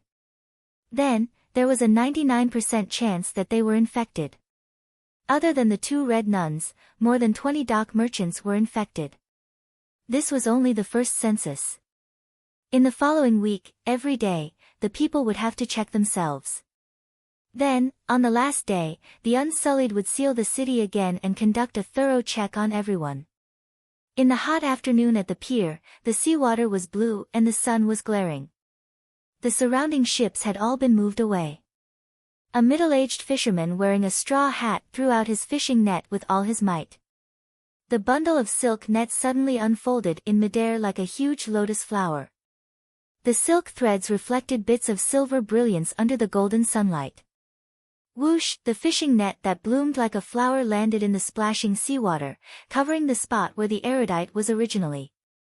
The experienced fisherman knew what he was trying to net.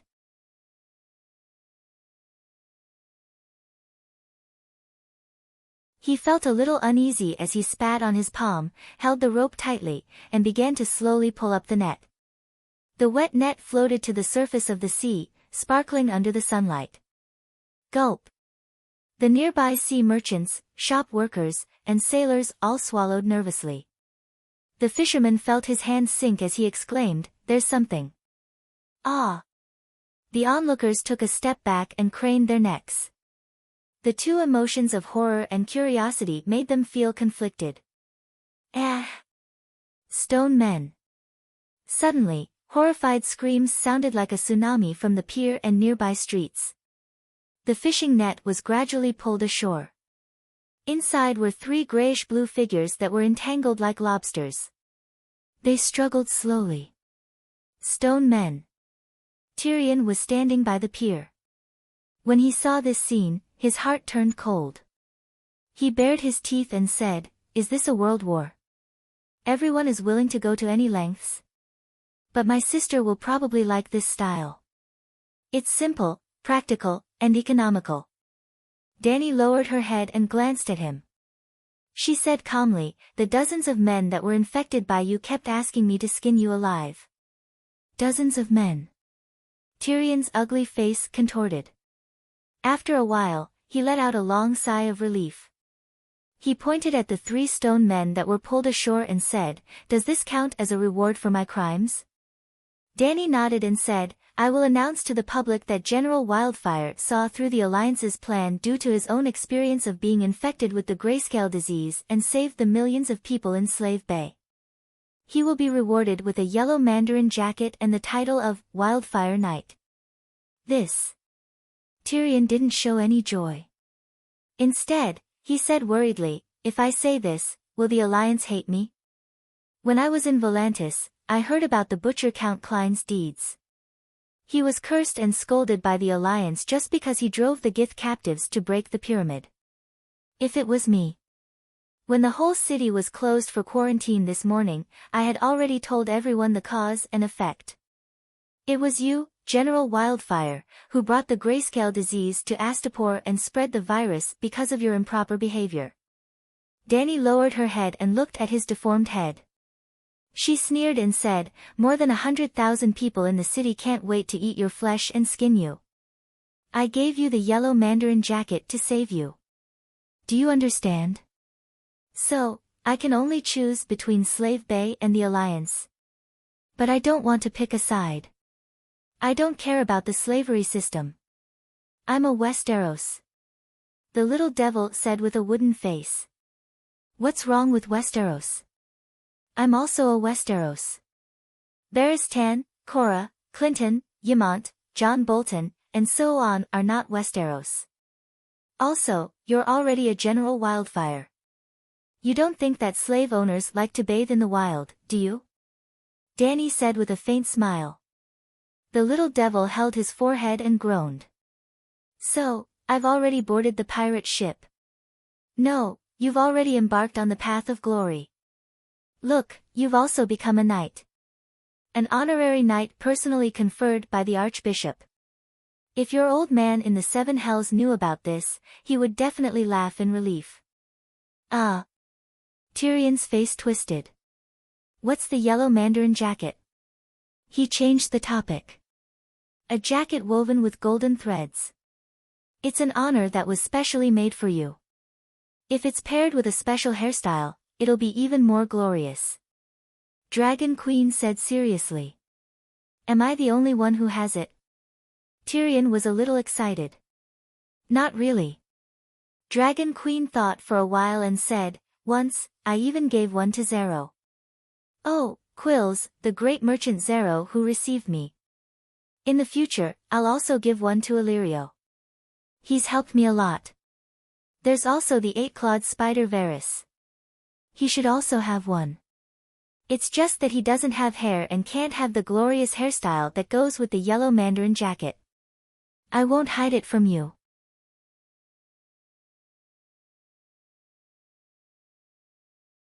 "I really don't like that eunuch. But he really did save my eldest nephew. This is a great favor. Sigh, I'm a person. Not only do I keep my word, I also know how to repay kindness. If I don't repay it, I won't be at ease." She looked up at the sky and sighed. "Woo woo, no, no, pity, mercy, Queen, have mercy." A wave of ghostly wails and howls came from afar, from the street all the way to the pier. Nearly 100 sailors had their hands and legs chained. Under the Unsullied's crossbow-wielding Unsullied, they staggered towards the fishing net on the shore. They were all sailors from the Erudite and the Orsha blacksmith. With the help of two of his companions, the fisherman finally dragged the fishing net that trapped the 3 stone men ashore. Grey Worm threw down a bundle of oilcloth and said to the captured sailors, 10 people go over and wrap up the stone men in the net and carry them to the deck." Moving the stone men was such a dangerous job. Dani obviously wouldn't let her own people do it.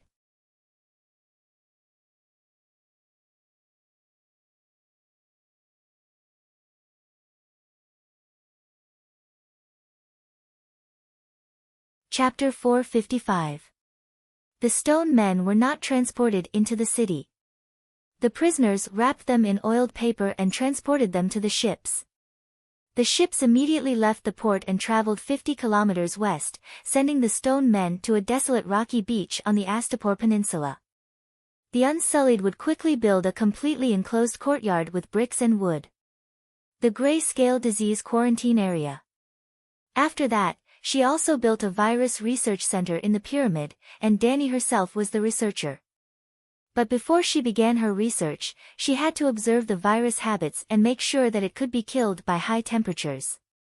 More accurately, she had to make sure that she was not afraid of being infected.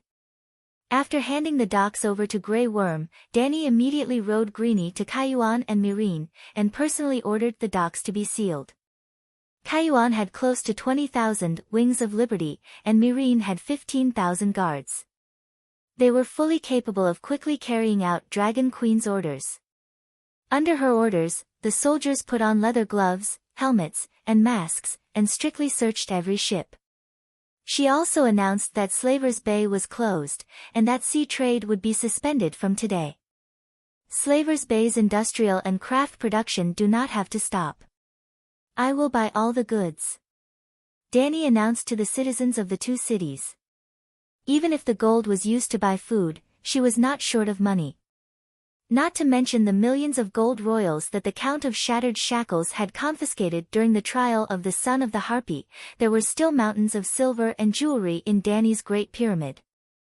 As for the copper coins, Dragon Queen had the right to issue currency, and Slavers Bay had the world's largest copper mine, so she had as many copper coins as she wanted. Meereen and Cayuan's trade was not as prosperous as Astapor's, and all the quarantine work was completed by evening. After the surprise search, no stone men were found on the docks and merchant ships. But this did not mean that Cayuan and Meereen were safe, because according to Hatter's interrogation, the spies arranged by the Alliance did not set off at the same time. The heartache of the Rhone River was the home of the stone men. It was said that the world did not have the grayscale disease. 2,000 years ago, after the battle between Valeglia's 300 Megalosaurus and Loiner's army of 150,000, Mother Loin unleashed a great flood, drowning the Loiner's most luxurious and prosperous city and drowning all Valeglia in the city. It was not certain whether the Megalosaurus had drowned or not, but Valeglia also had a large number of cavalry units, and all of them were wiped out. Since then, the city of festivals had become a sorrowful place shrouded in a layer of grey fog all day long. The forbidden magic of the mother stream had brought the water curse to the world, grayscale disease. Grayscale disease is relatively infective. Every year, every month, or even every day, patients with the grayscale disease were discovered in the villages on the plains of the Rhone River. It was just like the deformed demons born in the land of long summer after the cataclysm. Those patients were either burned to death, or their loved ones couldn't bear it and sent the patients to the sad area. Every year, the people of Valeglia would arrange a fleet to transport large amounts of food to the sorrowful territory upstream. Well, before being completely petrified, the patient also needed to eat. For example, Tyrion and Clinton ate a lot of food every day. Because of that, it was easy for the people of Valeglia to search for 30 stone men in the sad area. If there was a need, they could find more stone men. Hundreds and thousands. The captured stone men were loaded onto the ships and secretly transported to Volantis along the river.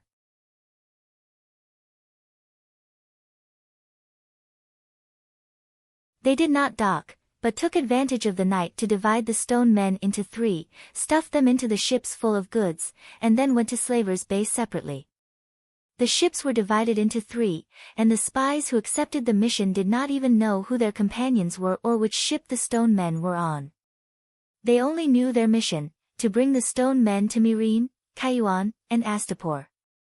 In other words, the Dragon Queen could not confirm whether the spies of Meereen and Cayuan had completed their mission.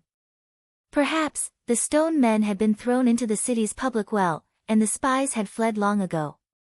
Perhaps, the spies' ships were still floating on the sea, on their way to Meereen and Cayuan. Of course, Dany hoped that it was the latter, but, after checking the docks, it was already evening. But Dany did not rest, and continued to work through the night. She arranged for the soldiers to search the city. Fortunately, Cayuan did not find a single person with the grayscale disease. In Meereen's commercial street, 87 infected people were found. According to the census, the infection rate was close to 3%. Some of the patients had even found out about their symptoms 3 days ago, but they all hid it, afraid of being burned to death. And this was not the final data. It could be foreseen that in the next few days, more residents would show symptoms of the grayscale disease, and the infection rate would increase further. Without a doubt, Meereen had been infected. The funny thing was, because the Count of Shattered Shackles caught 80,000 people and threw them into the labor camp outside the city, it caused the people in Meereen to panic and the businesses to wither. Although the number of patients was high, not many people were infected. Well, Most of the infected were the Gith people, small merchants who migrated from Kayuan to Myrene. The rich and famous Gith people in the commercial street had long been arrested and sent to prison. The busiest streets were empty, without any merchants or customers. And the stone men were thrown into the busiest street's public well.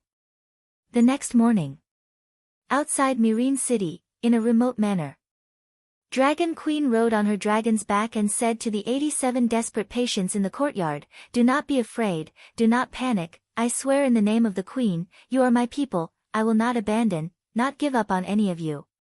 Seeing that their faces were still ashen and their eyes dim, not livened up by her comforting words, Danny sighed and added, "Kayuan's spy has not been caught, and I still have to research a cure for the disease, so I don't have much time to come to Myrene. But from today onwards, every 3 days, I will be here to have lunch with you." Danny did as she said. At noon that day, a long wooden table was set up in the hall, and she shared the same pot of food with the gray scale disease patients. The food was not too sumptuous: browned baguettes, beef and potato soup, vegetable salad, boiled eggs, milk.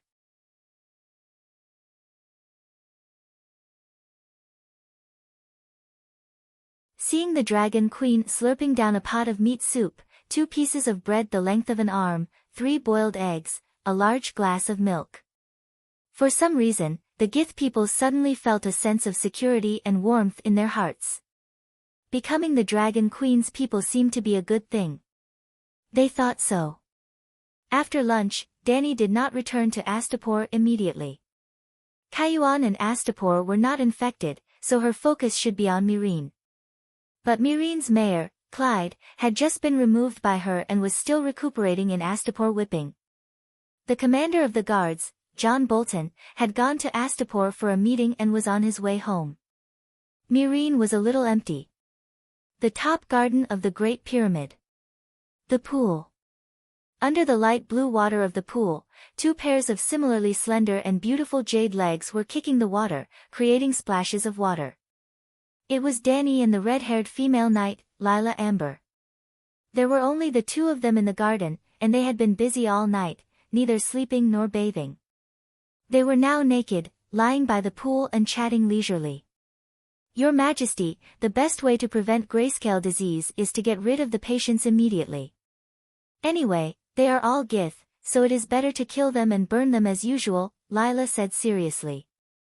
At lunch, she did not accompany the Queen to the manor where the patients were quarantined.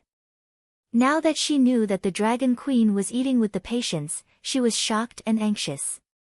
"There is no need to be so extreme, just strictly quarantine them. If we really kill them, there will be patients who will deliberately hide their illness in the future, and even have thoughts of revenge on society. You don't want to be one day walking on the street and be pounced on by a grayscale disease patient and bite your ankle, right?"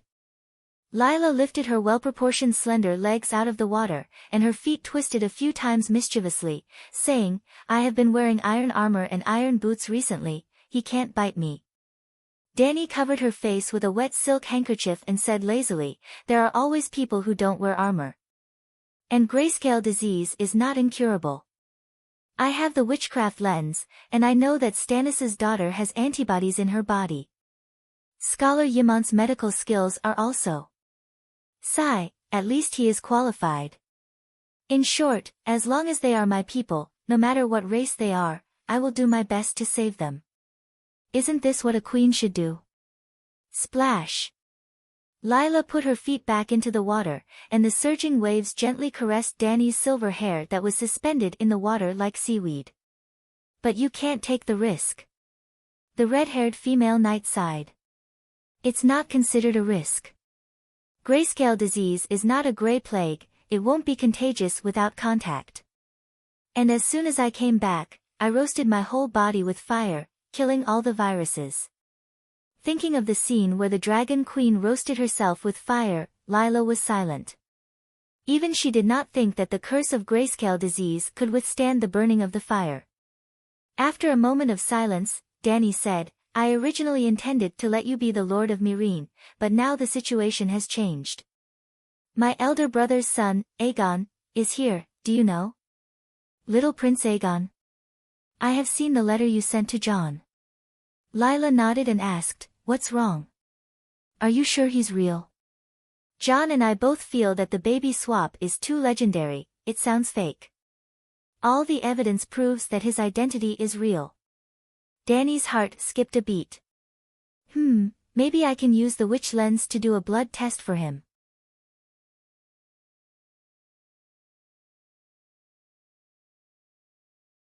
Lila understood the meaning behind the Dragon Queen's words, and said in surprise, "You intend to let the little prince be the Lord of Myrene? We haven't found all the grayscale disease patients in the city, and the 10 stone men have not been found, and Myrene will be a battlefield in the future. Won't it be too dangerous?" "It depends on whether he has the courage. I won't force him. He still wants to fight for the Iron Throne. Myrene is safer than the Westeros, isn't it?" Danny said indifferently. "You really intend to give up the throne? The little prince's identity is unknown. Even if we take a step back, he is only your nephew, not your son." Lila frowned. "Ending the long night as king, this will not change, so the Iron Throne may not be mine. If Aegon was really brave and dared to go to the Great Wall to fight the other ghosts, so what if Aunt Dany gave him the priority to fight the other Ghost King? As long as Aegon defeated the Night King, she would really help him ascend the Iron Throne. The Iron Throne was devalued to a pile of dung, she was not willing to fight for it. To be honest, the most valuable thing in the Westeros now was the Church of the Seven Gods. Dany had a vague idea a long time ago, the Seven Gods were fake, but the faith of the Seven Gods was real, and the demigods could use the power of faith. Dahay could definitely become a demigod dragon. In fact, he already was, so could Dahay take over the Magpie's Nest? If this plan worked, she would benefit greatly. If her guess failed. The Great Sparrow was over 60 years old now, could he survive her? Even if he escaped the evil hands of the Sex Queen and died a normal death, at most 20 years, wouldn't the Church of the Seven Gods be hers? Dany stood up, water droplets rolling down her white, curvy body. As she dried her hair, she said, "Lila, close all the public wells in the city. If the residents need to fetch water, they can go to the nearby pyramids. I have to go back to Astapor and see if my nephew can escape." There were exclusive wells in the pyramids, and there were guards outside the pyramids, so spies could not sneak in to poison. You're tuning in to the Blissful Bookshelf YouTube channel. We're so grateful for your support, and don't forget to subscribe to join us on this incredible journey through captivating stories. Your generosity through donations truly makes a world of difference, as it's the primary source of revenue that allows me to expand and enhance this channel for you. Thank you from the bottom of my heart for being a part of this adventure.